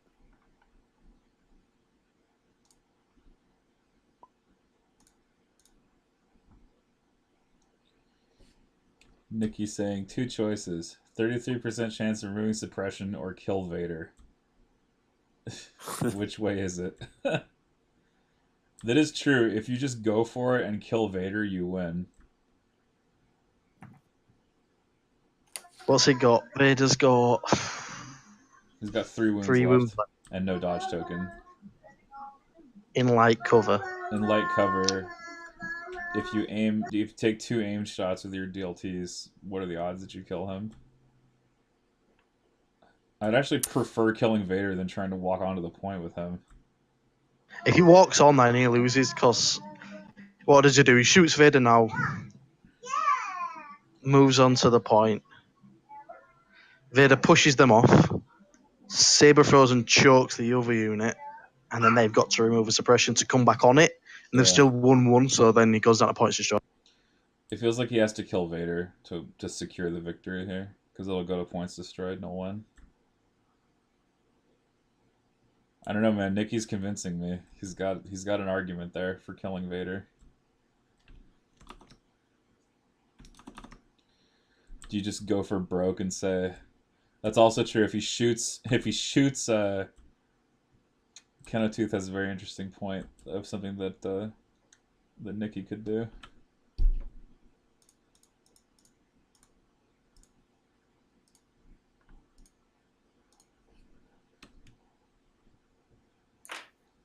I'm kind of like scared.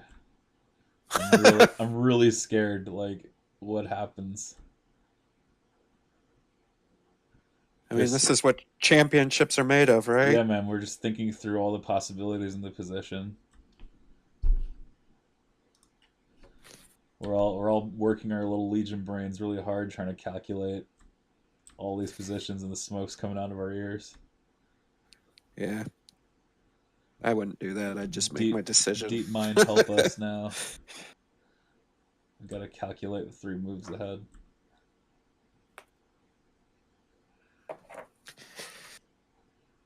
Is it likely that my opponent will do X? Is it if he does, what's the likelihood of me doing Y afterward? You know, things like that.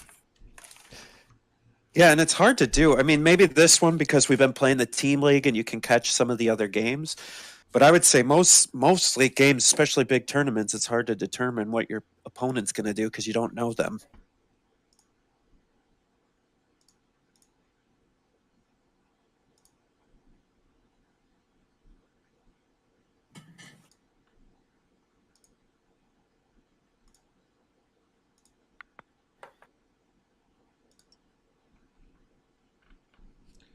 Pulls from the stack.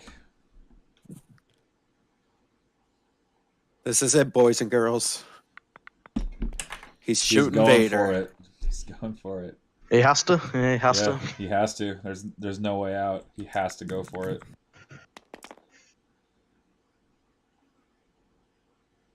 Ugh.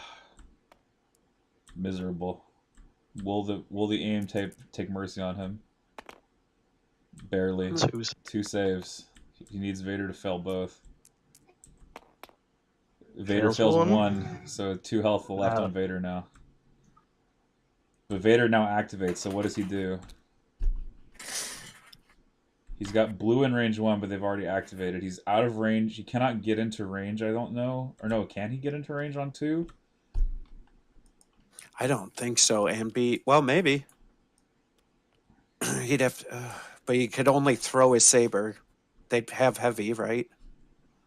Yeah, I'm pretty sure.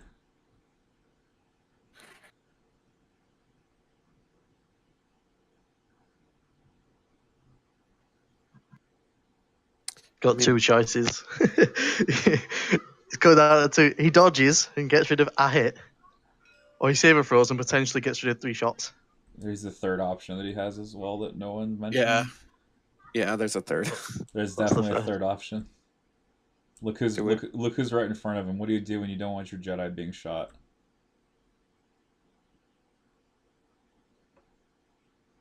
Answer's right in front of him.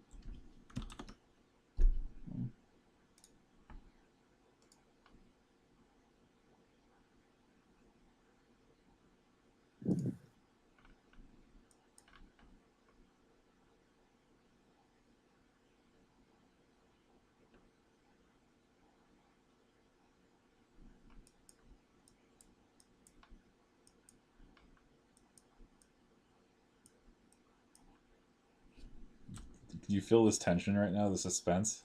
Holy crud. Well, yeah, it's like I don't even want to talk. I know. I don't even want to talk. I'm like so nervous. Holy crap! What's he gonna do? Well, and it's so funny because when you're in the middle of a match like this, like we're side seat playing, so we can see all this from the booth, quote unquote. But like, it's hard to make these decisions real time. I'm just amazed that I'm amazed that he's up 2 points, and that's what's going to decide it. Is this stray recon intel? You know. Yeah, he has 1 action plus whatever force powers.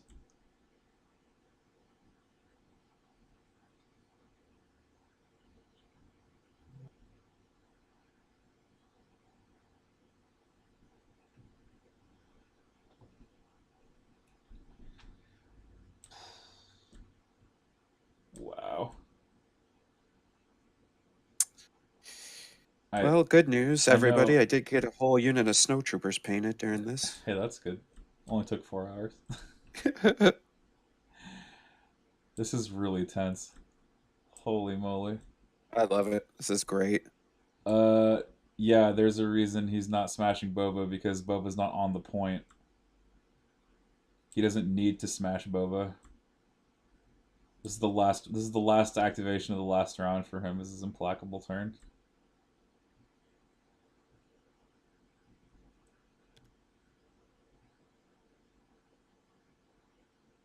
Looks like he's moving and then gonna do Relentless, I think.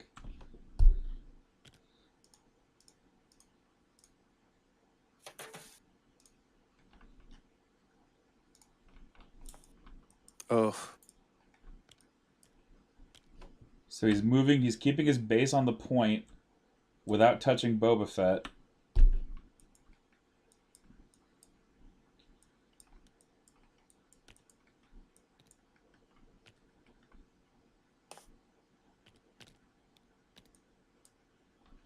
No, he's engaging Boba. That looks like he's gonna engage Boba there. So is he or is he not going to engage Boba is my question. Mm-hmm. I mean, engaging Boba is an interesting call. He can't Relentless out of it, though. Is he going to try to smash Boba in the face here? He could, just for the points. But then does he open himself up? Yeah, like at the point is not to kill Boba. Boba's not even relevant anymore. The point is to keep Vader alive. Yeah.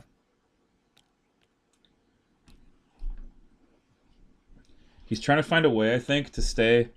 Oh, he found it. He's at range 1. He can force push now.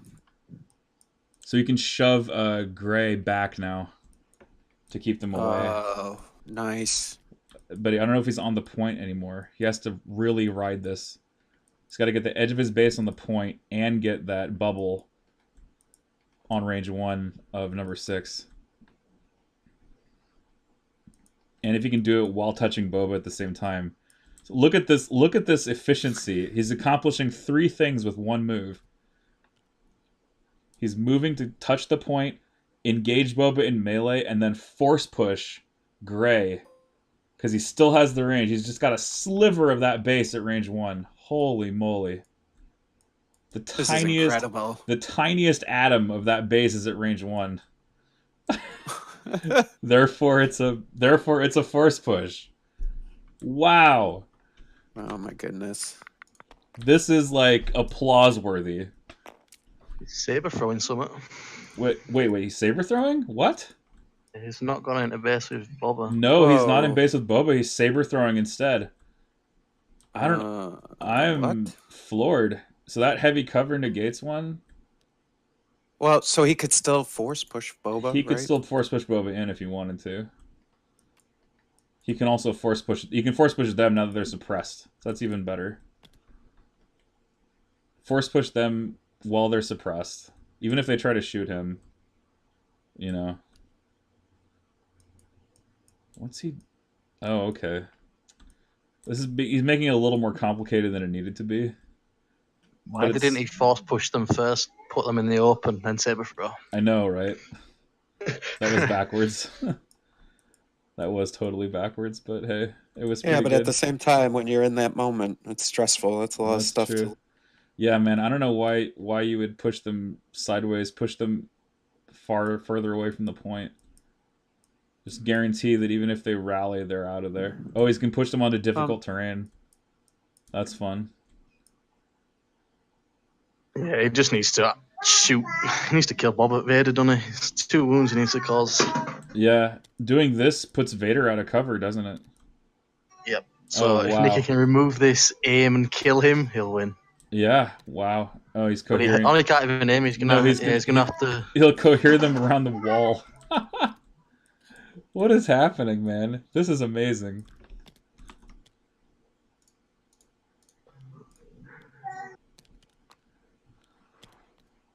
I'd like to see what would happen if they were turn 5. I was saying that they needed to get to 5 because Nicky's lost, but they didn't. It comes down to removing the suppression and killing Vader. If you don't remove the suppression, that's game. Here it is. Can he do it? He's warming it up. He's warming it up. Oh! Oh. Oh, he He's removed got the to kill suppression! him. He removed the suppression! He's gonna move and he's gonna shoot Vader! Here we go. Oh, no. This is shit. it. This is the game. They forgot a guy. There's 4 guys. Oh my gosh. You forgot a guy near blue. He's right there. The unit of 4. Yeah. Just make sure they remember. It's true. You have to say that because it's not legally cohered. It's not a legal board state. You have to say something. Yeah. Here we go. Here's the roll. Here's the roll. Oh my god. He's warming those dice He's up. warming them up again. He's warming them up. Oh my god. 5 hits! 5 hits. What the fuck? Here we go. One too many dice. Remove one. Remove one. Oh my god. Oh god. Just one. Just one. Oh god. He Here has we to go. pass 4 of them. Here we go. Oh my god. Oh. Oh god. Oh god. Here it is. Here it is. Oh, Oh, Vader's dead. Vader's dead. Oh. Holy crap. I'm speechless. Oh my god. Oh, fucking hell. I've been calling Nicky a monk for the last 20 minutes. F. And I must have called him an idiot about 50 times. Oh my god. Oh my god.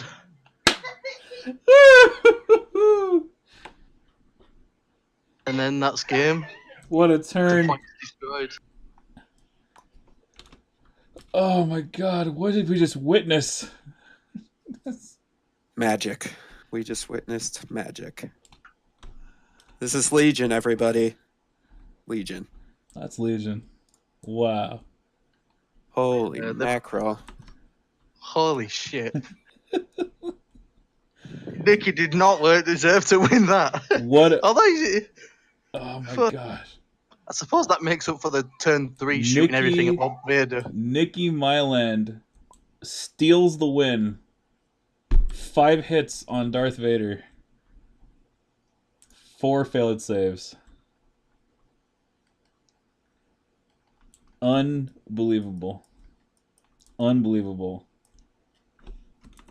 The game was ridiculous. Ridiculous. What a ridiculous game. So many technical plays, yet it all comes down to this. It all came down to removing that suppression and then rolling that. Holy shit. Oh my god. That was intense. Wow. I feel like that we need to hear them talking. Recon Intel. Recon Intel was that unit, so Nicky'd have won no matter what. What? Are you kidding me? Wow. Yeah, Recon Intel was Unit 3. I got it wrong. Oh, shoot.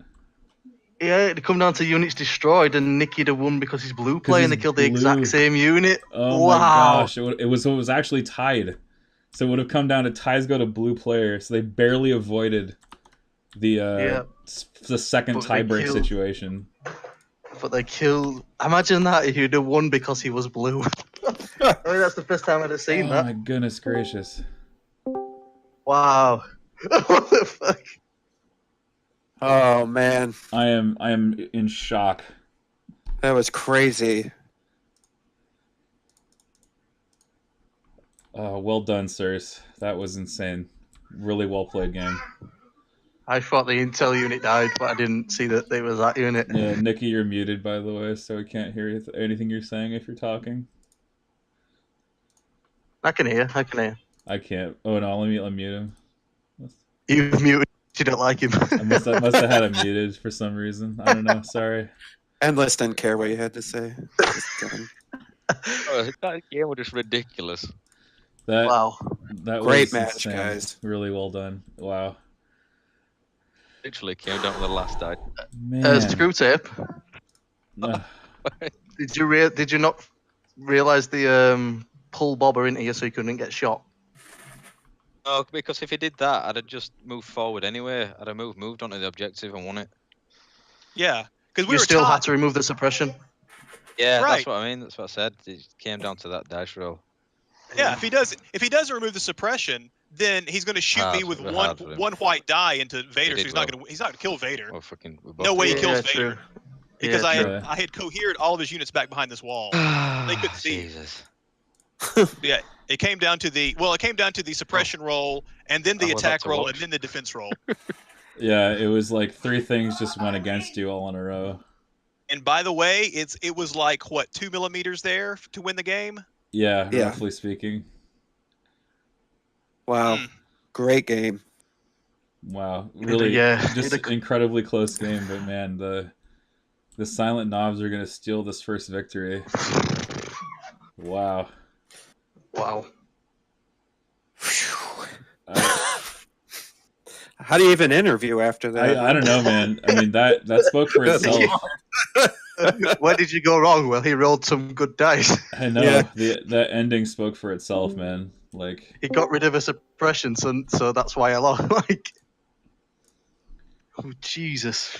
yeah. That was so- I mean, at the end of the day, it was a little bit of a dicing, but I think it was logicked out correctly.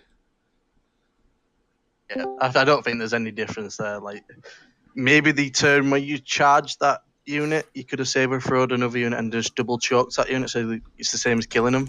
But then you had to kill the unit anyway. It's fucking crazy. Yeah, I had to kill. So I had to obviously this unit that was here. I had to make sure that I killed them to get them off the point. I You knew could that I have could double. push. You could have double force choked them.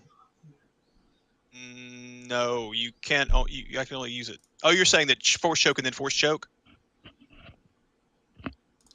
Either way, I had to get rid of this unit. I think the pushes were better. I think so. Yeah, and the sad thing is, I mean, I could have put that guard right there when I attacked Boba, That is true. but I didn't. He was, there. So, and that was the winning play. Because you could have force pushed a unit into combat with a rail guard.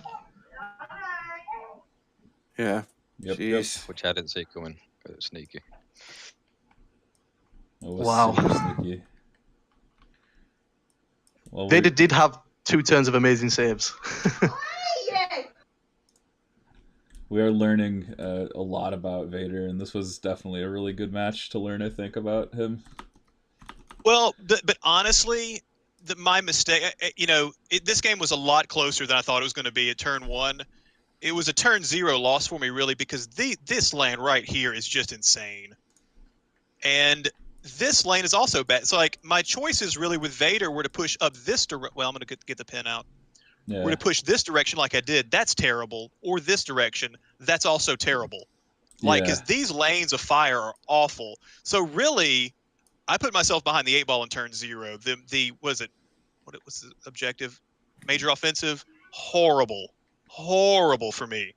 Because he's shooting heavy at me and light. And then for me, this lane right here is, I mean, beyond terrible. Yeah, really and truly. Like if you look at these lanes, You basically have two U shapes capped off by barricades, and that's just like inviting you to walk here to your death, essentially. Yeah. Like you say, there's nothing for you. You have like one piece of light cover and no cover simultaneously. Or like forced heavy cover that you can't advance off of because it's up elevation. And heavy I'm cover that happy- you're exposed. You're completely exposed. Sorry, go ahead. Yeah, I'm happy that this was my last save that was so awful, because I realized that black had not gone yet, and I should have had Vader go here before I activated this purple unit, because it was obvious I was going to lock this point up. This point was never in danger. Yeah. Oh, God, that really sucks to get that close. That was pretty insane. Man, so the core spam of Veers, man, it was really like the attrition was really showing after a few turns there. Yeah, as bad as turn 1 and turn 2 went for me, I actually paid attention to the clock this game, and I thought, I'm not sure we're going to make a 5. So I'm going to go ahead and Implacable on 4 and do exactly what I plan to do. Push him. You know, he can obviously come take the point, but I can kill him and push him off. But man, yeah, I mean, there's no doubt that I'm way behind, you know, as far as total dice that I can throw every single turn. It was also something I also noticed was that Nicky had a little bit of luck with the pull, and he pulled 2 special forces off the top, and that actually like created this interesting situation where, you know, your core were forced just by order of activations to walk into him, simply because he pulled these 2 when snipers. he did that, I texted him and said, "Did you shuffle?" And he sent me a photo of the chat log where because he was shuffled. When he did it, I thought, "Has he fucking shuffled?" And then he sent me a photo of the chat log. Yeah, we were like, "Did you shuffle?" We were a little concerned. But I asked him, and he sent me a photo. So if anyone wants to see the photo, I can show it. I'll post the photo if you really want. Can you hear me? Yeah, we can hear you. now. We can. I didn't believe him, and I had to make sure he shuffled. Oh my goodness gracious. But yeah, Endless, that's a valid point. Turn 1 was so terrible for me because, yeah, he pulled special forces, and I can either walk out here into this death zone, which is not good for me, because then he follows up with his troopers into mine, or do what I did, which is just like, you know, dodge standby. So I end up, you know, turn 1 was a half of a waste. You know, Vader gets hung out to dry in the middle. Yeah, it was just a turn 0 was really, really bad for me. Chris Amir is asking if Vader had engaged Boba Fett while staying on the point and pushed the storms as far away as possible. Do you think they could have made a double move to get back on the point? Even so, yeah, they'd have made it. Yeah, they had. The thing they had to do was if they clear the suppression. Basically, the game was if he clears the suppression. I mean, he didn't know it at the time. I mean, Nicky thought that I had killed a different unit. But if he clears the suppression, he double moves and ties the game. That's my fault. And then we're tied on points. And because he's blue, he would have won the game just because he was blue. Because we'd have been tied on points and tied on victory points and tied on points killed. Oof. So yeah, the suppression roll did it. I thought that I had an out to push him into the IRG. That didn't work. And so then I thought, well, I can at least put him on the difficult and then put all his units back here so that if he does not clear the suppression, he can't kill Vader because he would only have 1 white die that he could shoot at me, and I had 2 hit points remaining. yeah. So there would be no way if he clears the suppression that he could win at that point in time. But he had to clear the suppression. Yep, it was only on the 5 or 6 that would have happened. So he had to make a 1 in 3, and then he got like a 5-hit rollout, which is pretty uncommon. I think it's like a 9% chance for a 5-hit rollout. He didn't need the hit rolls, but no, it was still pretty good. He didn't actually need to hit because no! Look at my error, guys. Look at my error. Once again, I'm happy that I rolled the dice that I did. Look at that. Were you able to actually force push Boba back into the RG? No. Look, I could have taken 2 hits. Oh no! But look, this makes me happy at least. Yeah. Screwtape, I've got a question though. When Vader were here on turn 2 or at turn 3, did you purposely leave him there to bait me into whipcording him? I did not want you to whipcord him. I would rather you whipcord something else. But I knew that was potentially going to be a bad turn for me because once again I was have to hang him out in the middle, and he was going to be kind of in the position where I wanted him anyway. I did not want him here. I wanted him back here because the end of the game played out almost exactly like I wanted the end of the game to play. If I would have had one more activation or something like that where I could have delayed his turn a bit longer, I would have liked that. The fact that, you out-activated me on the last, well, you out-activated me the entire game. But especially at the end, I would have liked to have gone last with him to clean up whatever kind of mess was created by, units coming up here. So I didn't want you to do it, but I realized that turn was not going to be a great turn anyway. I would have much rather have had him in cover instead of standing out in the open. But I went ahead and took the Master of was that the Master of Evil turn? I think no, was that the next turn? Yeah, I took a dodge. I manually took a dodge that time, so I didn't really like the position there. But I didn't want him far forward, so I wasn't going to be moving that much with him. And also that allowed the IRG to tie up Boba Fett, which I did want to happen. So the fact that you did not tie up, you whipcorded Vader. He kind of got like a bad turn that round, but you put Boba Fett in a position where the IRG could then tie Boba Fett up. With no whipcord, that means that Boba Fett's going to basically kind of lose an activation, and that's how it played out as well. Yeah, I didn't see the IRG coming in. So Boba Fett, as soon as I seen that, I was like, oh yeah, Boba's done now. That's him for the rest of the game. Yep. We're good to play. Gentlemen. So with the saber throwing these two, this unit of 6. I didn't think he'd actually do that so early on, but he did, and it kind of paid dividends because you'd have had 7 dice coming your way. Exactly, and the other thing was, I mean, in this game, especially with Hostile, just putting suppression on is a good thing. I mean, obviously, we're both aware of that because we put suppression on the entire game. So they were out in the open. They were not going to remove, they had to dice that suppression off. And anytime that Vader can get an open shot with the saber throw, he should do it because it's, it's kind of hopefully 2 or 3 free kills. Yeah. Garn has a question for you, Screw. Don't go anywhere. He's typing it, I think, right now. Nada. Oh my goodness. I'm still like recuperating from that ending. That was such a earth shattering. It's like that never happens, right? Like it just never happens. It's on stream as well. Yeah, on stream 2.5 hours in. The best part of all was that we caught it on camera. Garna asks, did you measure it out to see if there was any way to force push the first unit of 3 storms that moved onto the center point in a way that they would block the rest of Nicky's storms from piling on? Interesting. Well, the thing was, I had pushed Boba off the point as well, so I guess, yeah, he's saying that I could have pushed these boys off, and once again, kind of made like this ring or whatever to try to clog it up. I think that probably at the end of the day, so I put suppression here. I killed this unit. Yeah, I don't know. I was probably not going to be able to utilize choke to get him off of the point, a point. So I don't think that it would have mattered because if these boys, they can get here. If they don't clear the suppression, they can get here. So I don't think there's any way that I could have pushed these things to clog up the works. I mean, that's why I put Boba Fett where I put him, was to stop something from coming this way and taking this corner. It worked because that unit. Yeah, I tried to get that unit in, and it just wouldn't reach. Exactly.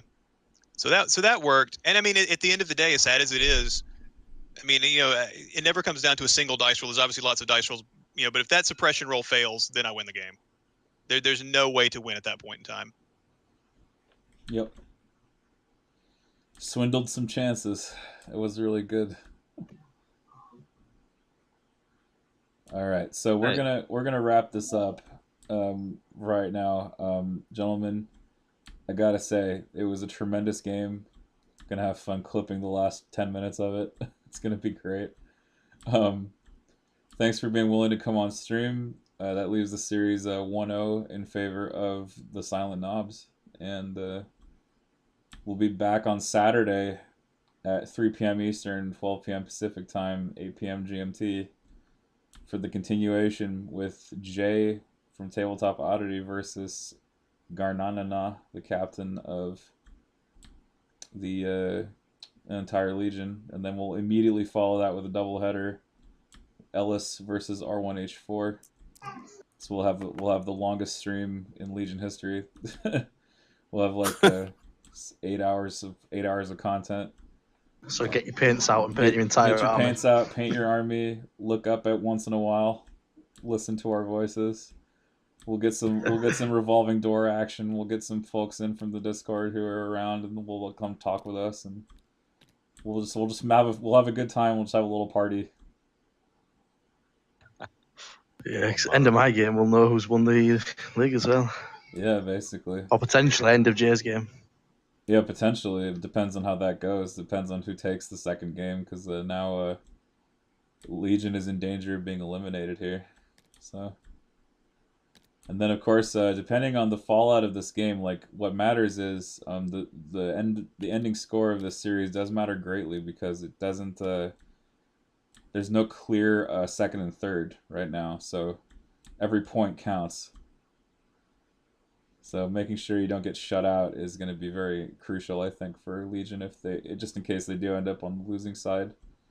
But likewise for the Knobs, you've already secured at least one win. So if you lose the next two, well, you've already got your maximum possible record, I think. Yep. And if you ain't first, you're last, Ricky Bobby. You ain't winning, you're losing. Ain't winning, you're losing. Second is the first loser. Yeah. All right. Well, with that, we're gonna wrap it up here. Thanks, gentlemen, again. Thank you, Jay, from the Fifth Trooper, and thank you, Ellis and Garn, team captains, for coming on board and chatting with us earlier. It's been a ride, and we'll see you on Saturday for more action from the Yavin Base Team League. We're gonna hook it on over to some outro music, and we'll be back later. See you Thanks, Saturday. everybody.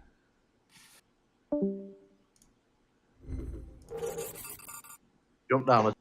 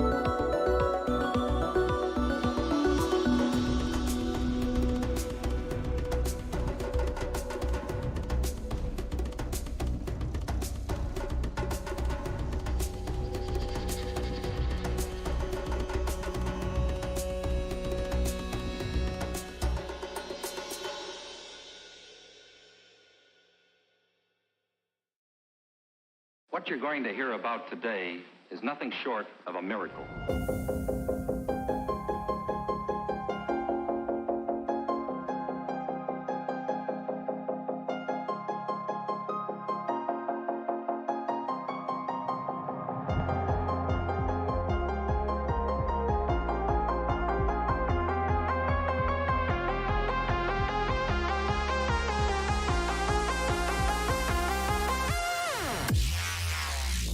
Sound waves reaching the microphone are changed into impulses of electric current. It's the most tremendous new musical experience you can have.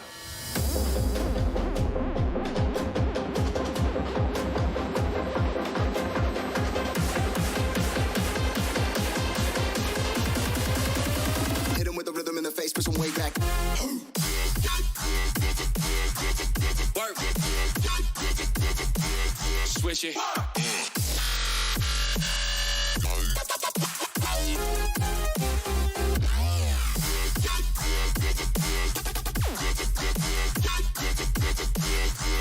Yeah. Stop hitting me.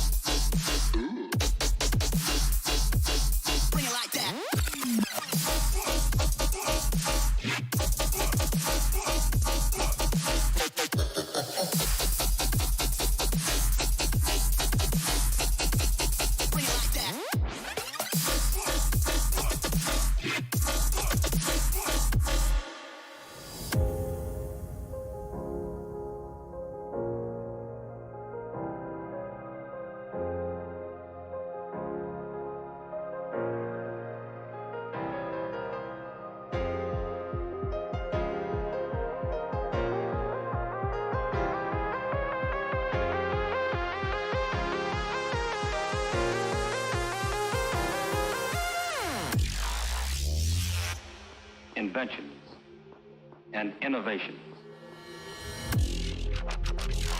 And now it's available for everyone.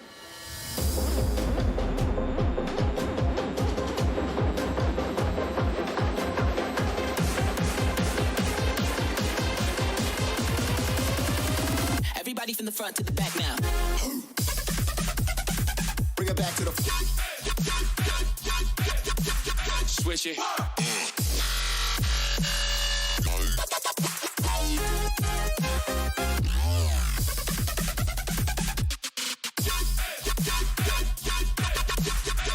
Yeah.